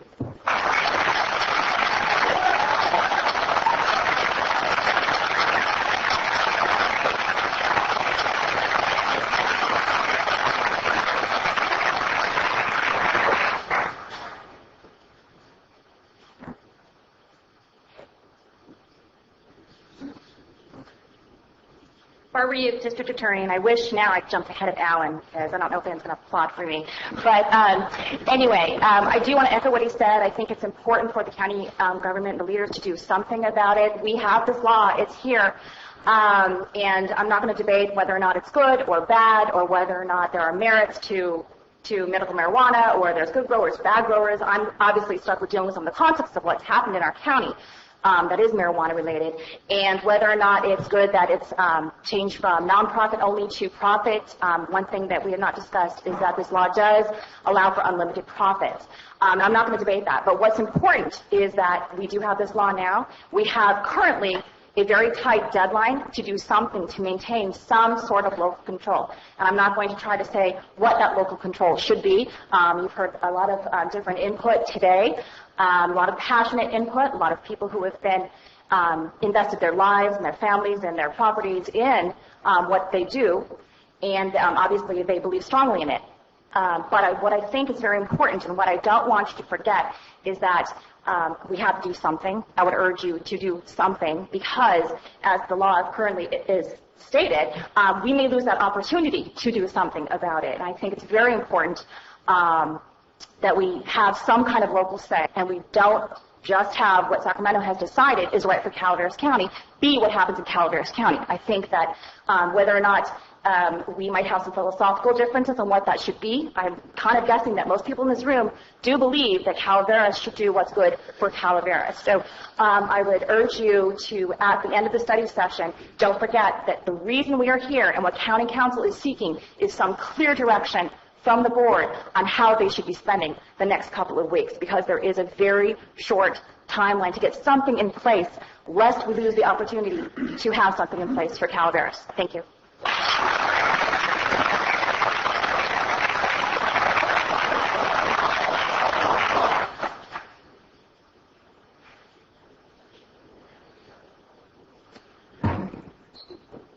Hi, my name is George Graver, and I have had a home up in Mountain Ranch. I lost a home in the fire.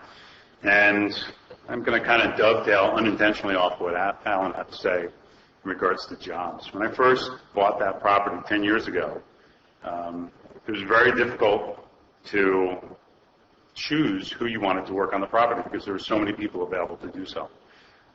There was an abundance of skilled labor plenty of people offering to take the job. A lot of those people 10 years ago were telling me that, they were available anytime that I wanted them to come over and do any work. So fast forward to about 3 years ago, when I decided that I needed some more work done up there, it was almost impossible to find people. Everyone that I tried to find from my old Rolodex basically told me they were 4 to 5 weeks out. And I could see the transition in the county, in the town of Mountain Ranch specifically, with all these people that were starting to become employed full time. As I noticed that, I started talking to the neighbors. The neighbors told me that, there's a lot more farmers coming into the community. They're building, their properties to cultivate cannabis. Those are the things that are, dragging a lot of these people into full-time employment, which is a great thing for the county. But, my personal situation, I had to go to Modesto to actually get work done, to have people come up here and have them provide some of those services I was looking for. So I think passing an ordinance aligned with what the state has outlined in AB 266 keeps a lot of jobs within the county. I think you see a lot of people that are currently here providing employment for other people that are willing to do things on their property that just didn't exist for them a few years ago. Furthermore, if we open cultivation means a reduction in illegal farming, fertilizer pollution, and related problems, which is intrinsically better for the environment, which also saving environmental agencies money along the way. Without the need to send evaluation and cleanup crews for grows operations, such agencies can allocate their funds more productively. 30 seconds. I'll get to the end. There's a lot of jobs. There's trucking, there's transportation, there's processing. The parent firms are going to be providing other opportunities for those people, packaging, retail. But while sitting here today, I heard a lot of agenda items being spoken about that require tax dollars for funding. And a very simple thing is provide enough regulation to make everyone effective, efficient, and economically sound for the county.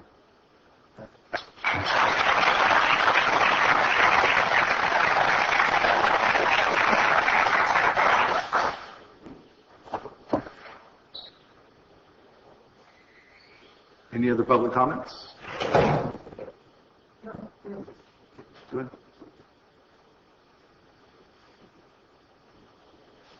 Hi there, my name is Johnny Sass. I'm Murphy's resident.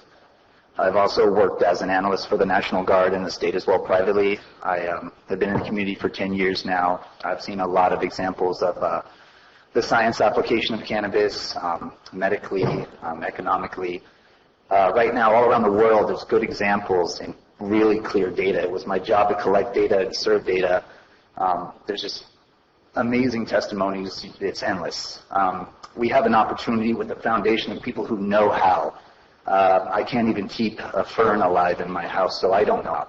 But the fact is we have a spine here, we have the backbone to really implement the possibilities to move forward and not be set behind. Though the world will keep evolving and speeding past us, it's good to have that education. I challenge everyone here to really look for the data, see how the application can really better our future, and then really take the time to get to know the foundation instead of let it wash away, because everyone here has a livelihood in it. It's more than just a moneymaker for some.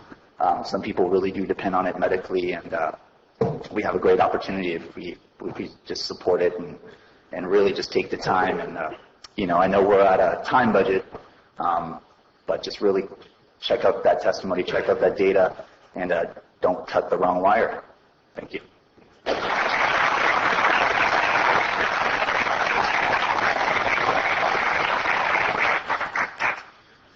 Okay, any other public comments?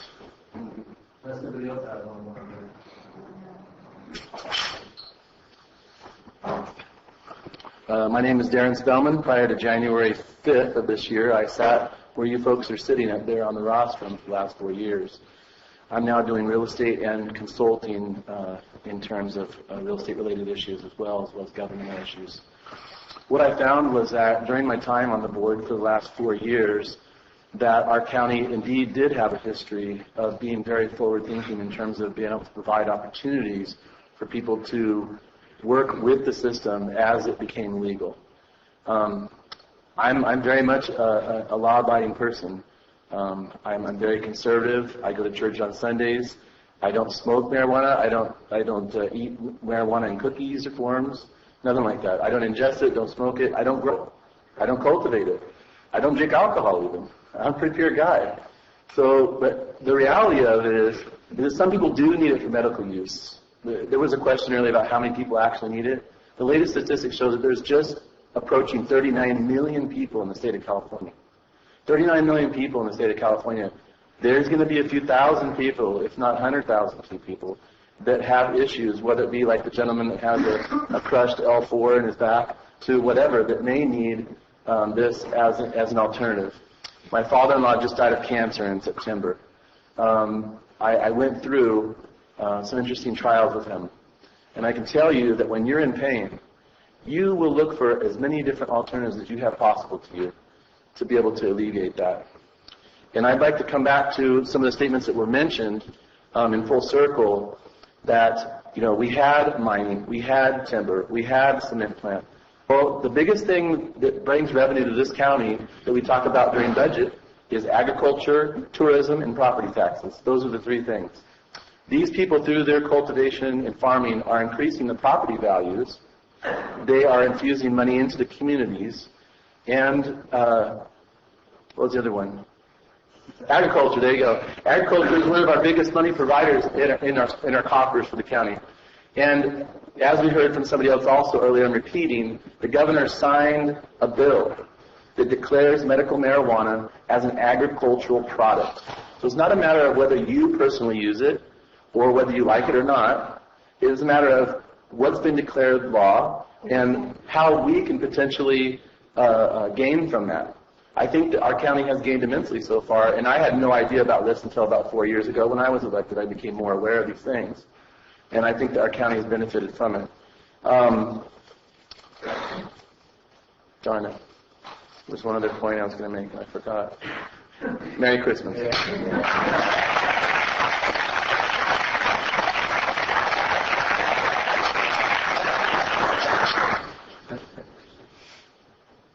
Okay, any other public comments? Wait a minute, I remember. I'm aware of... You know the rules, right? No, yeah. Through the control. Do you know the rules? Oh, no, 2 times? Yeah, that's it. Oh. Come back next time. Yeah. 3% tax. A year from now, you'll be able to make another comment. There. All right. So, any other one-time public comments? All right. None? All right. We'll bring you back to the board for comments. Anybody like to go first? I just thought the board would prefer for us to go through, and for our note-taking purposes, it would be easier for us to go through the presentation again, decision by decision. Is that something that the board is allowing us to do? I would like that. I would suggest that you go through, I don't know if you need to go through the whole presentation. Yeah. Go to the blue parts. Where to the blue part? Yeah. So, again, we start with the question about downtown. Chair. Not because we're... Let Mike speak, please. Was the board comment period over? No, we actually didn't get a comment period. No, that's what we're going to do now. Oh, okay. We're just kind of structured so that we can take notes as we go through the PowerPoint rather than having to skip around. We were going to ask the board if the board was willing to allow us to go through it topically so that we can start with, let's say, if the board wanted to ban something, and then we know that we don't have to go and address the more specific questions under that category. So I know it's not the easiest thing to talk about first, but we wanted to just start looking. We have the slide up on page 10. These are all the different things that would be allowed if the board chose not to ban any of them. And so we would ask the board to discuss and let us know if there's any particular category that the board just wants to ban outright, in which case we don't have to go through the more specific regulations about that topic. So before we do that, I want to ask the board. You guys want to make comments? I would like to comment. And Tuesday. Debbie, do you want to make comments? General, I will, yes. Okay. Steve? I'm ready to go into this, but I'm glad to let Mike talk more. Chris? I'm ready to go into it.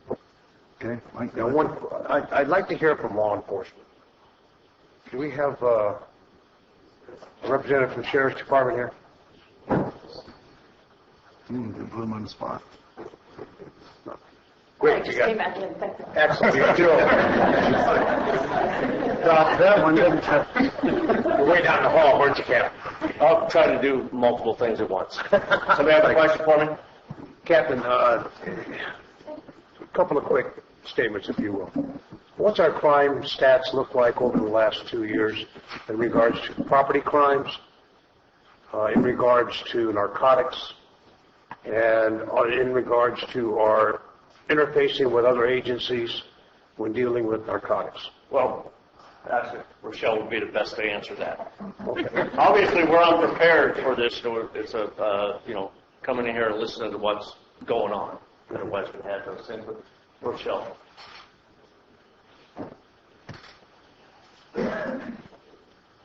Rochelle Whiting, Sergeant with the Sheriff's Office, currently Supervisor for the Narcotics Division. We don't have the stats because not knowing what was the expectation for this meeting, so I couldn't attest to that. You asked about an increase or a decrease in property crimes or crimes against persons, was that? That's correct. In relation to marijuana specific? In relation to the narcotics trade, if you will, the black market. That I will have to take back to our records person who handles the statistics, and we can get that for the board. We have seen, of course, a increase against crimes against person, having going through the fire the overwhelming that it impacted law enforcement, on top of the fact that it happened during harvest season.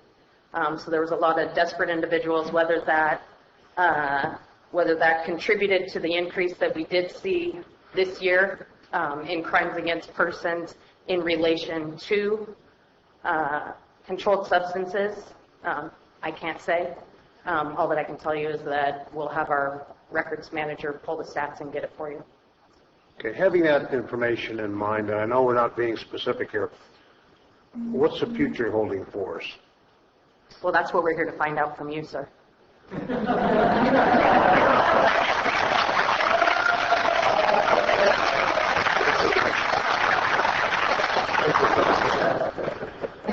You're good. You're good. I didn't work for that, Sergeant. No, seriously, are we looking at, are we planning anything for an increase in those types of crimes or seeing anything like that?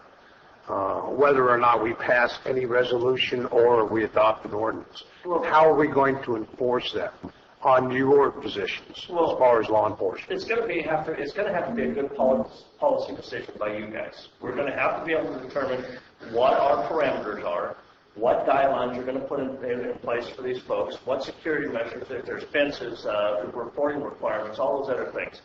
You know, fundamentally, our job is to enforce the law or the policies that you do, and that's the way we'll do it. But, you know, I'm sure there's a lot of folks in here that do everything that they're supposed to do. There's still going to be those outside people that are going to be, you know, growing it for the black market and doing that. I mean, you have black market on cigarettes and they're illegal. You have black market on it. You're always going to have the black market.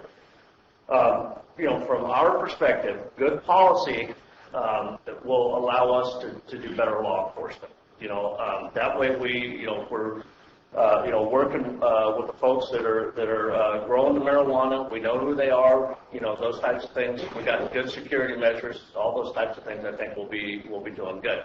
Tomorrow's the unknown. I can't predict if we're going to have the same situation that we had this year. I mean, we had 4 homicides associated with marijuana this year. So is that going to happen next year? I don't know. Was it a fluke?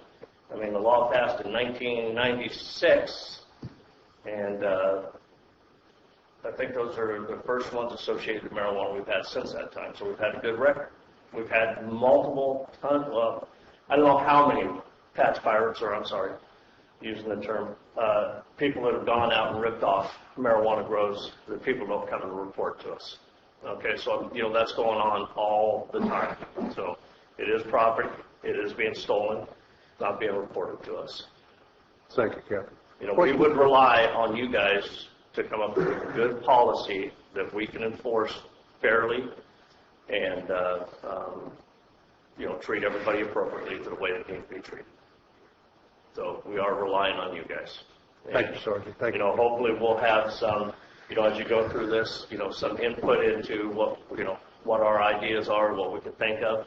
You know, I mean, I would rather have good security measures put in place out there than people running around with shotguns protecting their own stuff. You know, our job is to protect life, property second. Okay? Thank you, Captain. Okay.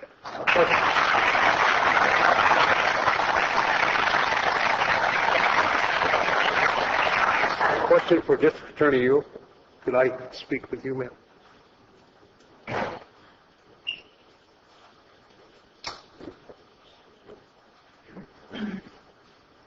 How are you? Good, how are you? These gentlemen and ladies that are sitting in this gallery today, plus the folks that I've been speaking with that have contacted me, have indicated to me that they are going to do their activities in accordance to the regulations and the ordinances that we set forth if we decide to do so. Is it the District Attorney's Office position that when they come across those folks that are involved in black market operations, are we going to be cooperative in prosecuting those folks who do not abide by these laws through your office? My office responds to violations of law that are investigated by law enforcement. So when law enforcement investigates a situation, if all the elements of the crime are there and we can prove it beyond a reasonable doubt and it's the right thing to do, we will prosecute.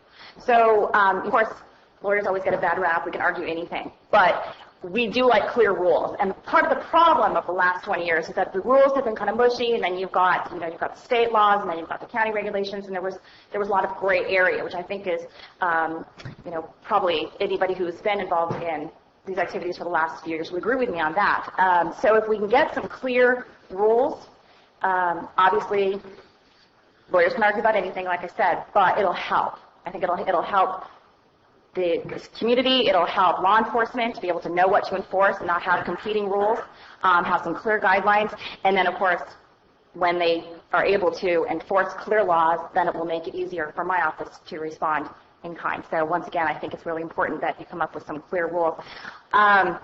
As far as your question on what to expect and is it going to get worse or better, I think was really what the nature of your prior question was. There are some specific areas that really should address and probably address today. I think the approach of going down the list is probably a good thing. When you get to mobile deliveries, that should be something you might want to look really closely at. And the reason I say that is that, once again, I'm not going to take a position on whether or not it's a good idea or a bad idea to have the industry itself. But the section on mobile deliveries, if you don't do something, what that will allow is the big commercial operations that are elsewhere to come in and sell in Calaveras County. So if you do nothing else, I would suggest that you address that very quickly and very sternly. It's unknown what fix there's going to be with the March deadline or what kind of things are going to come down from the state as far as whether or not if you have something in place you can broaden it, or once it's broad you can't make it smaller. But it seems to me that if you put some fairly strict regulations in place, then you can always open it up bigger if that's what's going to happen. And the mobile deliveries is something that I would really urge you to address. And I'm actually very interested to hear what the people who are involved in the current industry feel about that. We always preach to buy local. So I really don't know. I actually am very personally curious to hear what the locals think about that prospect of having outsiders coming in because it is unfettered, because the county hasn't done anything in time. Thank you, Mr. Attorney. I have no further questions. Okay.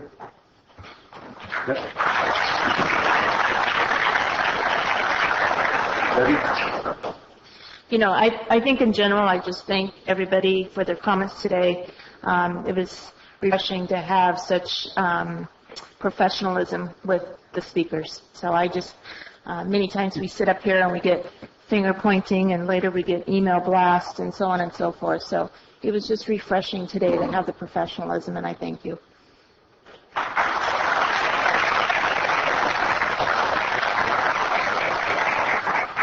That's because it's the optimistic crowd. I think I've taken up my time, but I'd like to concur with Supervisor Fonte. I want to commend the professionalism I've seen in the room on all three sides of this fence. You should be commended, ladies and gentlemen.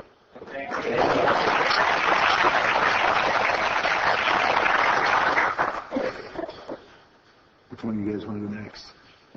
I would just go right down the line. All right, your turn then. Okay, you want me to start? Well, I mean, the first one, I have spoken to a lot of people in the last 6 months especially about the subject, on both sides of the subject. And what I zero in on are some of the common threads, whether you don't want it at all or whether you are involved in the industry. And one of the things is to clear up the ability of law enforcement, and we just heard that comment, to deal with this. Because right now, and I really like the description that it's mushy, because it is, and the police don't know what to do when they're dealing with it, and our law enforcement doesn't. And I can certainly understand that. So one of the things that I will be looking for when I go through this is how do we clear up some of the clouding on there so that when they go forward, they know what they're dealing with. And the very first thing that I would come to would be the caregiver cultivation. And to me, I would ban that here because I think that creates an issue for a law enforcement officer coming in to deal with 5 patients and 500 square feet. The personal cultivation, caregiver could go from house to house dealing with the care that they're giving and still have that. But if an officer comes into a house and they see 500 square feet and they're not licensed, to me that could be an issue. And the other thing too, mobile deliveries are another concern that I have. For the first thing, in AB 266, a county shall have the authority to impose a tax pursuant to Article 11 on each delivery transaction completed by a licensee. How on earth would we keep track of that? It's not like going to senders where they have readouts on their register and he knows what he did. So to me, the mobile deliveries could be an issue. Plus, the other thing too is a local jurisdiction shall not prevent carriage of medical cannabis or medical cannabis products on public roads by a licensee acting in compliance with this chapter. Okay, so even if we were to outright ban it here and somebody brings it from another county, we couldn't stop them. So why would we be even banning it, if I'm reading this correct? No, the intention of that section is transportation. So the jurisdiction where it originates and the jurisdiction that it ends up both have to allow for it. We basically can't prohibit the transportation of it through on public right-of-way. So if they're, for instance, Amador allows it, Tuolumne allows it, we have an outright ban. We can't say you can't transport it through our county. That's what that section is primarily focused on. So there we keep another issue on our law enforcement. They make a stop with somebody and all of a sudden like I said, the term mushy comes back to mind. That's a hard one to enforce. Well, those are the two that I see right away that I pull off, and that's, I hope I got that started for you there, Mr. Chair. I would want to just chime in on the mobile deliveries. Yes. Because it would be going from a permitted dispensary, and the dispensary is a permitted entity. They would have to log and keep track of all of their records as far as where any of their medical marijuana was transported to, delivered to, transacted. So it would be through the permitted dispensaries records that we would. Well, look, under under 266, a cultivator still be allowed to sell at their place of cultivation. I'm trying to shake that out in here. No, the distribution to the actual end user can only be done through dispensaries. That's my understanding. That's my understanding also. There is a provision, there's a lot of rules about whether somebody can have multiple licenses. There is, and I don't have the details memorized, there is one provision where an entity or person that owned a farm cultivator could also be a dispensary owner and a distributor. But by and large, it's a fairly narrow exception. In most cases, they have to be different people. And I agree with what you said about that. The actual retail distribution would have to be through a dispensary. Right, but even in that situation, if they were to grow, and they would still have to have all of the permits. So they would have to have a dispensary permit and a cultivation. Right. So it would still be a permitted use. I'll let the others have a go at it now, but we're just going to do this in one study session, right?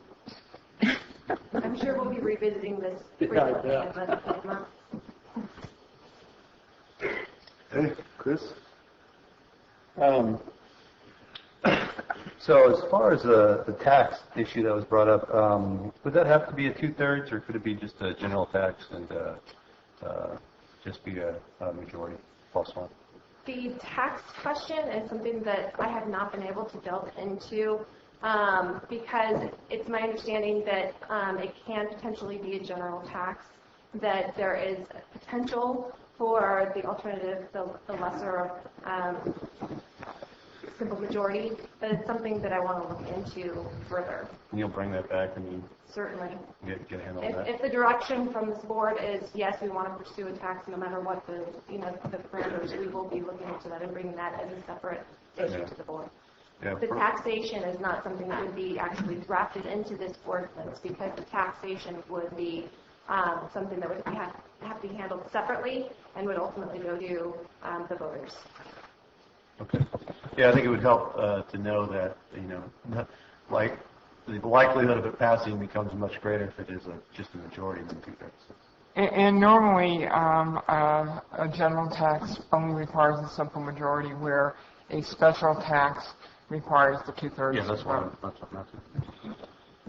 So would this be a separate general tax or special tax?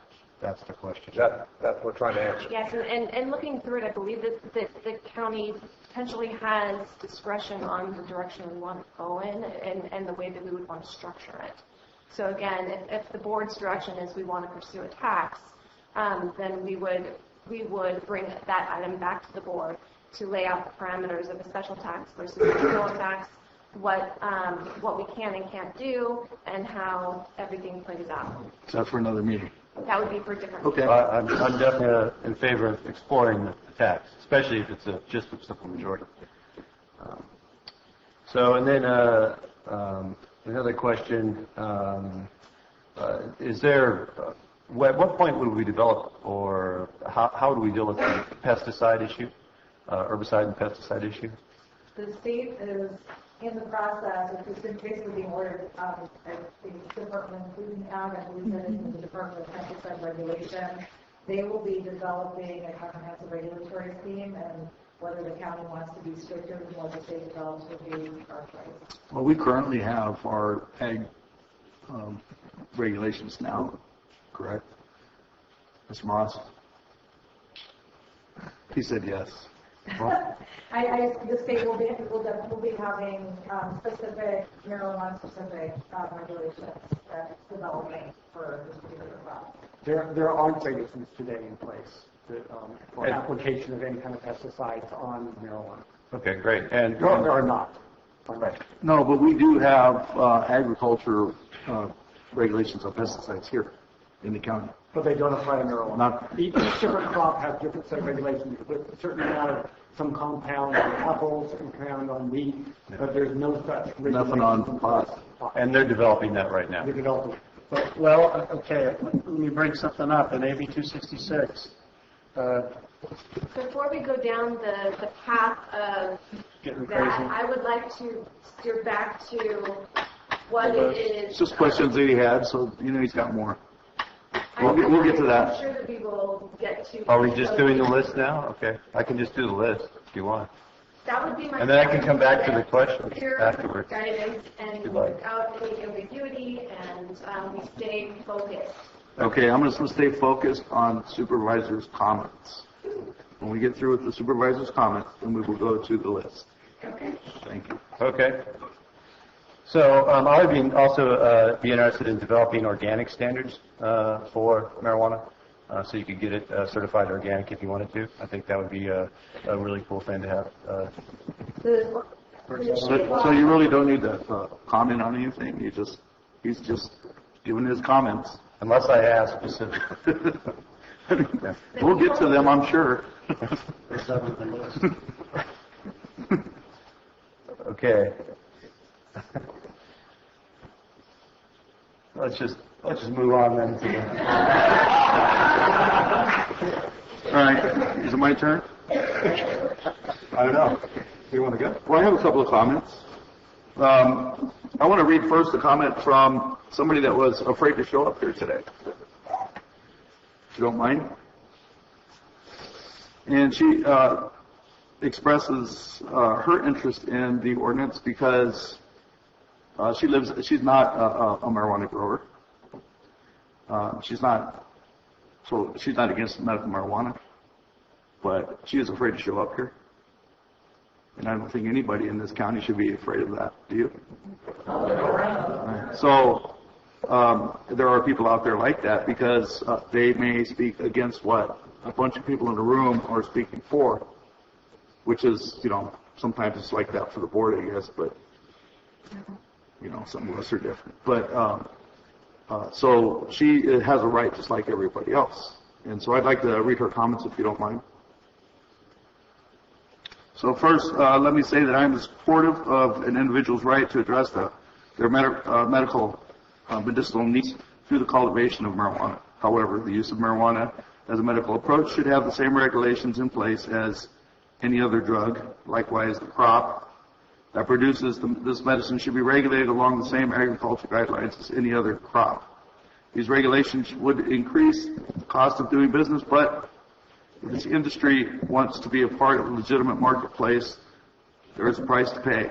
A part of that is the regulatory structure that ensures environmental health and safety. It is in Calaveras County's best interest to establish local ordinances. If cities and counties adopt no regulations, they lose control and the authority, and permitting reverts to the state. Having a local ordinance in place would ensure the safety of both medical marijuana users and non-users who live in close proximity to the marijuana cultivation areas. AB 266 oversees the licensing rules for medical pot growers, the makers of the products, and retailers. In addition, it provides protections for patients, law enforcement, and the environment. One would hope Calaveras County would go one step further and protect and consider those who are not growers. With that in mind, I would like to see any local ordinance include the following. No outdoor grows. While those in need of marijuana from medical perspective have their right to grow it, I have the right to enjoy my acreage without the annual and overwhelming pungent stench that grows along with outdoor grows. During the months of August through November, there are days my eyes water and I gag from the smell of the plant that grows in my immediate vicinity. most of which exceed the 6 mature, 12 immature plant count allowed under current California law. In Fresno, there was sufficient evidence gathered indicating marijuana cultivation attracts non-residents who, by the following scent, or walk into garden areas. We have seen how this can play out in the triple homicide near Railroad Flat and Railroad Flat. Growth should be in a structure other than one designed for habitation due to the potential health and safety risks to those occupying the structure, including but not limited to increased risk of fire from grow light systems, exposure to fertilizers, pesticides, anti-fungus mold agents, and potential property crimes. Growing on a parcel with no structure should be banned and take place only in a structure that is permitted, inspected, and found to be constructed in compliance with county codes.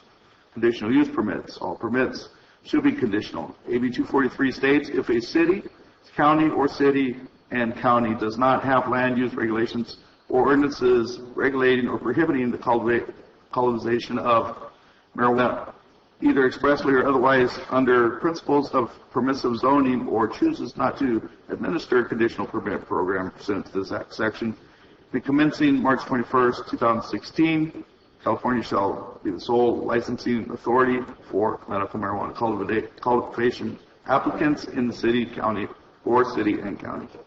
While the use of the term conditional will make some uncomfortable, Calaveras County would be best serving by making its own rules rather than relying on the state to do it for them. Denial of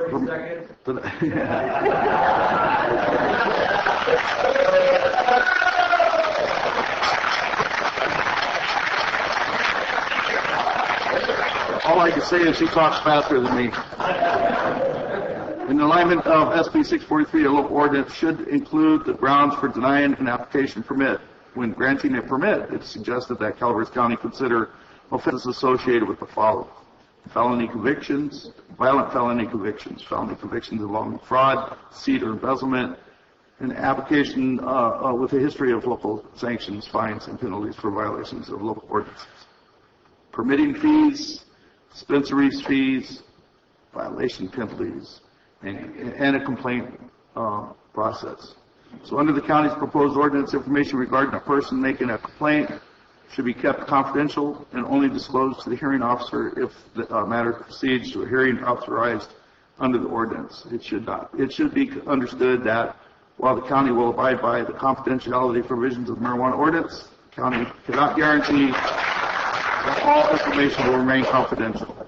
So you can see that there are some people out there.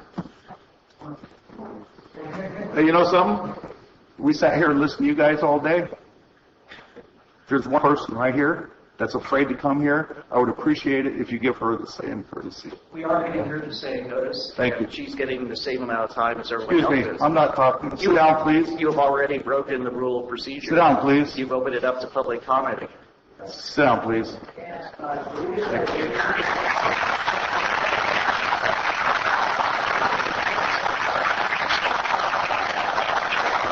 Listen.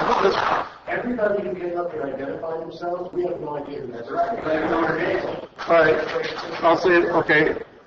Then this is me. This is my thoughts. Okay? Is that good enough? Thank you. Thank you. All right. So I have other questions. State background checks. What if the county could do background checks? Would that satisfy what the state says, or the state requires?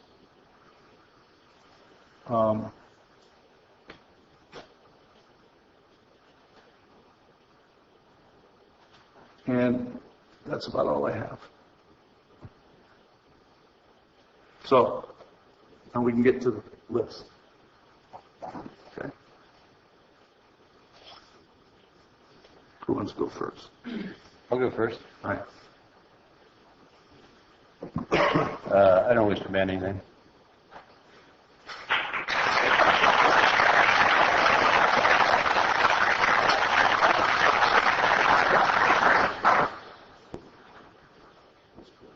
Yeah. Anybody else? I already said my part on this. I have issues with outdoor grows. That's an awful lot of area.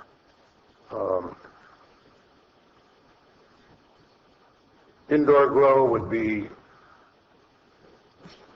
more controllable. I do have an issue with the outdoor grow.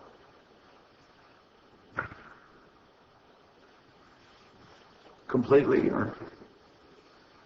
I would go indoor grow only. Okay. At this point, I wouldn't ban anything on that list.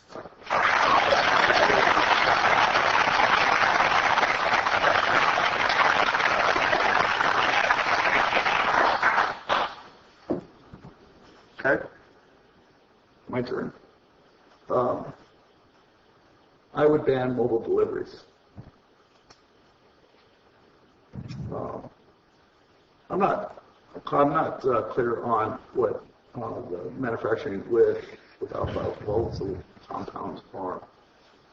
So I'd have to have more clarity on that. I'd have to have more clarity. Can you guys speak up? I am trying my best right now.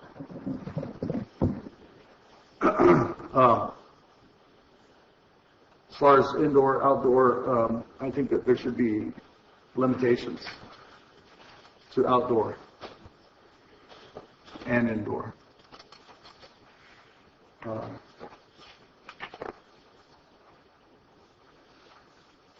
I think there's something to consider there.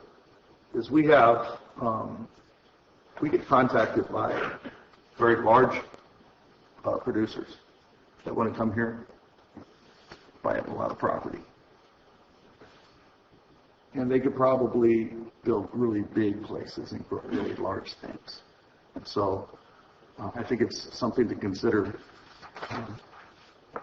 when we move forward on this. Because we also have, it's obviously we're going to have a local industry. I'd like to be able to protect that as much as possible, because we do not need to.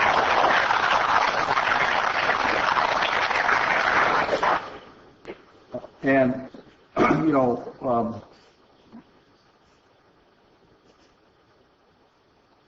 don't know what 100 square feet of a personal grow is actually.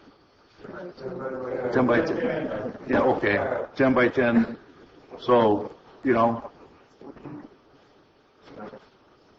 I've seen plants, 15 feet tall, and I've seen plants 2 feet tall. So I really don't know what that means. And I've seen plants grow along a fence line. So, caregiver cultivation, I agree with Steve. That gets really confusing, I think, for law enforcement. I don't know if we can get past that. So I have an issue with that. And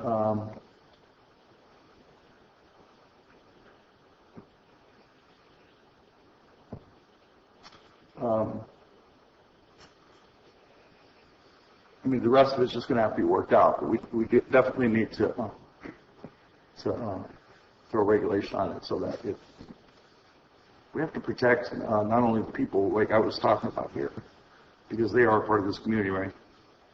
But also what we're trying to develop here, so that it's safe and that it is sustainable. Can I add something that might help them out on the size of the grows? When we get, you've got some more blue ink down here that we've got to address called the types permits. Mm-hmm. And when we get to that, I know I've spent a lot more time with this than some people up here. So when we get to that, we'll be able to say, okay, we're either going to give all of these or allow these, or we're going to allow very few of them. And that, in the permits, it addresses the size of the grows. So for now, I would just, I kind of have a little idea of what the board would like, but I would like clear direction as far as a poll of the board on if you want a ban, if we can go down item by item. Okay. Would the board like to ban commercial cultivation indoor? No. No. Outdoor? No. Yes. No. Okay, so that's for one. I'm a yes. Okay, so, but, like Oliver. yes, but the rest of you pulled no. No. I want to regulate. We're getting there with this. We'll get This there. is just a poll. This is just And there are a lot of things that will affect this in I the end. promise you we'll get there. Right.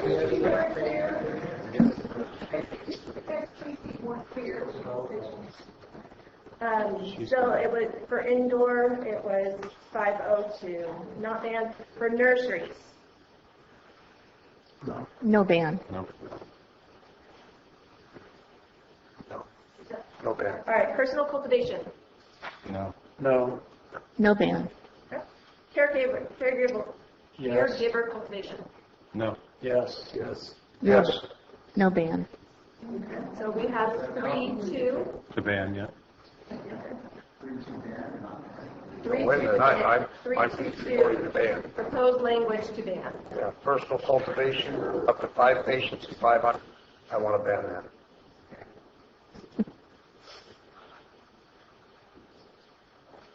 And again, this is not to ban it today, this is just to give us direction on language in crafting an ordinance. So when, at this point, we have direction from 3 supervisors to bring forward language to ban caregiver cultivation of up to 5 patients and 500 square feet. Dispensaries, No. No. No ban. manufacturing, No ban. What's the difference between without volatile compounds and with volatile compounds? that is something that, It's about solvents, and I don't know the science behind it, but the relative risk of the operation would go up with volatile solvents as a manufacturing process. it's my understanding with volatile solvents, the state permitting is already going to limit the amount of permit that the state issues. So at this point, it's just whether you want to ban manufacturing overall or just ban volatile versus non-volatile. All right, so I mean, I guess we can get to the difference later, but so that would leave it a no for me for No meaning, don't ban it. Oh, question. Manufacturing, does that include making oils or stuff of that sort? Mm-hmm. Product. I would ban that. The board can choose. I honestly don't know the science on whether the oil would be a volatile solvent or not. The board can certainly choose to say yes to one and no to the other, yes to both. Well, how about I'm just going to choose to go ahead and move forward with it, and then we'll learn about it later, and then we can decide if we want to separate it then. and whatever decisions we make today do not mean that it's set in stone. We want to make sure that that's clear and that the public knows. The direction we get today is just for the language that we're going to be bringing forward. It doesn't mean that you can't change your mind or add modify the language or give further direction in the future. This is just the initial direction that we can get language rolling. I think we need to keep bringing that forward. Because frankly, even after reading the law on it, I'm still very confused, so we need more info on it. Okay. Mobile deliveries. No ban. No ban. Within the parameters of state law, no ban. No ban. I think you don't want to say ban it.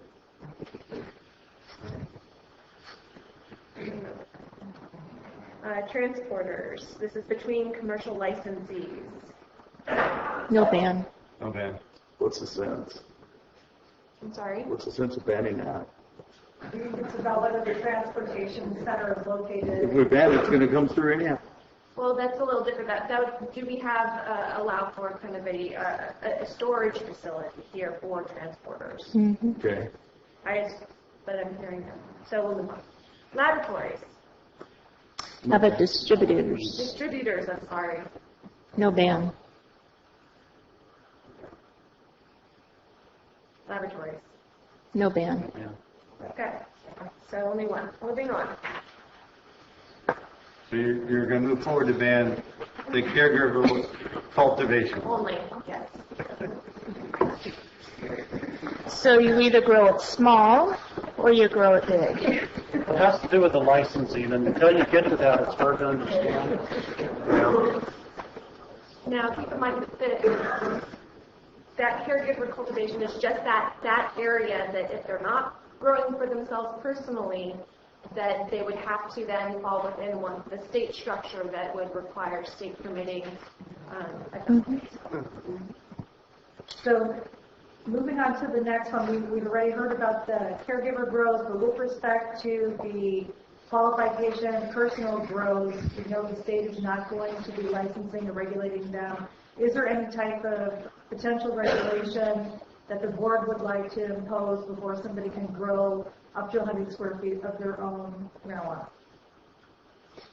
We already answered that. I'd like to see some sort of permitting. I think it's important to at least know in the big picture of everything. So some sort of maybe over-the-counter type permit that was in place to take the mushy out of everything. Supervisor, as you were indicating, we already went there. We've already gone through the bans, and now we're moving on to the regulation. Did you skip one over? Which type of permit? We're going to go through that for each. Okay, so you're not going in logical, you're not going slide by slide? That's what's on my computer, I guess, is what I'm getting at. I hear what you're saying as far as this slide was, general as far as as far as a conditional use permit, administrative use permit, license, what kind of scheme you would like to see, and I think that we can handle that at each category as we go through it. I think that was are you referring to which type of permits at the state level, Supervisor Kearney? Because we will get to that. Okay, I'm good with it. Okay. I'm staying focused. It's a lot easier just to follow. I probably got a little bit too liberal with the blue font. Yes, correctly focused. Focus record. So we're on those exempt from state license requirements at the moment, right? Right. The question is, what local regulations, if any, does the board want to impose, knowing that the state's not going to be doing background checks, not going to be doing any permitting of those individuals?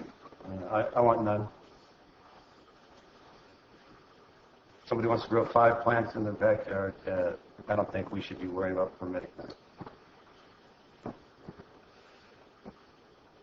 I think Supervisor Conley for being the only one that's actually using the mic. I was just using the mic there. I know, we just heard you, but then we can't hear it. His voice is gone.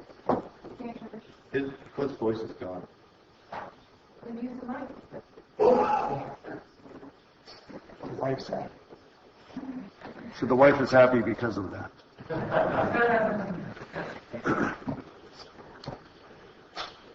So the question? The question again? The question is, for this category of growers that are not going to be regulated by state law, does the county want to impose any sort of local regulation for people who are growing for themselves in accordance with the Compassionate Use Act up to 100 square feet? No. Does the board want to locally regulate outdoor cultivation activities that are otherwise exempt from state license requirements? And I'm sorry, that's why I should say outdoor or indoor. I didn't put the indoor. Yeah, I didn't see that on there. Or indoor? At this point, do you want to regulate personal growth for somebody wanting to grow for their own personal use? Up to 100 feet. Up to 100 square feet? That's the question. That is the question. Yeah. Do you want to add additional requirements on that level of growing? 10 by 10 square. On that issue, no. Okay. No.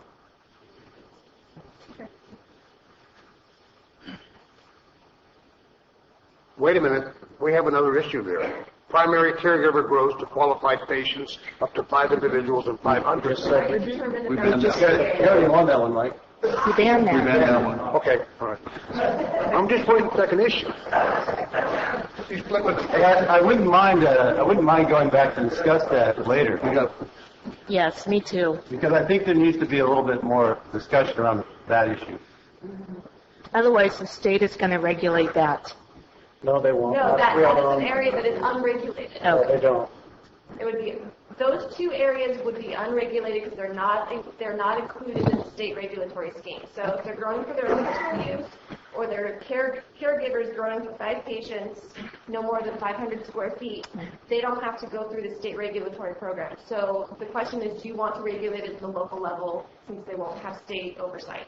Okay, never mind. And at this point, we've gotten the direction to propose language for a ban of caregiver growth, no additional regulations for personal growth.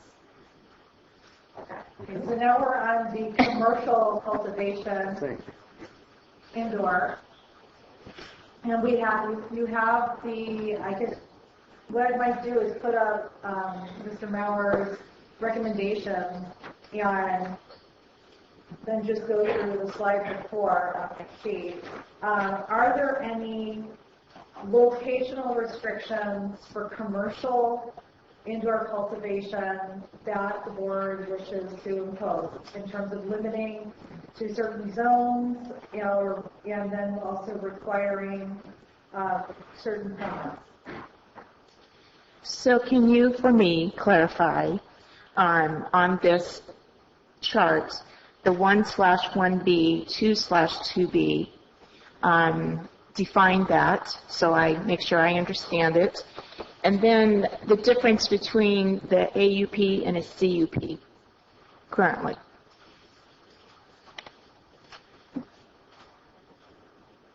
So the 1, 2, and 3 categories are the size of the grow. One is called specialty. It's less than 5,000 square feet, approximately a tenth and 11th of an acre. A small grow is between 5,000 and 10,000 square feet, and a large grow is between 10,000 square feet and an acre. And then the different, that's for outdoor grow. There's slightly different for indoor grow, but generally that's specialty, small, large, 3 categories.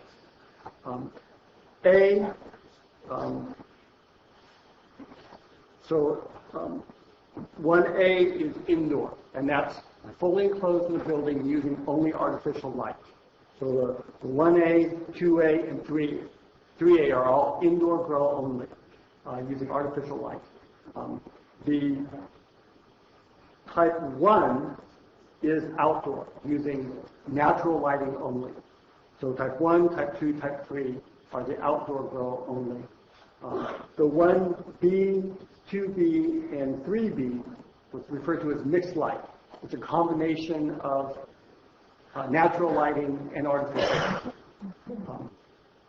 We would consider, and I believe the state law considers a greenhouse that is using only natural light as an outdoor grow. It's based on the lighting, not what kind of structure it's in. So a greenhouse that only uses natural lighting would be an outdoor cultivation. One that has partial lighting, there's a combination of lighting during winter or the season or the length of time for growing, that has artificial lighting as well as sunlight, would be the mixed lighting. Hopefully that doesn't confuse everyone. So, I'm pretty clear on that, but I got to tell you that we were on public comments before, and then we went to our comments, and now we're making a decision on this now. These folks here haven't seen this before, right? That was in our presentation. In the presentation, but I don't know what their business is. That's all I'm saying. I don't know how they're doing their business or anything like that. So you're asking me to make a decision on something that I really don't know that much about, because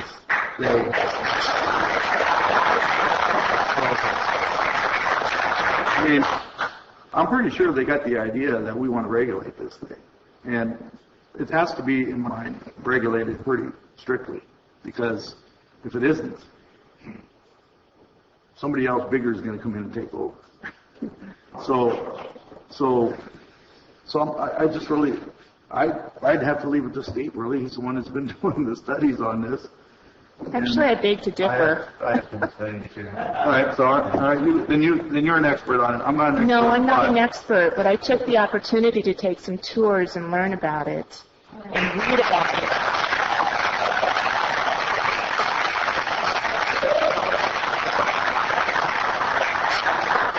Thank you. I've been pretty busy doing the fire stuff, so. So have I. All right. So have I, Cliff. All right, well, it's all right. It's okay. But as I understand it, it used to be, and still is in some ways, that you counted plants, whether it's 6, 12, 24, 99, whatever it is. As it's moving forward, in most farming operation, you're not counting the number of grapes plants you have or the number of almond trees you have. You're looking at a square footage of what you're growing. And so as I understand it, the state law is moving in that direction. So we don't have somebody out there counting plants. It's more of looking at an area of growth.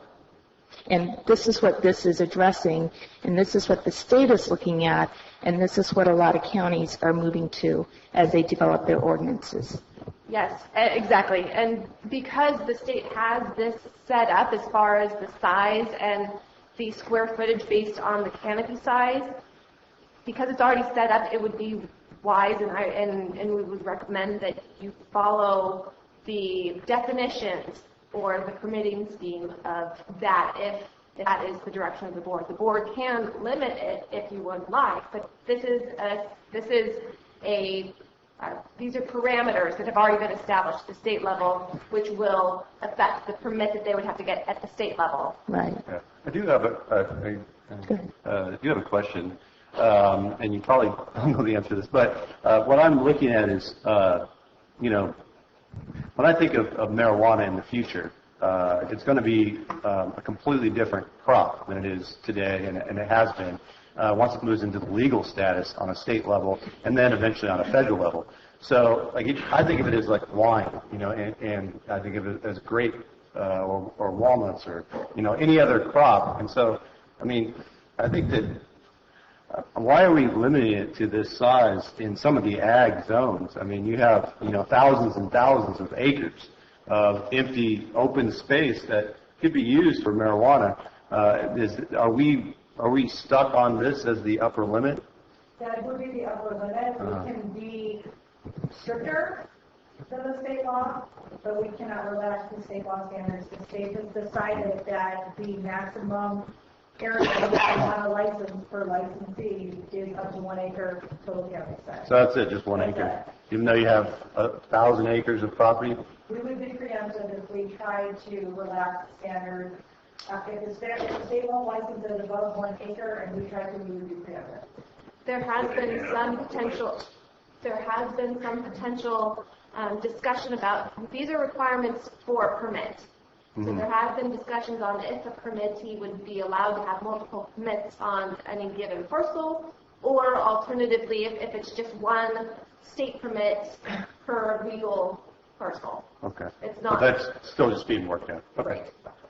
And I understand. We're in an in-between zone so we have to deal with what we have to deal with. So. I suspect no matter what direction the board gives today and what the board ultimately adopts, as the state program rolls out and all of the bugs get worked out, that our ordinance will also have to be updated and worked on continuously, quite frankly, over the next few years.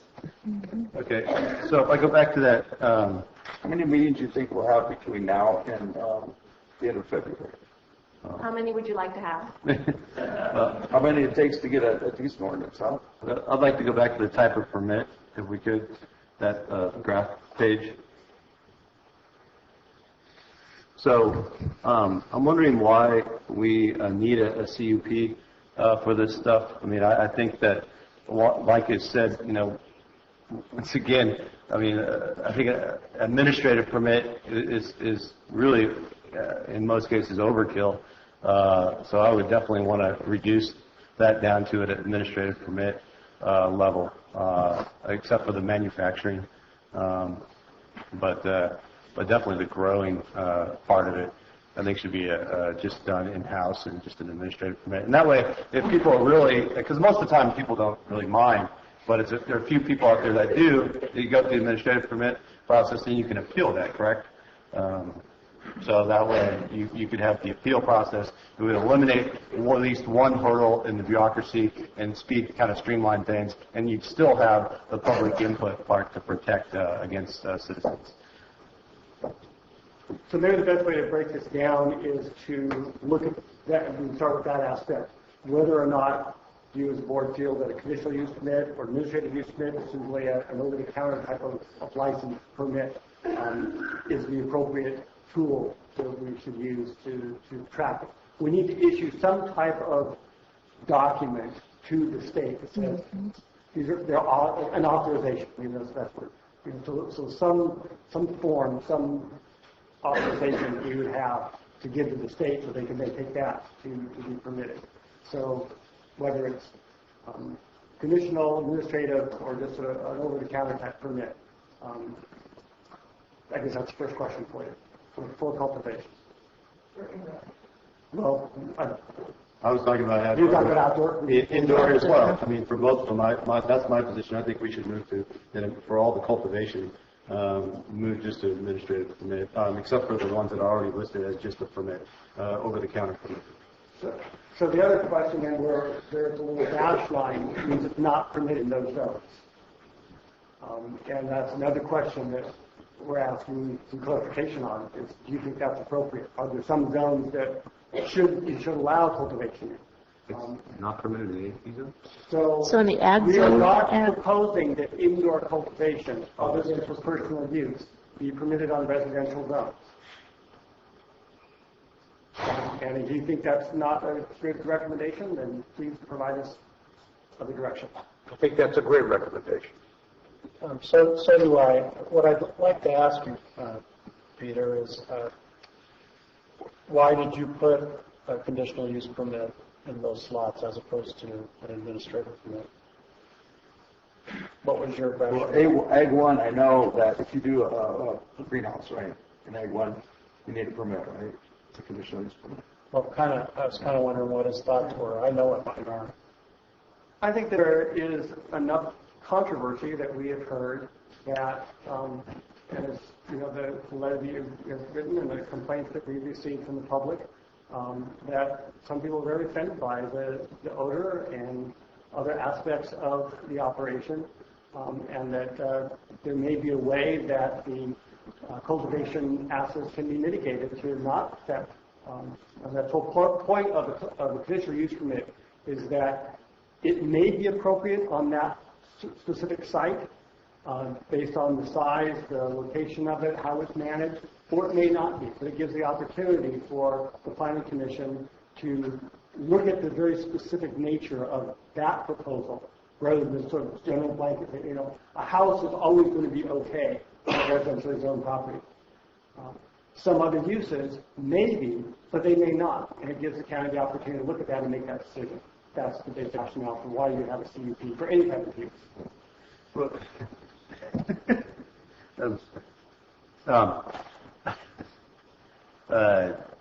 I think that the conditional use permit, though, is a step up from the administrative permit, correct?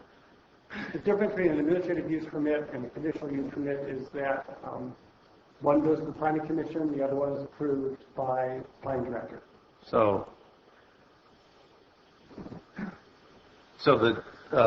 if we go and we look at this here, you have the first category of 1, that's just a permit over the counter. And then when we go to 2, then it's a conditional use permit. Yes. So you're saying that the threshold you feel, the controversy or the environmental impact or the social impact or whatever it is so great between the two that you would jump from the permitted to the conditional use permit.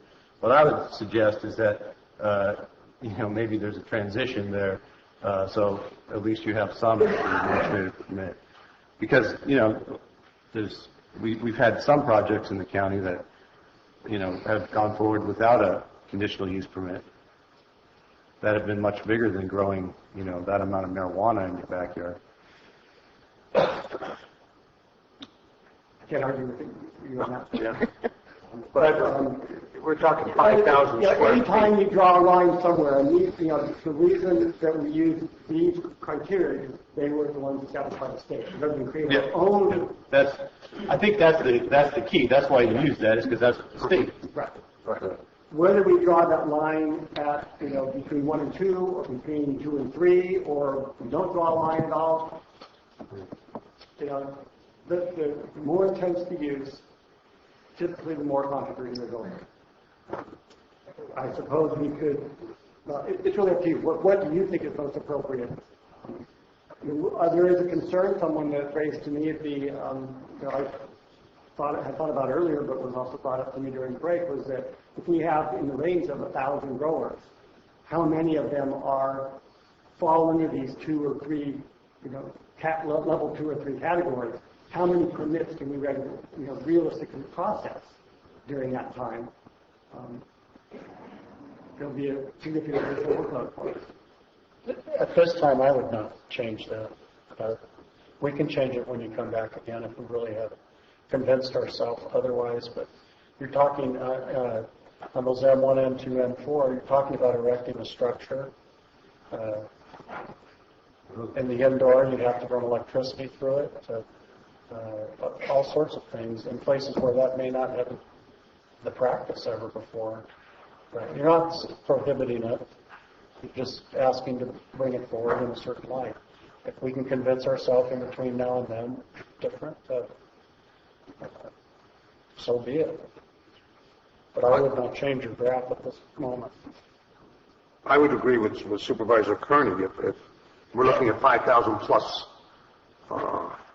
what the parameters are, conditional use permit is going to, if we go that direction, a conditional use permit is going to be a way to control that and assure that that's going to be done in accordance. So I would agree with Supervisor Kearney. Well, I would do on the 1B, the permit, I guess you consider that over the counter. I would do the 2B AUPs and the 3Bs, the CUPs, because I think that's going to generate the neighbors' concerns as you have a larger grow if you're looking at that acreage, or acre, I should say, up to an acre. But I think for item number 2, an administrative use permit, kind of over-the-counter kind of process. The process for an AUP is identical to the CUP. It's discretionary. It's subject to California Environmental Quality Act. The only difference is that rather than schedule a public hearing, I act on it at my level, but we do provide notice to it. Mm-hmm. So it eliminates the hearing process. The public can still comment, and you take that into consideration. And they have appeal rights. For your... And it's less costly, I would assume. Yes. I would agree with Steve and Mike, just like it is. And I think Mr. Maurer put some, if we're using his staff recommendations at least for now, he had a couple of options listed at the bottom. One is whether, in light of these uses, the board wanted to have a minimum parcel size for any cultivation, I guess for the purpose of having adequate distance between one parcel and the next. I do have can I go back real quick? Why is AP, isn't that, why not ag preserve? Since it is ag preserve. I don't understand. Is there a state reason for that? The thought process on that was that, the folks that are getting a tax break for farming, and I realize that under state law, cultivation of cannabis is considered agricultural. But it just seemed that, I don't know,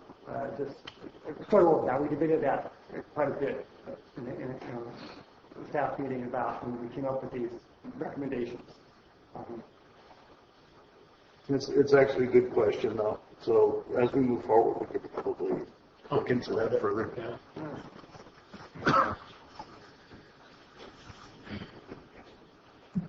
Those are the ones that have waves now. Yeah. And so no indoor for at A1. A1 is... A1 is our general ag, and that would permit it the same as other residential agriculture. And just so the board is clear, when a Williamson Act, when property is taken out of the Williamson Act, when it goes through the process and it's no longer under contract, the AP zoning is, staff brings it forward to rezone it to A1. The AP zoning is really intended for Williamson Act contract properties. Right.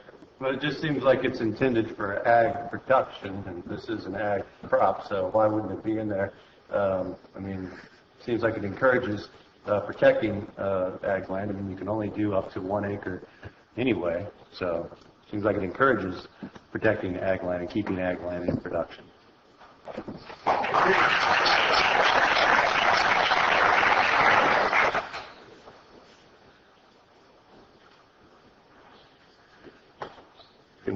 Can we change that? Move on.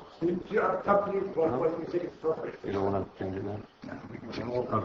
I'll address that later. Okay. Get more specific.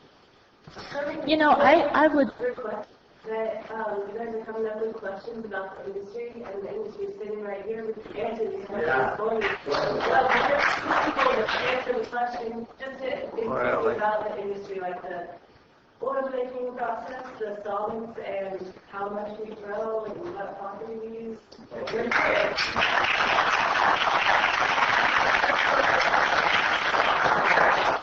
Certainly, if the chair wants to reopen public comment, you can. At this point, public comment is already finished, but it's in the discretion of the chair. Yeah. So let's go through this, and then the public can make comment again, okay?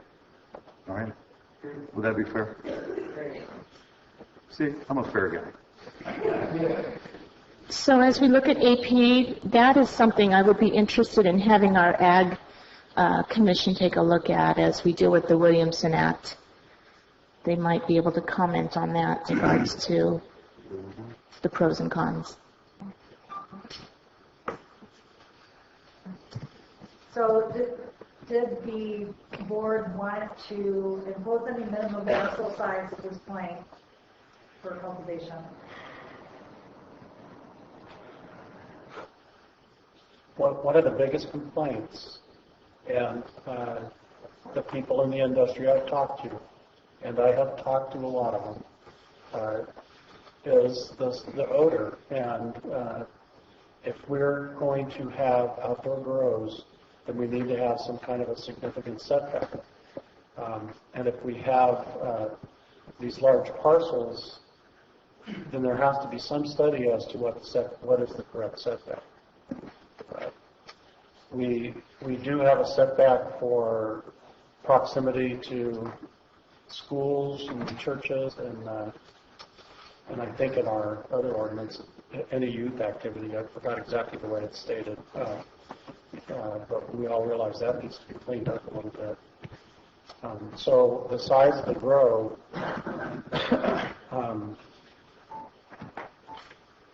depends on the size of the parcel. If they're trying to be, if their instruction or their feedback to me is they want to be good neighbors, if they want to do the best they can to keep the odor, then they should want to have some recognition of that also. So there are a couple of different options if you want to consider that. One would be percent size of the lot. So if you have say not more than 20% of the lot or 10% of the lot or whatever number we come up with. Or just draw a cap at a minimum parcel size. Right now we have the zoning that's pretty much capped at anything that's zoned RR, which is 1 acre minimum parcel size. But we do have a lot of substandard parcels, smaller parcels than the zoning. And so it could be conceivable that you could have a half acre parcel cultivating marijuana. So one option would be to say nothing under a certain size, 2 acres, 5 acres, 1 acre, whatever number you come up with. Another way would be to say not more than a certain percentage of the overall parcel. Now, for a large parcel, it's not going to make a difference because once you get up over an acre, unless the state says you can have multiple licenses for one site, an acre is going to be the maximum grow. But on smaller parcels, if you start getting down to an acre or two, that could be pretty impacting on a neighborhood that's made up of essentially 1 acre parcels or 2 acre parcels. So those are the concerns that we have. Another where we get most of the complaints from, cultivation occurring is essentially residential areas. Right. I tend to go with a percent of the acreage because we have such varying degrees of 1 acre, 5 acre, 20 acre, et cetera. So I would look at something like 25%. And then I would also, echo what Steve is saying in regards to the setbacks and things along that line to kind of position it, you might say, within that 25%. I'm not in favor of so I grows, so how about 0? Would that work? You want a more direct comment from me? There needs to be a study of significant setbacks, and I would agree to 25% of the parcel. The exact setback amount doesn't have to be determined today. That's something that we can certainly take a look at. Evaluate. But we're just really wanting to know if how to further restrict it if that's what you want. So I'm hearing 25% of a parcel, nothing more than 25% of the parcel, and then setbacks. You can bring back options as far as distance. So I think the setbacks are the key. So I'm hearing that you want setbacks, just the exact amount is we don't have to get that information today. We just need to know that we want setbacks and 25% of the parcel. Okay. So as far as the percentage goes, I don't know what it is. Setback, yeah. Got to be cognizant of what our neighbors want. Neighbors next to us are doing and how they're living. But again, during public comments, could you guys please comment on this one? Okay. All right. Thank you. And then I'll know better. All your neighbors are growing. Oh. Please, folks, save that for public comments. Sure. Okay. Okay. So the next issue really is whether or not you want to allow cultivation on an otherwise vacant parcel, or you want to have it occupied with permanent residential dwelling. So I would recommend that we, especially in the Butte Fire area, they have a grace period on the permanent house. We can certainly provide an exception for those who have lost their homes to the Yeah. I'd like to see them living on the parcel or the license holder. But I agree with Supervisor Wright. There needs to be an allowance for the people who just lost everything they own.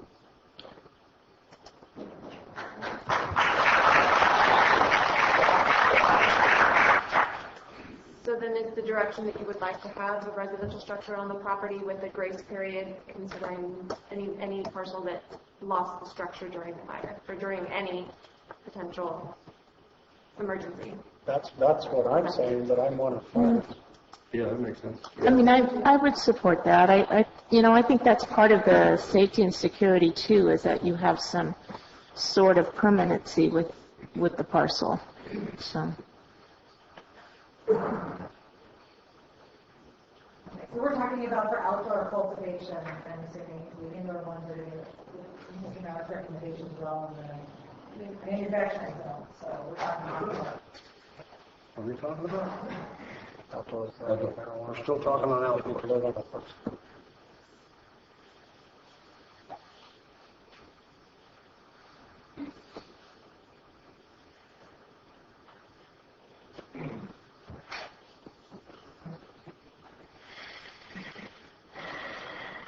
I think we can move on. We're going to need to get more specific at this point on the residential aspect of it.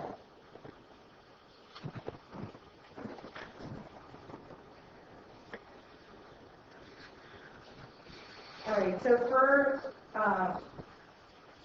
for indoor cultivation now, going back to what's going to be allowed in manufacturing zones, are there any, the state is going to have some requirements in order to hold a license. There's going to be some requirements that come through the state.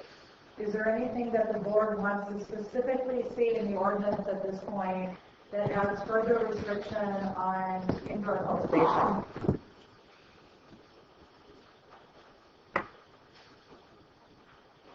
Further restriction or requirement? Further requirements that may not be captured by the state. And we can always analyze based on what the board recommends, whether it's already captured by state law or not. And if it's already captured, we can just leave it at that. If it isn't captured, we can write in some additional regulation. So I just wanted to go back to where indoor cultivation is allowed. Manufacturing zones. So that's it, right? But you can also further restrict as far as whether one structure is allowed or multiple structures are allowed on a parcel, screening requirements, electricity, water. Yeah. But I mean, it seems like if it's only in a manufacturing zone anyway, and you're required to have a CUP, I think you could just deal with that on a case-by-case basis rather than trying to, I mean, it's already pretty darn restricted. That would be my thought. I don't have a problem with that. Okay. I would agree. Basically, you would be going down that entire list anyway. Yeah, that's what I was thinking. Doing your CUP. We've covered what type of permit.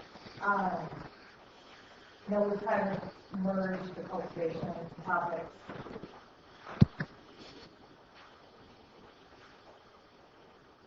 So for outdoor cultivation, is there any specific regulation regarding screening, odor control, etc., that the board wants to make sure is part of outdoor cultivation? Isn't the state going to address most of the water issues? Or, Yes, I mean, the state... The state will primarily address it. It's getting the entire state regulatory scheme up and running. So if the board would like additional safeguards at the local level, we can certainly put those in to deal with any issues between now or when our ordinance is in place and when everything is completed at the state level. All right. So is there it's got to be a legal water source set in there? We can do that. Yeah. It needs to be a legal water source. That'd be good. No illegal diversions. And which means it has to be permitted, correct? Correct. All right, good. Because I know most of the people in here probably do things right, but there's some folks out there that get real creative around it. So I just want to make sure that that's easy to identify. I think one thing that we might want a little bit of direction on is the state's default for distance from sensitive uses is 600 feet for cultivation. Is this something that the board wants to maintain, or does the board want to make it? Sensitive uses would be a school. Schools, and then we have a current definition of sensitive use that we use for dispensaries. And so I'm assuming we would probably reference that same list for... Their definition is less targeted than our dispensary definition. So that's the direction we need, is whether for sensitive uses, if you want to go straight, you can't go less than 600 square feet, but you can go more if you want. 600 straight feet. Yeah. Square linear feet. From the grow to the sensitive use. We just discussed that earlier. Parcel line, the bigger part. That's for sensitive use. That's a school or a church, someplace where children. Youth centers. Yeah, youth centers, things like that. Libraries. I'm more in the line of 1,500 feet myself. Is the dispensaries currently at 1,000? I'm sorry. Yes, it's 1,000. Dispensaries are 1,000.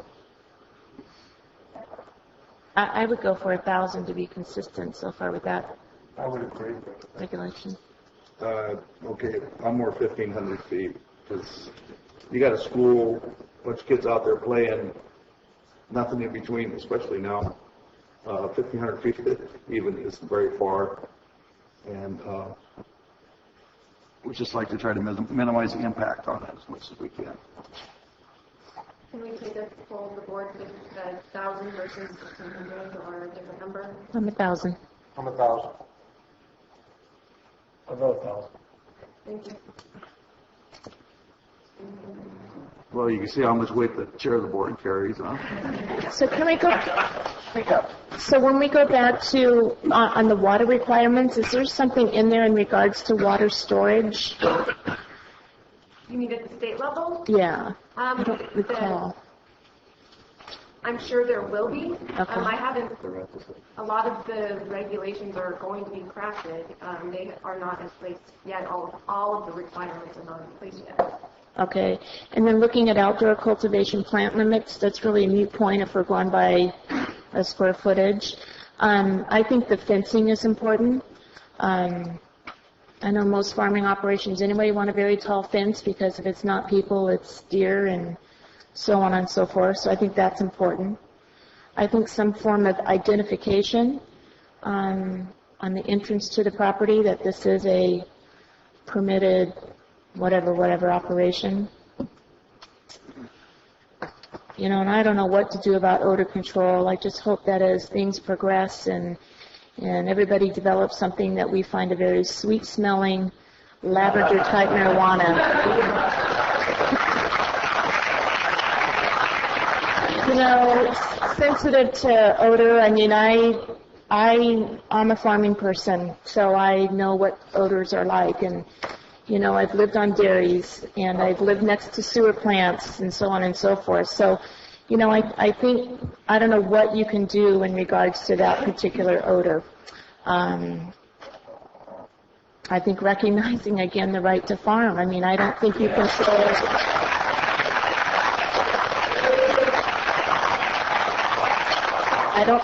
control that, but I'm open to suggestions. I suppose there are ways to semi-limit odor in the sense of if you have sufficient setbacks, you have sufficient parcel size, you have sufficient fencing. I mean, you can't completely contain Right. it. And it is an ag county, I mean, bottom line. So, you know, I can appreciate someone who comes here to live and all of a sudden it's, you know, odors and so on and so forth, but it is an ag community.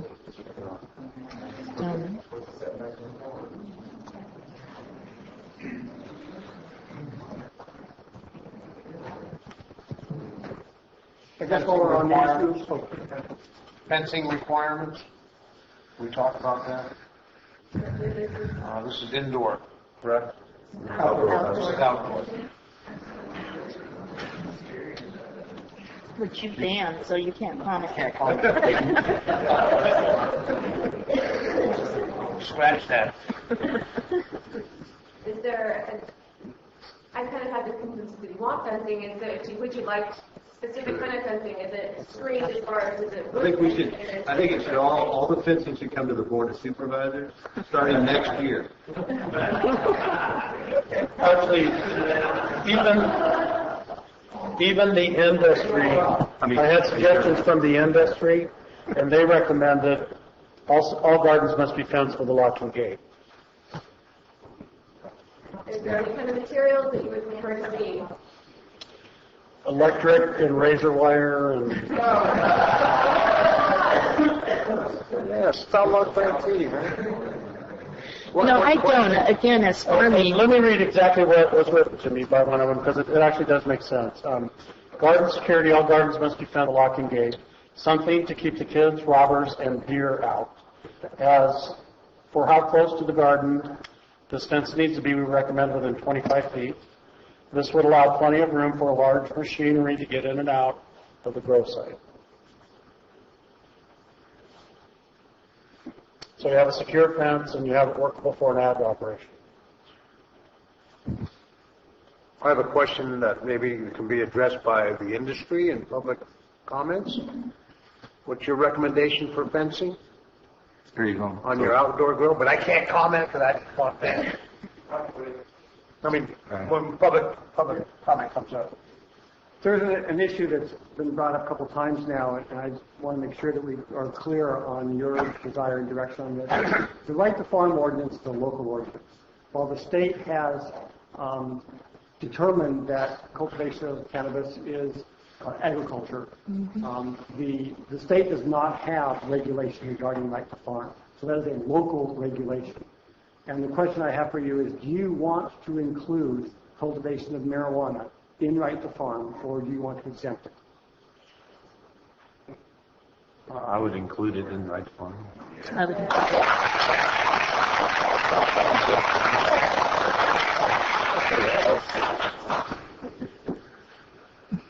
I would include it. I mean, what I saw on the tours was amazing, and I'm hopeful that one day that all of these guys will be members of the Farm Bureau.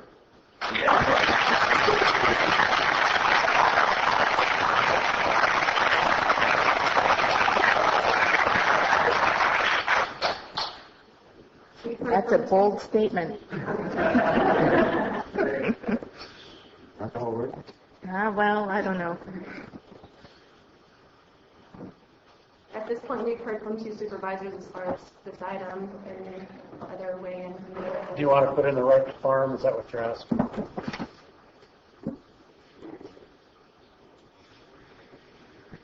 I'd like to put an asterisk by that and have our ag commissioner come back and give us guidance on that. Sure.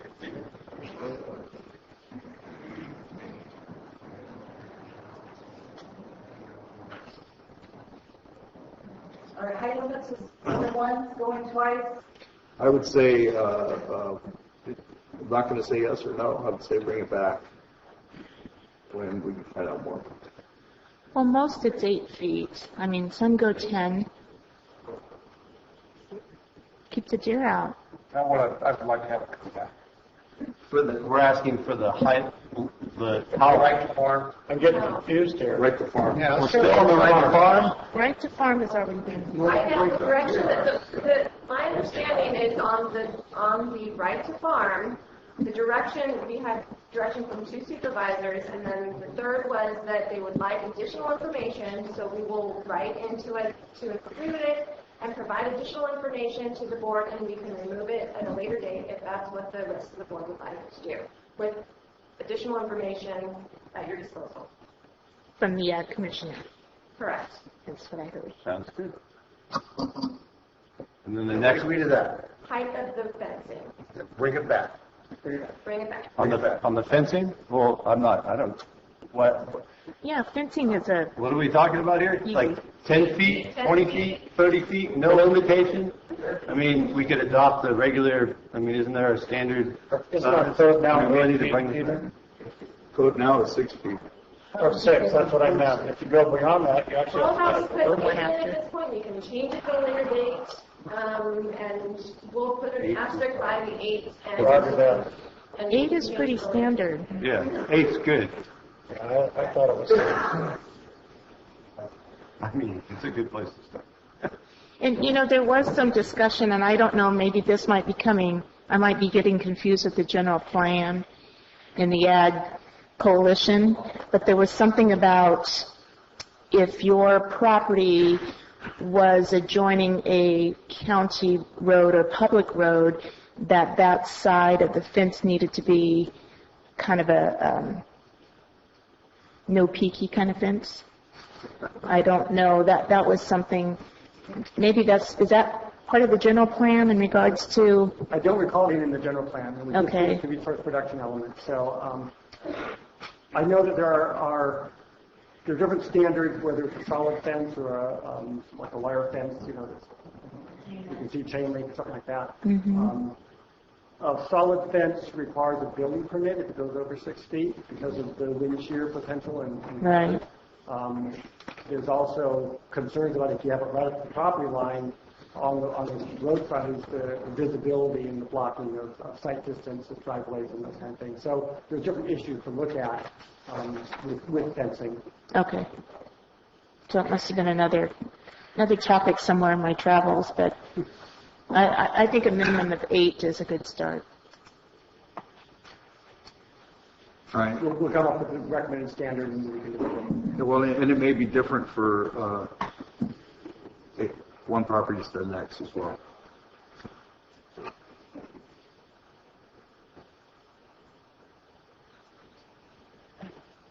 All right, so moving on to some of the other state license types. The last type of cultivation is the nurseries. These are going to require a state license, and we have recommendations included on that cultivation chart for where the nurseries can go. Does the board want to just go along with planning director's recommendation for zoning and allow the state to license them, or does it want to change anything, add any additional regulations? Again, this is for growing seedlings and starts, not for actually harvesting the flowers from it. So there wouldn't be a local license issued to them? There will be a state license required for them to legally have a cannabis nursery, and then because there's a state license required, there would also have to be some sort of local permit. And right now, according to Mr. Mauer's graph for nurseries, he's recommending a CUP in A1, and M1, M2, and M4. No other zoning allowed for nurseries, according to the graph. So right now, if you were to do a nursery anyhow, don't you need, isn't there a permit process for that?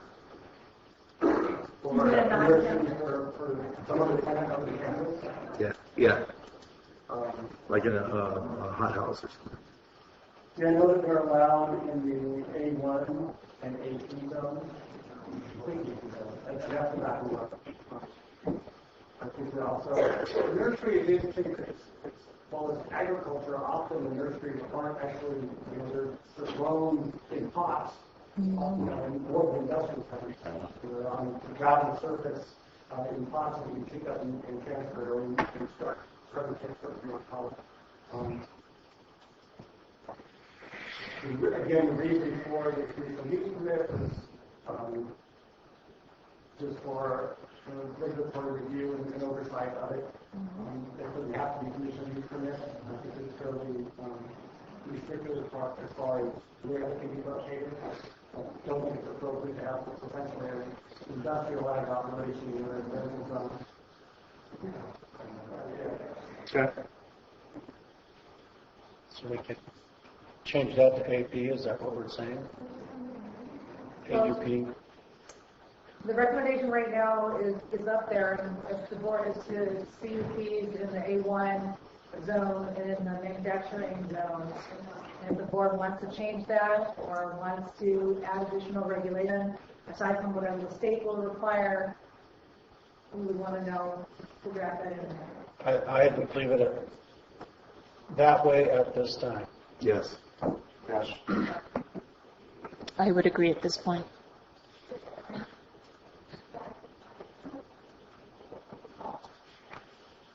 Okay. And I think we've already, board's already decided not to ban mobile deliveries at this point. Is there any additional restriction or regulation that the county wants to add to mobile deliveries? And just understand that this is an area where the state will not be regulating the delivery from the dispensary to the end user. So if the county wants to add any restrictions or regulations, we would need to do that sort of a local ordinance. Okay. I personally think that whatever they're hauling should be identified. It needs to be identified. So from where it came, what it is. The records need to be clearly kept. Yeah. I mean, in any time you are hauling anything nowadays, even beer, right? You have a manifest. So you bring it in where it comes from, to where it's on the way and where it's going, and it's clearly identified. That actually is the one area where, that is, I should have said it up front, that is actually regulated by state law with the delivery license, the government-issued license of the driver, the order or manifest from the patient has to all be kept with the driver in case it's pulled over by law enforcement to show that they are licensed appropriately. So it only can be a licensed dispensary doing the deliveries under state law. So I didn't know if there's any additional regulation that the board wants to add beyond what's... Well, it should be required to have some kind of a manifest for them. If you deliver prescription medications, you have to have something similar, a sign-off sheet, and there's got to be a prescription label with each thing, and it's if that's not, we didn't invent that wheel. We're just applying it, something similar to medical marijuana. Right, so we can require that they include records, manifest, identification, copy of a permit, all of those different things when they're transporting anything. Correct. And the vehicle is identified as well? That was my question. Yeah, that'd be a little bit scary, actually. Yeah, I mean, you know, they don't... The outside of the vehicle? Yeah. Oh, no, I wouldn't. I know. Yeah. Yeah, I wouldn't want... I mean, when they deliver pharmacies, to pharmacies, are those vehicles identified? Not always. No, usually Usually it's FedEx or UPS. Yeah, so... Well, not always. In urban areas, somebody after school comes and they're taught how to do it, and you pay them the mileage to deliver the prescription. Yeah, so I don't think we need to identify the vehicle. If it gets pulled over, they're going to have the proper identification and everything they need for the officer to check it all out. That's right. Is there a requirement for the operator to announce to law enforcement officer that he is a legitimized, certified marijuana, medical marijuana, whatever you want, delivery person? Does he have to declare that to the officer? Yeah. They would have to provide any identification to a law enforcement officer. Okay, so reality check would be, hi, how are you? May I see your driver's license registration? Oh, officer, I am a certified marijuana delivery person. Is that how that works? I think that's... I know there's a requirement to show the paperwork on demand. Okay. On demand. Right. All right. I don't think they have Let's put this one out. They have an affirmative. All right, you got to ask everybody if you're a marijuana delivery person, if you're a law enforcement officer. So is that a topic of discussion that we can have in our public comment? Yeah. All right. Again, I don't believe they don't have an affirmative duty to say this is what I'm doing. If law enforcement asks, then certainly they have to provide all of the permit, the manifest, identification, all of it. Okay. All right, we can I'd like to discuss that one further. yeah, so we can move on to the next. Okay, so I'm going to flip back and forth now to the other commercial cannabis uses that are licensed. Mr. Maurer and I provided a chart that's separate for these, and I'm going to switch back and forth between the individual topics on this chart so the board can see what the recommendations are. This is the cannabis manufacturing. And as I said before, the state's developing a very comprehensive regulatory scheme for licensing, packaging, quality control, etc. There are two levels of manufacturing license that the state's going to issue. One for those who are going to manufacture using volatile solvents, and one for those who don't. I don't know the science of that, and I'll speak to what would be more dangerous or not. But either way, a local permit would be required. And so I'm going to shift to the chart that talks about where Mr. Maurer is recommending that these manufacturing be allowed. He's recommending the industrial zones with a CUP. And so I don't know if the board wants to add anything else. There will definitely be pretty significant state-level regulations about quality control. I'm not sure about the safety aspects of that. So on manufacturing and CUP, I can agree with that. Testing, of course. Distribution. C2. Why would you need a CPC beyond C2? C2 is the general commercial zone, and the distribution center is allowed for other uses by conditional use permit in the C2 zone. So if you're a beer distributor, you're a furniture distributor, you've got a warehouse and trucking operation. More along the size of it. Pardon? Is it because of the size of it, or what? I think it's just the type of operation. It's really more of an industrial operation, although it's light industrial, and our CP general commercial does allow some light industrial uses by conditional use permit. So it would fit in the right spot. Okay. And then the AUPs, great. 1 and 2 and 3. Transportation centers, yeah, that's fine. And dispensaries. So we were going to try to take these one at a time just because they might offer and have different issues. Or we could just go to the start of the flick. I have kind of an issue with dispensaries. So do we all have agreement on the other 4? Or a majority on the other 4 there? That chart look okay to you? I agree with those. No, I'm still trying to find the chart. Okay. I'm fine. I do have a question on transportation center. That's just the storage of the vehicle, right? There's no... It could also be, I think, the storage of marijuana itself. So if they're, and this is where it gets a little bit gray, in my mind at least, from the state definitions of distribution versus transportation. Mm-hmm. And while county council described how transportation through the county is permitted, if it's based here in the county, then we are required to issue a permit of some sort for the county, so the state then can license the transportation company. Okay.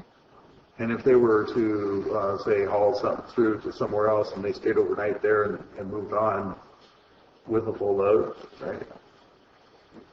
Well, that would not be something we regulate. That would just be through passing through town. Okay. As long as it's in public roads. All distributors are going to have a transporter license, but not all transporters will need to have a distributor license. That's how the state law is set up. And because of that, there's the potential to have a commercial transporting operation, which could involve warehousing and vehicle storage that is separate from the distributor. And that's why we have 2 separate categories. I was trying to find it, there's no limit on a distributor on how many cultivators can deal with them, correct? So cultivators could create a co-op distributorship. No. There's limits on having a cultivation license and also having other types of license in general. And again, there are a couple of exceptions, but I think that a small cultivator in general can also be a small distributor, but not necessarily a dispensary. Usually, the state has wanted to keep separation between different types of license holders, but there are some licenses that can be compatibly held by the same corporation or the same individual. The intention is that there is not a monopoly, so they hold permits of all the scale. So certain permits you can have, other permits, for instance, like Ms. Musso has said, a distributor has to have a transporter license also. So there are certain state permits, state licenses that you will have to have multiple in, but then others where they're prohibited from holding other licenses. So to prevent somebody from having a permit in cultivation and manufacturing and testing and then distributing and then dispensing, you can't have all of them. And there is going to be a significant amount of time that the cannabis product is not at the dispensary and not with the cultivator or the manufacturer, because it is the distributor who might also be a transporter that is responsible for getting it tested, making sure the packaging is up to state code and what have you. So there is a delay in there. There's a period of time where marijuana is going to be in between two commercial licensing. And it would be with the distributor during that quality control process. And potentially transported by a separate company that has its own trucks. And potentially stored by that separate company that has its own trucks. So what are you asking us to make a decision on right now? So many things have been tossed out of getting lost. So should we, what my suggestion is we keep that as it is now, and then we are done, and we go to public comment, and then we can come back if there's something that we've done that's outrageously wrong, we can talk about that. Good enough. Yes.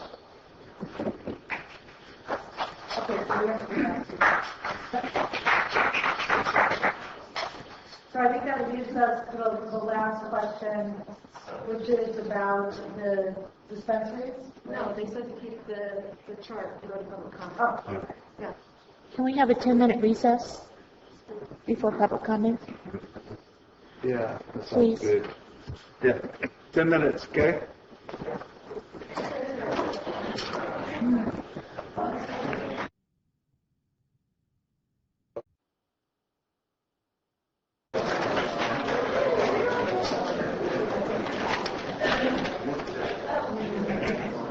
Are we on there, Karen?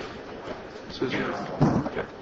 All right, so, in the interest of some time for staff, we have staff waiting for the whole consent agenda. So what I'd like to do is skip to the consent agenda here. I know there's one item going to be pulled, and we'll take care of that after we finish our deal. But there's staff waiting around for us to just give the word. Okay, so I don't want to waste that time or money. So the consent agenda is for items expected to be routine, non-controversial. Doesn't always work out that way. They will be acted upon by the board at one time without discussion. Any board or staff member or interested party may request removal of an item from consent agenda at later discussion. Does any member of the public wish to pull any item on the consent agenda? Any member of the board? I'd like to pull item 17. Number 17. So Supervisor Oliveira pulls number 17. Can I have a motion on the remainder? So moved. Second. So I have a motion by Supervisor Kearney and a second by Supervisor Wright. All in favor? Aye. Opposed? We will take care of item 17 on the consent agenda at the end of our ongoing discussion here. Okay. So now we're back. See how quick that was? Well done, Chair. Well done. Thank you. All right. My apologies, staff waiting around all this time.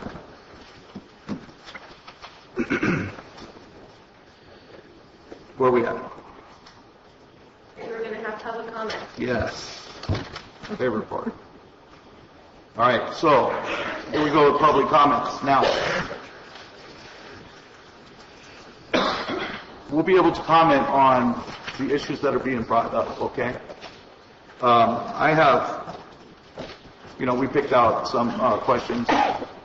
If somebody here has a question, I really want to get past this part of it so that staff can go ahead and continue to get us to the point where we're going to have this again and we can refine it even further. So this isn't going to be the last meeting. We want to break it down to where we're all clear on what's going on. You're clear, and we have the best possible result out of this, so that we have something that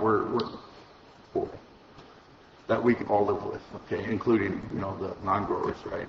So that's important too. Very important. So public comments. And there was a couple of questions, or if you have a question about one of these slides up here, it's okay, ask it, all right, or comment on it. That's okay. It shouldn't take us that long to do this, okay? Please try to not duplicate what somebody else has already done. That takes too much time, okay?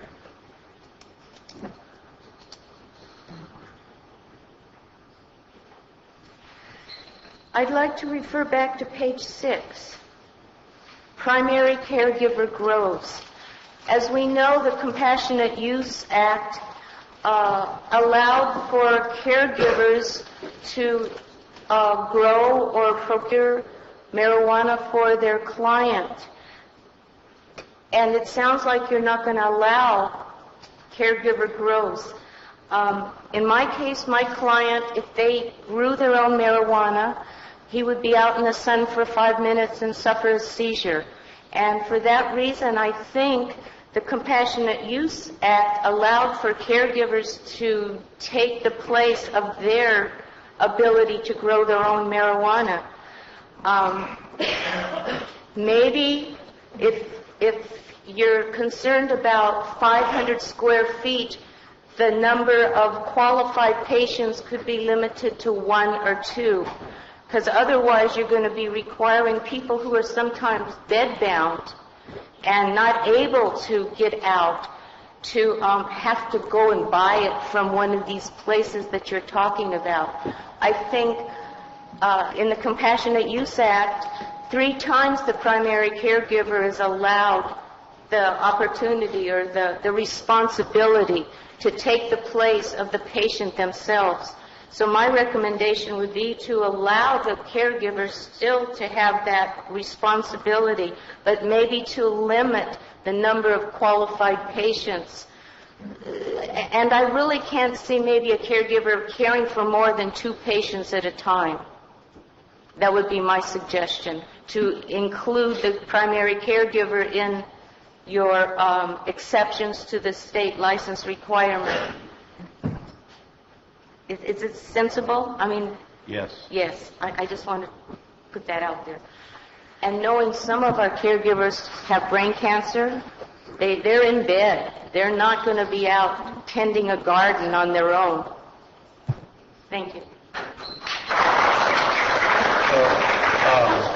So how are we running this, Chair? Are we just going to let them make comments and then close it and then discuss these issues? Because I do think that's an important issue to bring back. Okay? Okay, we can bring it back later. Write it down. Yeah. Mark Bolger, I'll make this as quick as I can. To answer Supervisor Oliveira's question, I believe it was in regards to fencing. Oliveira, sorry. Standard fencing, I think Supervisor Pawnee is correct that 8 foot on somewhat flat ground is completely reasonable. When you are dealing with a slope, that's pretty tough to stretch that kind of fencing with that large of a roll. It's possible, but it's very arduous. I think that the standard is field fence, possibly with barbed wire or barbless wire with T-posts. Maybe in a more residential or closer to residential area, a solid fence, like a dog-eared solid wood fence would be appropriate. Does that answer? With slats? You don't like the, what is it, wire fence with slats? Chain link? I don't think that's common practice. I'm on over 20 acres. None of my neighbors can see my grow. I don't think that would be feasible, for me to satisfy a neighbor complaint because it's not visible. But I could see that, in an area where neighbors could view the adjoining parcel. I could see that being, worth considering. So that's the difference between being out somewhere in the middle of nowhere, basically, and then or in an area where there are multiple people can. Yeah, and I think a lot of that's covered with the zoning. A lot of the rural residential parcels, agricultural, it probably wouldn't make much sense to require that happen. But again, on a tightly packed neighborhood, or 2-3 acre parcels, I could see that making more sense. Is there some kind of regulation from the state anyhow on the slope? Now, that's from the Water Quality Control Board, and there's no regulation on it. It's just you're bumped up, and there's 3 different tiers, the highest tier being Tier 3. The difference between the different tiers is pretty much a cost issue. Tier 1 being $1,000, Tier 2 doing $5,000, Tier 3 being $10,000. The degree of slope is 30% from the nearest surface water. That could be a pond, seasonal drainage, river, any kind of surface water. If you're over a 30% grade, which I think not a lot of farms in this county, but definitely a good amount are. Not necessarily because the slope of the hill is that steep, but because, surface water could be in a nearby area, on an adjoining parcel or, within 1,000 feet, making that 30% grade. If I could address one more thing. The conditional use permit, I understand the logic behind, having that as some method. He's all right. May I keep going? Some method for the county to show the state that the individual grower has gone through the local registration process. I personally don't think that's the best way to go about it. I've got a copy of the conditional use permit, and it seems to me that it's about $5,000 for the application, and I'm not clear on whether all the Department of Fish and Game filing fees are required, but they total $8,533. So you're talking a total of $13,297 on top of, assuming there's going to be a state fee that's going to be fairly hefty, the Water Quality Control Board fee, which is going to be very hefty. I think, we're reaching a point where you might be making it not cost feasible for farmers to be able to enter this process. I haven't researched the administrative use permit as extensively. My understanding is that both of them are public record. I just noticed when I went to go to the drinking fountain that there was paperwork talking about someone that applied for a conditional use permit. I don't know, given the sensitive nature of this crop and the fact that, we've all acknowledged that there are security issues, if making that public information, plastered for all to see is the safest route for a farmer. Beyond that, I think that it's unfair that other farms do not have to are required for a conditional use permit. It seems that if we are going to go the route that this is agriculture, the state has determined that. I have a general sentiment that, we'll see Kevin Wright, that's the agricultural commissioner. I think that it'd be very unfair if this is classified as an agricultural activity to require such an arduous process for a farm that's already zoned for this property. Anything that, is zoned unclassified, rural residential, ag, this type of activity already goes hand in hand with this parcel zoned for. Beyond that, I think that the state's very unclear on whether indoor activity or greenhouse activity is going to be allowed to some extent for a farmer that grows outdoors. I personally can say that, I have to utilize indoor cultivation to get my stuff started to plant. I think that's a very common practice, not only in marijuana agriculture, but agricultural in general. So I think that, having the zoning requirements for only industrial for indoor, I can understand that for a large operation that's actually, finishing the product. Having a complete flowering plant in a industrial area makes sense to me, especially if it's a 10,000 plus square foot, warehouse grow. But it doesn't make sense to me that on a parcel that's zoned that we're going to allow outside cultivation to occur, that we're going to completely stop them from being able to have some type of indoor cultivation. Again, I think this is an issue that the state is very mushy on, to use the word of the day. I would like to see further clarification from the state. I don't know if county council has any information on that, whether they have addressed the issue that, certain permitting for outside would make a necessity. You bring up a good point. I think we could probably bring that into our discussions. Okay. So I appreciate Thank you very much. Thank you.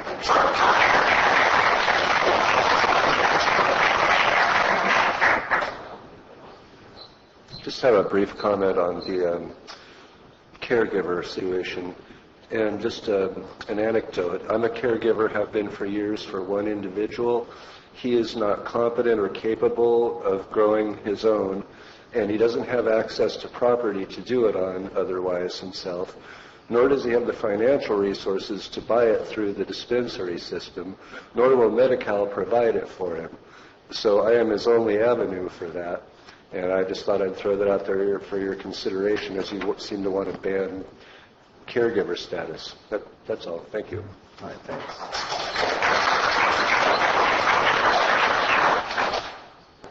Hi, Kaz Tomaszewski, Executive Director of CCA. Bringing up my notes here. First off, I'd like to just make myself available for any questions if you'd like to ask them. If not, I'll just launch into some of the stuff that I heard. Yeah, I'd like to know about the solvents. Okay, so the state's classification, the two types of manufacturing, volatile and non-volatile solvents. Let's look at the non-volatiles first. For the most part, they're extremely benign. Non-volatile manufacturing, for instance, includes throwing marijuana flowers or trim into a mesh bag and shaking it until the little trichomes fall out, and technically that's hash. It also includes dry ice extraction, which is throwing water and dry ice in a bucket and shaking it with the same mesh bag. Those two things are both non-volatile manufacture, extremely benign, and most farms do that in one way or another. Moving up the scale, there's other forms of manufacturing that involve heat and pressure. So you can make something called rosin by taking some type of press that involves heat and just squeezing the flowers and the trim until that product comes out. Now there is the type of equipment used for that for the most part is very small scale. The biggest things that are in use right now are hydraulic or pneumatic presses that have plates about this big, nothing beyond what you would find in an auto shop or a garage. The only thing about the non-volatile solvents that we believe may be a safety concern at all is pressurized non-volatile solvents. The compounds being used are not inherently dangerous, but if they're kept under pressure or they're exposed to a lot of heat in that environment, then you do have something that could technically explode. To my knowledge, there's not a whole lot of systems that do that. One of them would be CO2 extraction. CO2 is not volatile, it's not explosive, it's not caustic, but you put it under enough pressure and you have a big enough machine, it could be an issue. So for the most part... Don't breathe it, right? And, well, I mean, yeah, don't be in a closed environment with it. If that tank blows up, if it has got a hole in it, you don't have to worry about not being able to breathe. You're going to have other issues. So for the most part, for non-volatile solvent manufacturing, it is incredibly benign. It's something you find everywhere. And most authorities are not worried about it. Additionally, the non-volatile solvent manufacturing machines that involve CO2, starting cost is in the hundreds of thousands of dollars for something that is... So that's not something that we see a lot of yet. If a recommendation could be to allow all non-volatile solvent manufacturing, any of the zonings where you allow anything else, and make an exception for pressurized or heat-exposed non-volatile solvents. Now for the Type 2 license on volatile solvents, it's mostly... there's compounds that are prized for their solvent properties, and they just so happen to be explosive. The most commonly used is butane. You'll also hear hexane, entane, all related compounds very close to each other. They're fantastic as solvents. Of course, the issue is that they're explosive and toxic. When you hear stories about hash lab exploding, what it is usually someone using one of those solvents in an unsafe way, and they somehow expose it to a spark. The risks there are much more substantial, which is why it has its own class via the state, and we agree with that. So there is a serious definition between those two things. Now, in regards to the risks of volatile solvent extraction, they aren't more than you'd find at a gas station, a foundry, an asphalt plant. There are standards. For instance, there's an entire industry of oil extracts for other products. For instance, lavender oil uses the exact same solvent process. There are pre-existing regulations for this that Calaveras could access and cut and paste. As, of course, it would need to be done carefully, but as well within the grasp, and you wouldn't have to make... You're talking about for storage and disposal and things like that? Yes. As well. So there is a pre-existing large industry for it. As for how much of it is in the United States, I'm not sure. So the point being is that although the risks are there, it's not more than a lot of the other volatile things in the county, and there is language already. So you wouldn't have to create something novel. Does that answer most of the questions on that topic? Well, no, I have one, Sure. Kaz, right along that line. When you, in 266, when you deliver the cannabis, it's going to have to be labeled, correct? Yes. Is it a problem to list on the bottom if something's been processed with that, or the levels of the other, I don't know if you call them chemicals, or what do they call them? Volatile solvents. Chemical profile of the lot conforms to specifications of the lot for compounds. So, is it possible to list that on there, just Like if you go to get a candy bar and it tells you what's in it. Yeah, so the state requires that, first off, they're going to have residual standards, and if your product doesn't meet the residual standards, they've stated they will destroy it. So if it's going to the public, it meets the state standards for purity. Once it goes to the public, I'm not sure about our state law specifically, and if someone else would like to speak to that, it's fine, but I know in Colorado and Washington, for instance, it does list that on their products, and I assume that California is following suit. It will list all of the products that were, all of the solvents, and even chemicals and pesticides that were detected, so long as they are below a certain residual standard. Say at this point it would have to be a county added ordinance. So you're talking about before the state system gets up and running and we have the benefit of that. There are labs that will test for that. If the county wanted to create language that required that and an administration to oversee it, it would be substantial. The language and the process is there in other states, and it's something that could be carried over. But it would be much more efficient to piggyback on the state. There are independent labs right now that will test for these tolerances. You could require labeling of that, and that's something that is absolutely possible. All right. So that's something to consider as we move forward too. Yes. Thank you. Any other questions for Kaz? Thank you. So I'm just going to go through the list of things that I heard. For fencing, I'd like to echo what was said. We currently recommend field fence, which is kind of the standard for ag. It is also more sustainable and more cost effective. If additional security was needed, the addition of barbed wire is something that we could look into. Again, that it be secure is not a problem with a locked gate, so long as we have room to get in there and do whatever work we need to do, which sometimes requires some pretty big machinery or two trucks side by side. As long as we have that, Mr. Kearney said 25 feet between the edge of the crop and the fence, I think that's plenty, and that would be our recommendation. Question on fencing. I thought we were going to wait. Maybe I can settle this. I have a very good friend that is principal in a very large farming agricultural operation in the San Joaquin Valley. He raises, the conglomerate raises the watermelons. And I recall him complaining about the theft of his watermelons near a public highway or a road where bands of people will come up and 10 people will get out of the van, scoop up as many watermelons as they can, jump back in the van and take off. My concern would be that same van pulls up when it's not watermelons, it's marijuana plants. So the reason I brought fencing on that,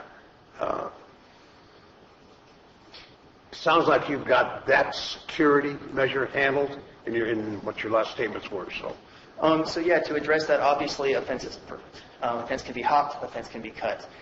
It is an added protection. The main security we're going to have is as follows. Imagine that you've got your crop, and you have the majority of your money in that crop. You do not feel, when someone comes to steal it, you don't feel safe calling the sheriff. You don't have... That's going to change when we... Yeah, absolutely. And you don't have insurance on the crop because it isn't available, and you can't get a loan to restart your operation next year if you lose everything. A lot of the issues comes from the fact that the criminals know that we won't call the cops, and the fact that the people being sold from have this intense sense of desperation that causes them to make horrible mistakes. Most of the protection will come from when growers can call the cops, when they know they have some insurance or form of restitution. Your friend with his watermelons, if they stole a significant amount of watermelons, I assume that there would be some process by which he could seek restitution. He may even be able to employ a security service. But a lot of the issue is our vulnerability and our lack of support. Both of those things will be going away over the process of this legitimization. The fence is for deer, wandering children, and the feeling of safety and security of our neighbors. It's something that, honestly, like you said, is an afterthought, but it's amongst the big list of things we want to give to the community to show them we're trying and that we care. Does that answer your question? It does. It does, Cass. Great. All right. So the next thing, parcel size cap. We absolutely understand wanting to balance the existing industry without it overrunning, wanting to be able to not limit our production while not offending too heavily the sensibilities of our neighbors. No one wants to see a parcel that is property line to property line cannabis of the general population. So the question is, what do you do about that? If a minimum property size is imposed, if it's 10 acres, even 5 acres, it will supplant a large number of growers. And that's one thing that we're trying to avoid.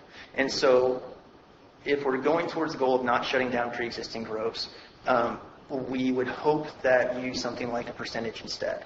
That you can grow on any of those sizes of parcel in the appropriate zoning, but that you need to be set back a certain amount and you cannot take up more than a certain amount of your parcel. Those two combinations should keep it in check without kicking anybody off their land or causing them to shut down their grow, which would have significant barrier to voluntary enrollment, which is something we really want.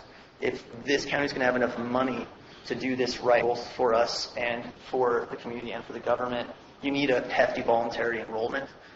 And we've got to work with the pre-existing growers to get them to come out and say this is something I want to sign up for. The concept of residency.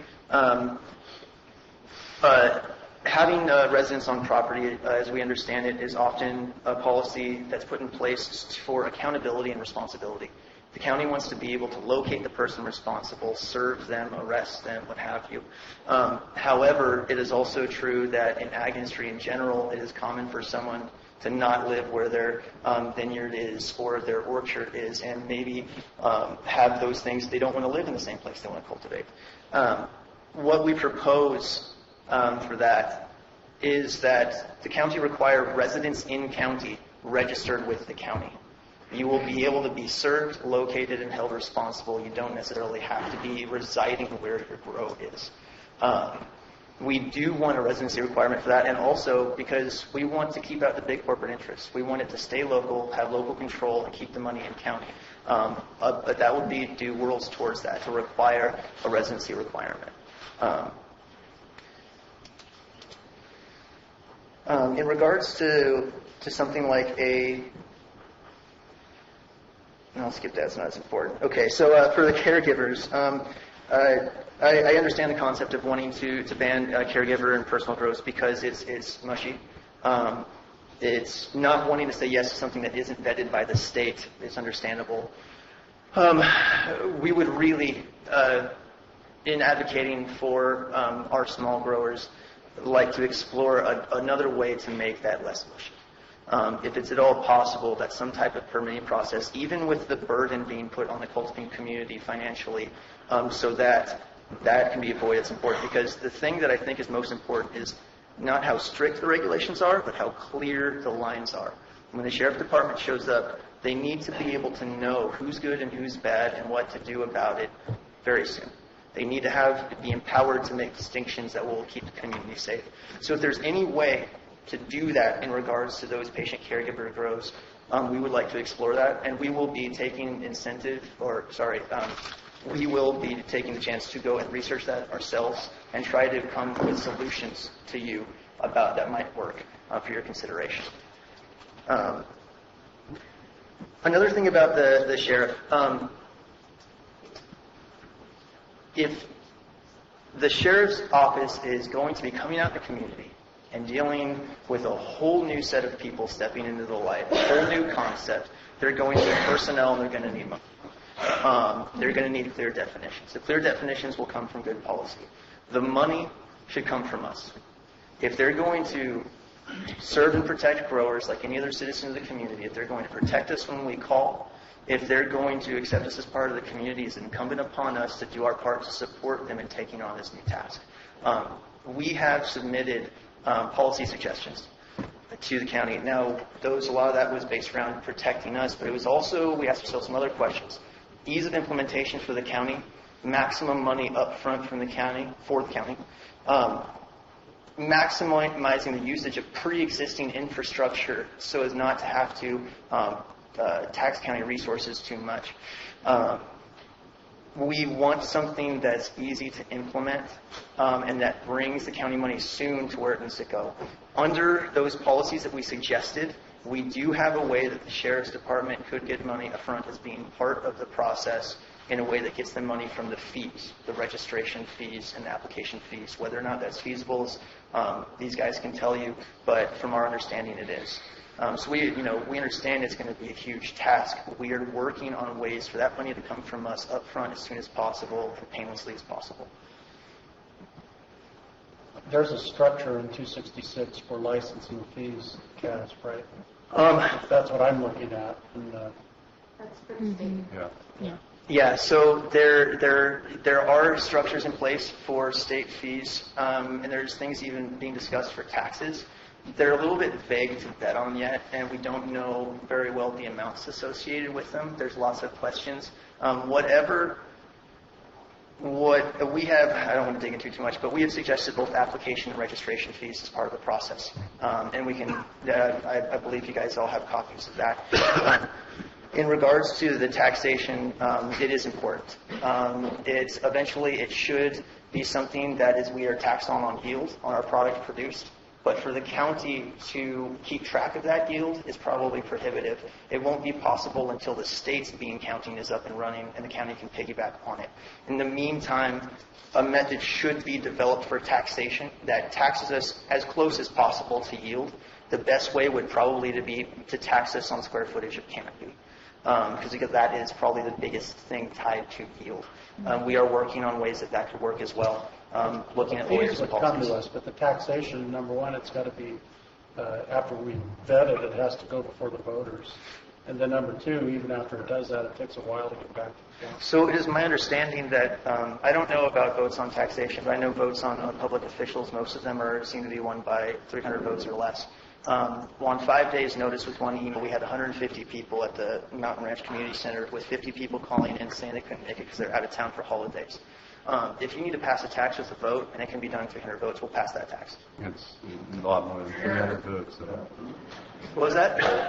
So you're going to need it's going to be a countywide tax, so you're going to need a significant amount of people. It's all about our limit to organize. And the truth is it's a huge uphill battle for what we do. There are entrenched ideas of thinking and fears and paranoias. Is there going to be a process? I don't know how many we can get, how fast. But I can tell you that the amount that we have now and our concerted effort organization is a level that no one thought we could achieve. So I am confident. And if this is something that incentivizes growers, that allows them to make a living, if they feel respected from their county, I don't think we're going to have a trouble getting them to come out. And I will consider it our responsibility to make that happen. Absolutely. Yeah, I'm going to leave on that. That was pretty good.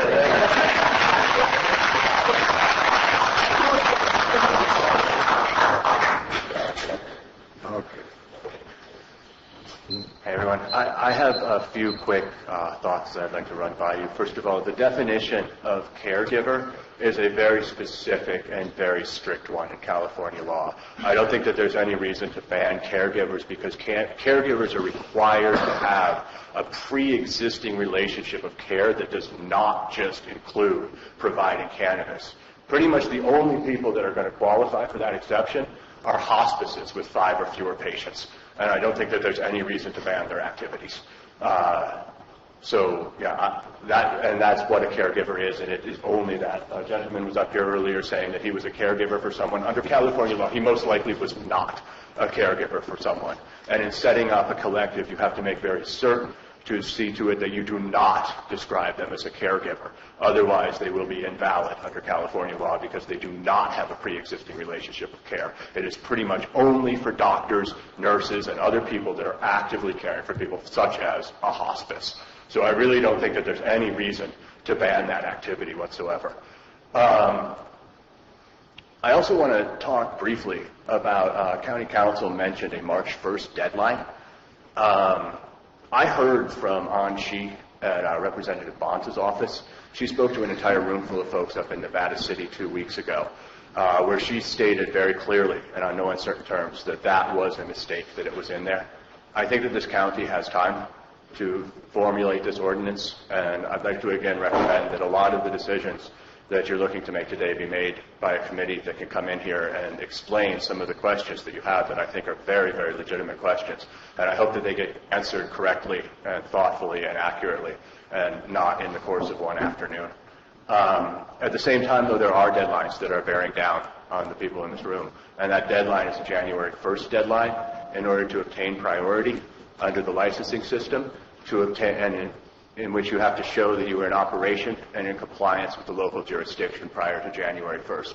It's for that reason that I recommended earlier that you declare that Prop 215, Senate Bill 420 compliance is compliance with the local county, because I think it would be a travesty if we allowed cultivation and other activities in this county only to find that many of the people from this county are unable to get their licenses under state law because of this deadline.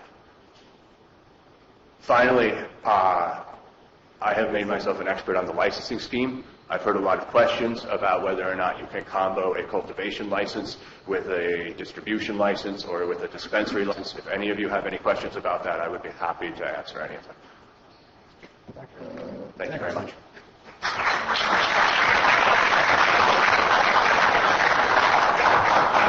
My name is Reed Larson. I wanted to echo the sentiment of a couple of the other speakers concerning the caregiver issue. I would like to see a way for caregivers to be able to provide medicine for their patients. Second, in terms of setbacks from property lines, I believe the Humboldt County draft ordinance suggested a 30-foot setback for property lines unless you own the adjacent property or you have written permission from the adjacent property owner. Just thought that was a good one to mention. Also, in MMRSA, there is a sentence or a section that says priority consideration will be given to those that have local, that are in, within the local guidelines or something of that nature. I want to make sure that we found a way to also do that, keep out corporate interests as well, and also keep people that are, playing the game by the rules many years, in consideration first, aside from others.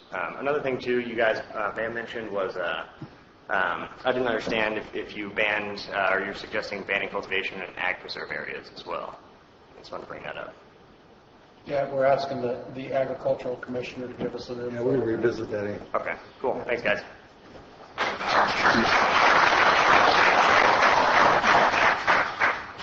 Hello, Jeremy Carlos again, Little Trees. So there was obviously a lot of confusion as far as the mobile deliveries go. Little Trees has been operating a mobile delivery service since we began almost 3 years ago. We've refined it quite a bit in that time. First of all, the new state regulations would, if the county did nothing as far as mobile deliveries goes, the new state regulations would actually make them much more restrictive because it requires it to come from a dispensary. Isn't that moving forward already, though? What's that? Right? I got outvoted on that one, right? What's that? Yeah, mobile deliveries. Oh, okay. Yeah.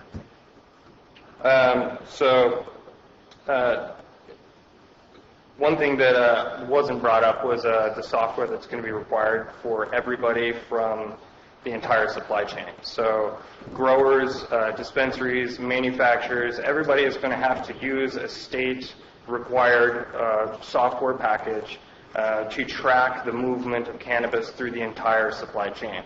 So there was some question about manifests and things like that being required by the county on vehicles. That's already going to be required by the state. And not only that, the state will know when when say a load of cannabis gets loaded onto a truck and it gets and it's on its way to another licensee, the state will know it's on its way, and it's going to be tracking the time it takes to get there and what arrives. So I just want I thought the board should be aware that that is going to be a very robust tracking system that's going to be put in place by the state. It's not really something that needs to be done on the county level.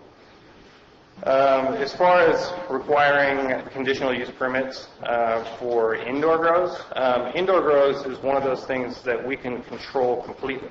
Odor is not an issue with an indoor grow. So one thing that we could do to kind of streamline indoor licensing is instead of just leaving it wide open and requiring a conditional use permit, you could require that all commercial indoor growers use proper filtration so that their activities are not known. Proper filtration, proper light control, so that their activities are not impactful in any way on any of their neighbors. If you did that, then you avoid the whole reason for a conditional use permit in the first place, which is the impact to the surrounding community. So if you put those restrictions in place and then drop it down to an AUP, I think that would save a lot of people a lot of time, a lot of money, and a lot of hassle, really. And then one other thing that we kind of sped through at the very end. Just so I understand correctly, the board is okay with opening up dispensaries to all commercial zones. Is that correct? I'm not okay with it. That's kind of what that was the last slide, and it wasn't really talked about much. We voted to move it forward and to go into later discussion as we move through this process. Yeah, I think she's pulling it up now. Dispensaries will now be, they're going to draft an ordinance to allow dispensaries in both C1 and C2 and CP zones, all three zones, and then require a CUP for it. So it was right at the end there, right before we moved on to something else, and it didn't really get discussed much. So I was asking for some clarity. I'm not sure what you're asking. Are you asking if the cultivator can also be a dispensary? No, I'm asking, dispensaries previously were restricted to professional office zones. Right. What county council is recommending is that we open that up to all commercial zones, so C1, C2, and CP zones. Who's recommending that? It's right there. Planning director. What we said was we were going to move it forward and further discuss it. Oh, okay. We're going to refine it. Okay. Nothing's carved in a rock. Yeah. All right, and that's all I got. Thank you. All right. Thank you. Chet Richardson, Cave City Vineyards. I just want to make a comment. Do you know that you stepped right in front of the DA? I'm sorry. What kind of car are you driving, sir? What kind of car do you drive? Where's the mark out? That's all right. That's okay with me, too. I never. Well, first of all, I'd like to apologize for my previous outburst. Oh, very nice. Yeah. But I just wanted to make a comment regarding right to farm. There was a question about whether we should add cannabis to the right to farm ordinance, and really it's included automatically as an agricultural product, so we'd have to exclude it, not include it. And I think that's a slippery slope. We'd have to change the ordinance to specifically exclude cannabis. And, what's next? Your smelly cows or sheep or whatever.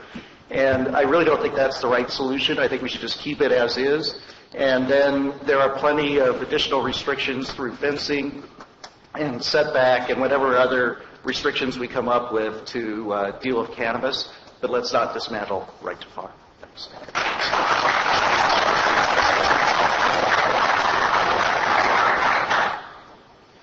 Barbara, you, District Attorney. I did have to step out, and I missed the discussion on the mobile dispensaries. As I understand it, the decision was not to address it specifically. And what I'm a little confused by it with the reaction of the industry members, and that is, I believe it was Caslin's comment about keeping out corporate growth.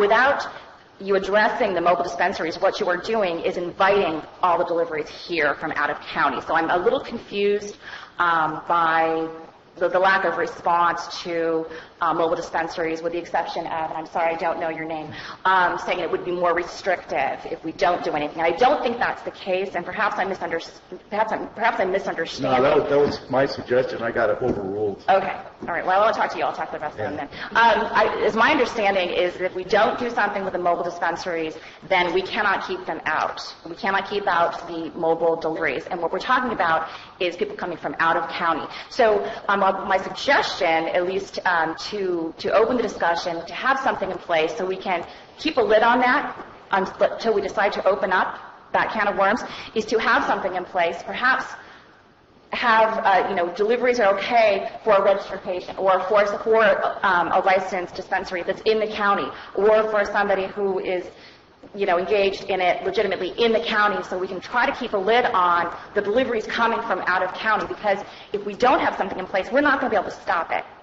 That's my understanding of how the law is right now. If we don't have something in place, we will not be able to stop it, and that's could bring all kinds of problems. So, Well, the message I heard from you was something a little different. So We're talking Barbara, about the same thing. when that's I was the fine, one that but- was voting Okay. against the mobile deliveries, Okay. I got overruled. Okay. So we're going to discuss, I'm- yeah. They are going to, Something right? similar to prescription deliveries, where you have to keep a log of them. Is that true? I mean, not exactly like it, but it would be something of that nature. Okay. Well, I do apologize. I had to step out to get my keys. So what the message I didn't make received was that the board was not going to. We're not going to ban it. No, we're going to have to discuss it further. We decided not to ban it. And Okay. we discussed a little bit, and I think that's as far as we got. Okay. The direction that I received was to not ban, like Supervisor Wright said. Right.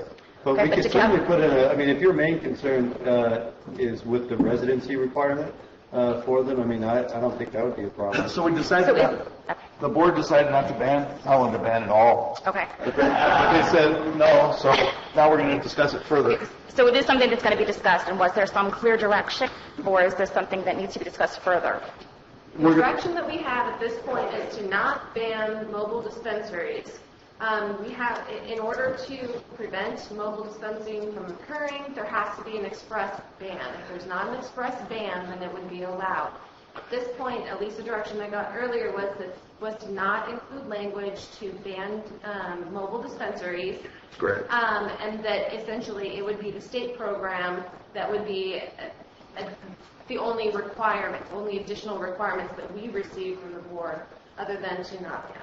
I think we've said, some kind of a manifest type. Well, we said that we weren't going to ban it. We also said that we were going to bring into discussion, further discussion on if there were going to be any county. Of course, that is going to be an ongoing discussion Right. when we craft the language, but for right now, the general, broad overview policy decision that we've got is to not ban mobile dispensaries. Correct. And the manifests were part of the I think- state regulation already. I think I could help clarify. Brad Jones, Deputy District Attorney. The issue with the mobile dispensaries isn't so much, hey, there's a local dispensary from Calaveras County that's licensed either by the state or local or both, delivering to patients in the county. But if we're regulating or have any kind of restrictions or anything on the dispensaries in this county, but we don't do anything as to the mobile dispensaries, then a mobile dispensary that is licensed outside this county, Los Angeles County, Sacramento County, San Joaquin County, that has no affiliation with this county, has no kind of licensing with this county, could then do mobile deliveries here, and the mobile deliveries are not restricted.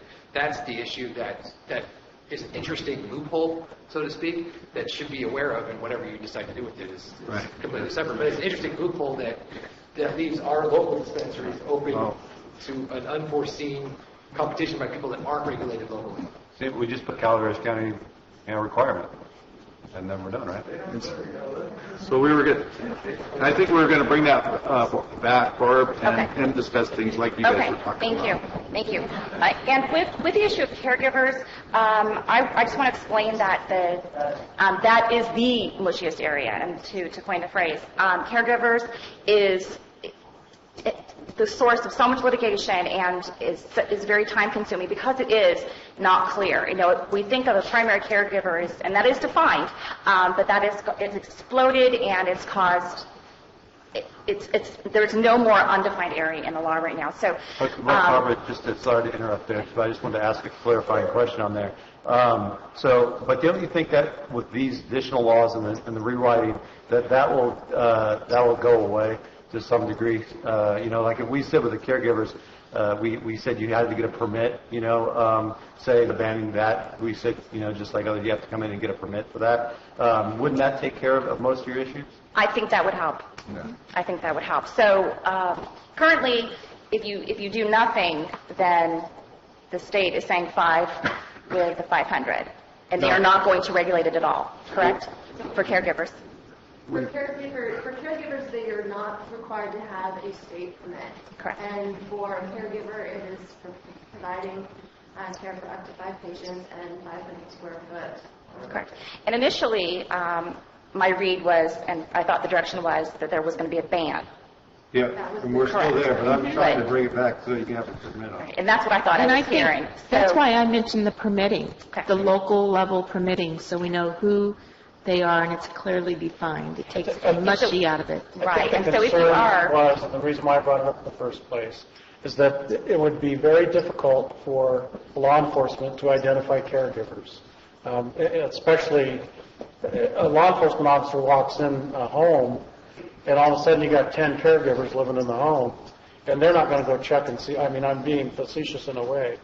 But by permitting it, we would be able to identify them.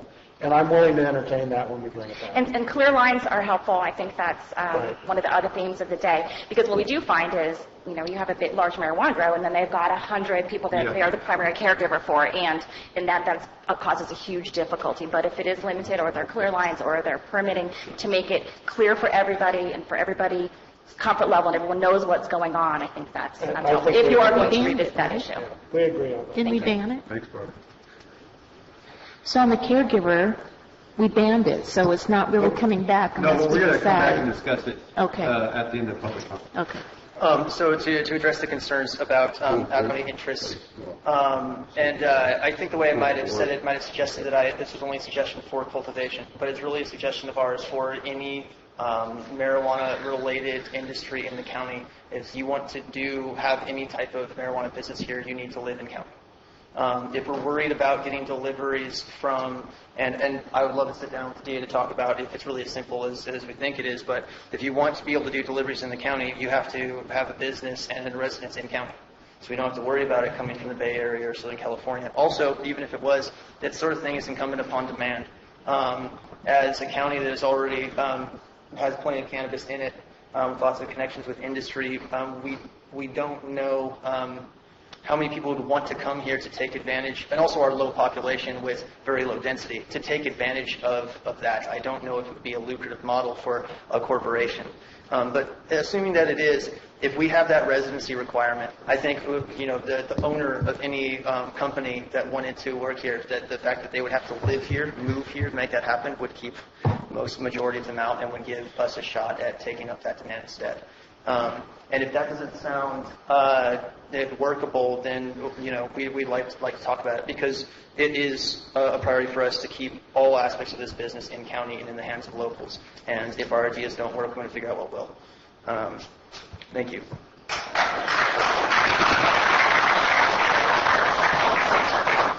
I just wanted to add, this is going to add a little bit of a layer of confusion, but whenever we're talking about residence-based requirements, there are some constitutional issues that need to be researched, and it's not cut and dry to just put, you have to be a Calaveras resident to do this, you have to be a Calaveras resident to do that. Yeah. That's a more complicated area of law that requires a little bit more research. You're just hearing a suggestion that we're going to vent out. In fact, nothing is cut and dry today. Correct? Yeah. That's why it's called a study session. Right? Yes. That January 1st thing he was talking about, though. January 1st deadline is for when growers are looking to submit an application for a state permit.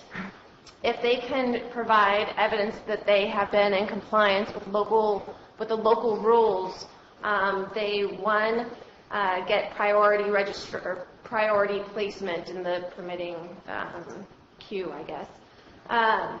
And two, they're allowed to continue operation while they're in the process of obtaining the state permit. And because our county currently does not have an ordinance or any rules on record or in our code other than for dispensaries, there is nothing that growers or any other area of the industry that they can take and show as evidence to the state that they are in compliance with the local laws or local regulations. And so if the board would desire to have something like that, it would need to be in place before January 1. So if the board wanted to do something like that, then we would have to have... We talked about that earlier and asked about maybe asking for forgiveness because of the fire that we just went through and all of that, which kind of put us behind the 8 ball. Is that, remember talking about that? I remember hearing that. I don't know what the state would ultimately come down as, if they would give leniency or not. I don't know.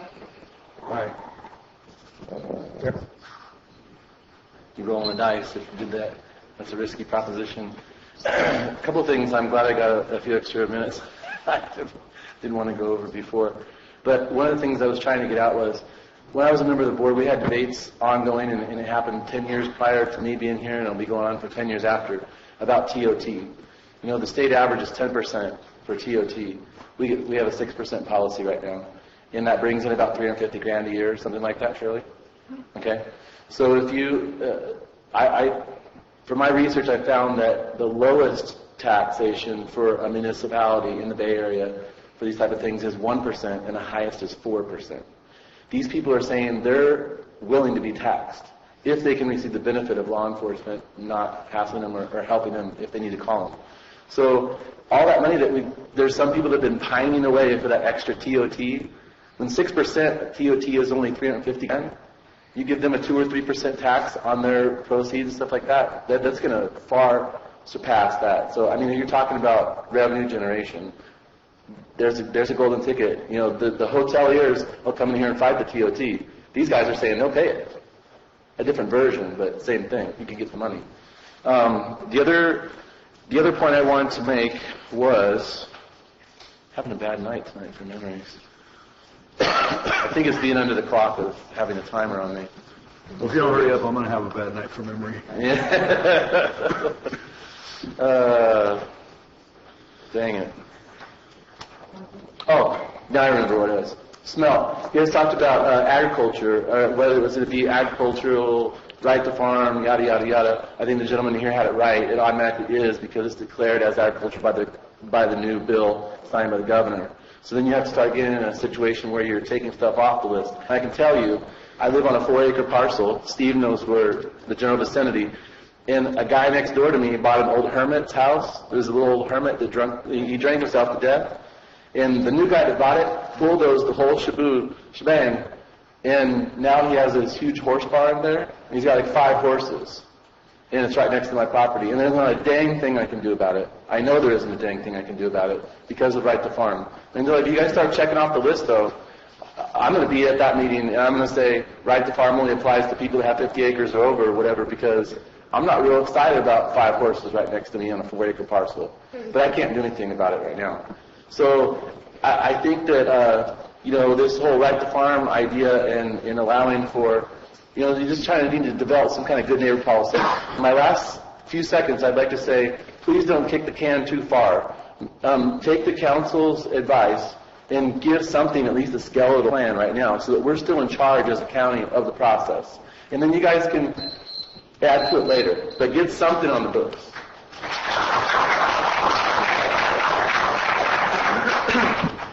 Kaz Tomaszewski, Executive Director, CCA. So on the issue of priority compliance, as has been mentioned, we as growers, cultivators need to show before January 1, and hopefully, but probably as soon as we can get it done, if not that we are locally compliant if we want priority consideration for certain license types under the state. We don't know what priority consideration means. It could be huge. It could be almost nothing. We're not sure. But it's something that could affect our competitiveness. Having something to show that we are locally compliant could be huge.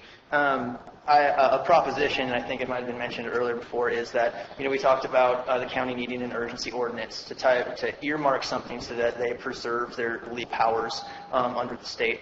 That language perhaps does not need to be much. A proposal would be that the county could say, while it's drafting the full ordinance, the urgency ordinance could state that the county considers any grower which is Prop 215 compliant to be locally compliant.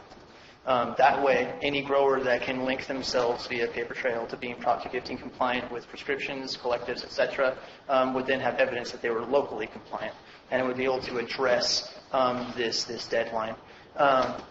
If that could be incorporated into the urgency ordinance, it would do worlds for us. We don't see any way that it brings the county liability, and it could be part of the very few sentences of a placeholder ordinance while the full ordinance is being developed. Thank you. I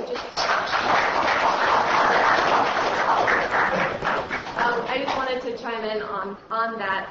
If the board wants to pursue something like that, because there's a January 1 deadline, an urgency ordinance is not going to be in effect by January 1.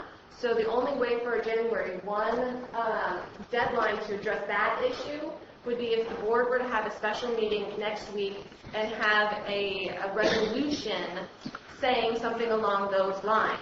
The urgency ordinance would be a bare bones ordinance to deal with some of the specifics that we're dealing with here. But for the priority, the only way we could deal with the priority issue and January 1 deadline is to have a special meeting and deal with it by resolution, not by ordinance. Could it be done at this meeting? No. Nice try, though. Nice try there, Kaz.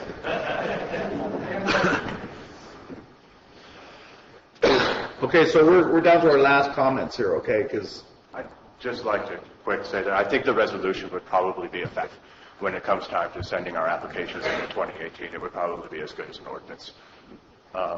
And I'd like to just one more time say I do like the idea of sending the state a letter requesting an extension for whatever it's worth on account of the fire. all things that we'll bring to the board. Thank you.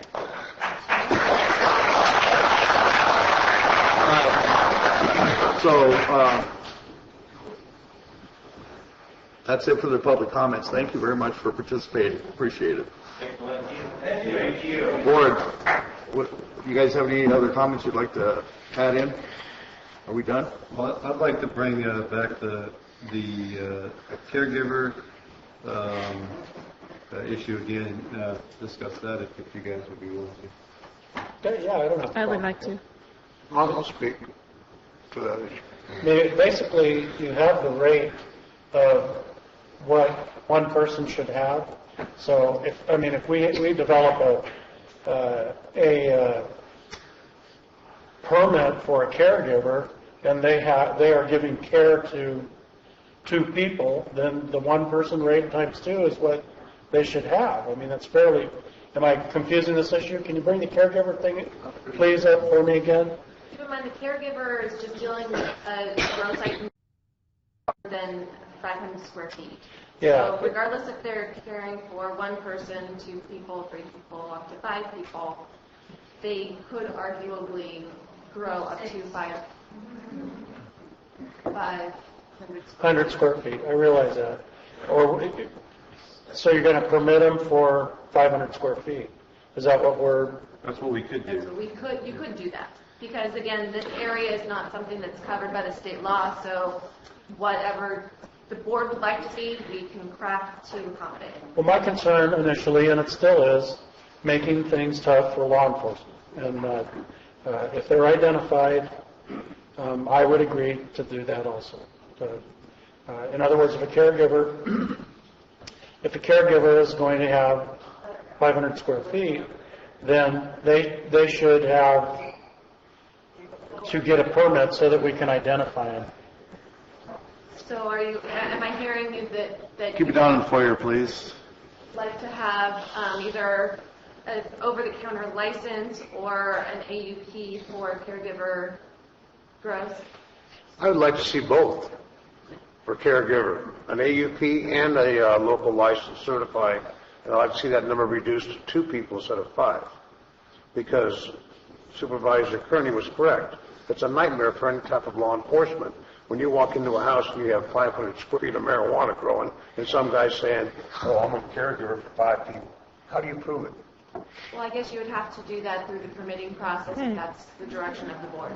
Right.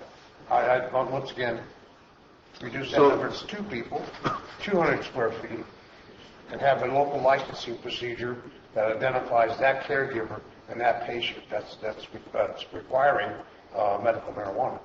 So what I'm hearing is that the board has decided to bring it back and not ban it, correct? Yeah. Yes. Okay, if that's the case, then we can move on with it, and the details will come out. The details will come out as soon as.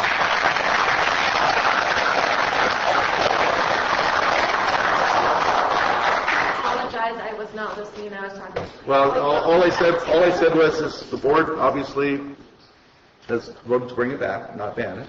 Okay. With a consideration that there will be a permit. Then we'll bring it forward to refine the language around it as we move forward. Have something skeletal now. So does the board want us to do 2 people, 200 square feet with what kind of permit? Over the counter or an AUP?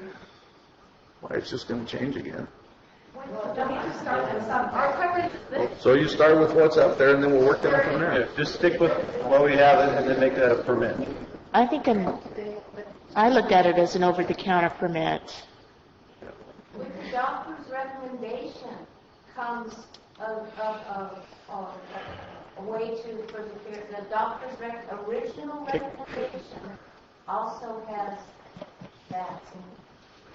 Well, I think that could be included in the APU, or the certification process over the counter. It would have to require a doctor. Okay, so to end it, then Mike is suggesting to you, that's one thing that could be written into it for now. It's going to change. It can refine, but we decided to bring it back. That's the way we're going to bring it. We're bringing it back. It's not banned anymore. 4-1, by the way. And then. Are you still banning it? I don't have a choice. Oh, so that solves that issue, right? For now. For now. Good. Are we okay? Sure. I mean, are we? Enough information at this point that we can hit the ground running, provide some direction, something that we can at least a skeletal ordinance that we can fill in the blanks along the way, And we could have at least one, maybe 2 more meetings, 1 more meeting for sure before the deadline, so that we can hit it again and bring it down a little further to where we refine it further, right? We can do that. another study session you're meeting? Sure. 1 more. With a draft ordinance. Well, we can bring it forward as the draft ordinance, and then we can have comments on that and possibly refine it a little further. I mean, it's just, we're going to drill it down over time anyhow. Do you think that's okay? How about when we will have a draft ordinance and we bring the draft ordinance forward, allow public comment, allow public input, and we'll have an open session. Good idea. I'm glad you thought of that. Yeah. Great idea. All right. Anything else? Does the board want to have a special study session, not study session, excuse me, it's late, a special meeting next week to address the January 1 deadline? I'm not in favor of it because we've been throwing something together and I don't like that. You got one county so far that has a draft ordinance, right? In the state? How far back on that list do you think you guys are going to be? No, keep So, I mean, you got to understand the amount of resources it takes to also call me. Do you think, really, with what's going on right now and as far back as the whole state is rushing through this, right? Is it going to be that big of an impact on you guys? Just to keep in mind that it's that if they have an ordinance on the books, it's not that they have to have an ordinance on the books in response to the new state laws. They just have to be able to show that they're in compliance with whatever the local laws are as of January 1. Well, they certainly are in compliance because we don't have it. Can you put that on paper for us? I said we'd do it, but it wouldn't help you much. Can that, This one, I will. What do you want to say? can that be considered, we're meeting on January 5th. Could that resolution be considered on the 5th and then the ordinance brought back? Too late for them. The deadline is January 1, so unless the state were to give a grace period, it wouldn't matter if you did it on the 5th or if you did it at another date. So what's the board say? Can I just have one comment? To answer the question how important it is on January 1, it literally puts people in line at the state. And if you don't have that, everybody in this county could find themselves at the back of the line in a year. But you guys are all in for what? For state licenses. But you guys are all in compliance with our local ordinance. How did that work so far for you guys? I mean, were you in line this year? There needs something from the county that says so explicitly. I'm going to leave it up to the board to decide this. I'm not around next week. Yeah, I'm gone. Well, I'm around, but I'm just concerned about throwing something together. Mike? I think we're rushing it. I know we have to, but I think we need to really take the time to think about it. And we don't have a lot of time. I think that if there were 30 counties out there with, that have already had an ordinance put forth to the state, then I think that we would probably think differently about this. But there's one right now. Well, the actual protocol, excuse me, Chair, in 266, and correct me if I'm wrong because it's all running together, is if you need your permit to go to the state for them to license you. So if we're actually doing our job and we get everything correct and we get the permitting process on the road, they could act, and nobody else has done their job like we're doing, then they could have their permit at the state before anybody else. It doesn't matter if you're in line or not. You can stand in line, but if you don't have the e-ticket, you don't get on the ride. Correct? So I don't see, using our time next week to craft a fast thing, I think we're better invested to, not disturb what you're doing. If you're here and you're working on this, it's going to take you a lot of time. And then we bring it back the very first meeting in January, and we're going forward with it. There's already municipalities that have, not counties, but cities that already have, they're already taking money for processing fees. Wouldn't doubt it. Yeah, not counties, but the city of Atlanta and San Bernardino County. Do you mind if I say something? My name is Devin Harrison. I think it would be advantageous of us to be the first county. If there's already one, we're already behind. If we could be the first to go forth with that, then we'll already be ahead. We can be a strong county, and we can do this. Thank you for your comment.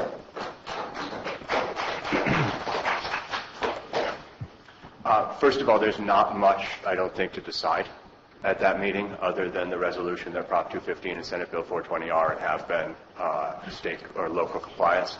And as far as the timing goes, I can only tell you this. The law says January 1st. Okay. That's what it says. All right. So no? Well, two of them aren't even going to be in the area. So we won't, two of us aren't going to even be here. Well, I can make a morning meeting, but possibly, I don't know. I have things, medical appointments, so I'm not sure. I'd have to check. So we're not going to do that as a board. Okay. We've come a long ways. We're going to go further still. So we have good momentum, and there's not much that's going to change between this next year. It's really not going to change that much. So, except that we are going to have an ordinance, and then we'll be moving forward as a county with an ordinance. Okay. Any other? But you guys still have any other dispensary now? No, we're going to move. We're going to take that to the next. All right. So we have. We're going to move on to the next agenda item, which is White Pines. Item 17. Oh, we didn't. Or thought I forgot, didn't you? Get out of here. Mike, bring it forward. Mike, do you need a motion? No, I need to discuss this for 60 seconds. Ladies and gentlemen, just folks. All right, keep it down, please. We're still holding the meeting. Yeah. Hello. Ladies and gentlemen. Keep it down, please. We're still holding the meeting. Thank you. The agreement that was forwarded as a draft to the White Pines Park Committee from the county regarding the lease of White Pines Park was in good order, but there were 3 issues that they wanted clarification on. One was in the first paragraph. I don't know if it's included in our packet. It should be. There was some question on what the boundaries of the lease agreement entailed, and they are of the position that they have all the areas surrounding surrounding the lake up to the baseball field. They have picnic tables on the north end of the lake, and it's described in the document as being the southeast corner. I'd like to see clarification on that. And basically, unfortunately, I thought the map had been included when that was forwarded to them. It is the current area that they are currently following, and it follows up the edge of the lake, along the parking lot in the ball field, to this junction here where the water comes into it. So it basically is the area that is covered, that they're doing now, where their picnic tables, what have you, are. The reason why we defined that as such was there was a disc golf course installed, and they wanted to ensure that none of the holes were located on the leased property for the White Pines Park. Understood. And the disc golf and the White Pines Park Committee are 2 separate entities? Very separate entities. Okay. Second issue, they needed a definition of the word supervising in the 4th paragraph. And in section 5, once again, that defining the supervision mentioned there. Their issues are, does it include a 27 or 24 hour, 7 days a week supervision, or supervision during consent events where they authorize the use of the Lions Grove and things of that sort? They need clarification on that. And it's the same as what they are currently doing, the oversight of the park and the special events that are in there. There's no 24/7 supervision where they're going to have somebody at the park full time. So it is basically just what they're doing now as far as managing and oversight of the park and the events at the park. So the supervisor might not be the right word, then it might be management. And I believe that in prior language, that's what it was. They manage the park, basically. Can we change that wording? We will run that by CCWD. As you know, that we could not get this to the board until we had agreement with CCWD. If they're agreeable to that, then we have no problem and we can make that change. The concern was because of the timing of this, they wanted it in place prior to the first of the year. And unfortunately, we were not able to arrange a meeting with CCWD until just last week, and we really scrambled to make sure everything was there. So, and they had originally had the first draft that I believe had that language in it. There didn't appear to be an issue by the White Pines Park, but if that really is something that is concerning to them, we can take this back to CCWD and remove the supervision and leave the management of the park. And then I explained that this would take some time, so they're willing to give it a week, 2 weeks. Okay, and we can, we will get that off right away to CCWD, and if the board's willing to give us authorization, give the chair authorization to sign it, should that language be okay with CCWD, then we can move forward. Yeah, I'm good. The board has to be willing. What's all? All right. Is the board willing? Yes. I don't know about that. I'm willing. It's one You word. pulled it off the consent agenda. It's Hey, I broke off the word. caregiver thing. I'm willing. Right. Yes, that sounds great. Right. Do Mike? we need a motion? You need a motion? Debbie? Yeah, I said we She's need a willing. motion. Public comment? Have a comment? So we have a motion, do we have a motion to approve item number 17 with the caveat that we change the word supervising into managing or management of the park? I second. And correct the boundary. And correct the boundaries, but and then you will give me permission as board chair to sign the agreement once it comes back so that we can get this thing rolling. Are you talking about the fourth whereas? Yeah. Changing the word supervised? Yes, supervising responsibility there.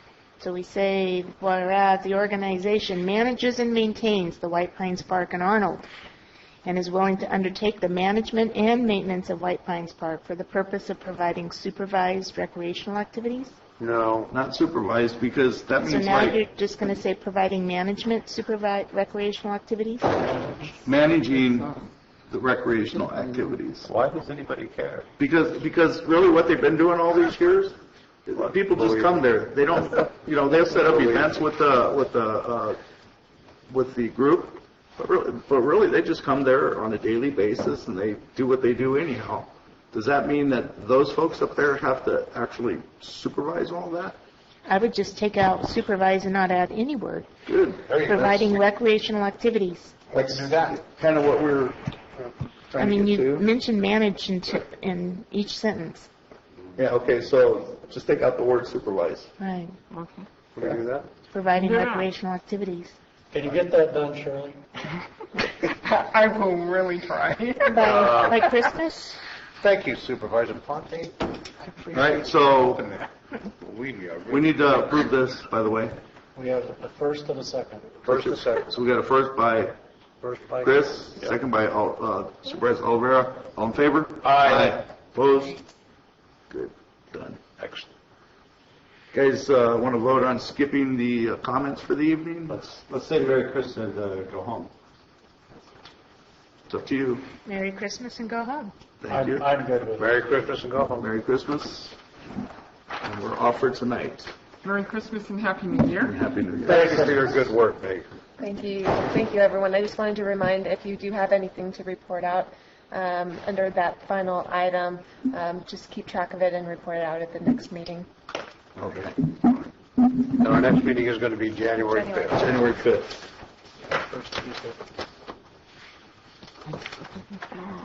You got to lay the gavel down in the meeting? Meeting adjourned? Meeting adjourned.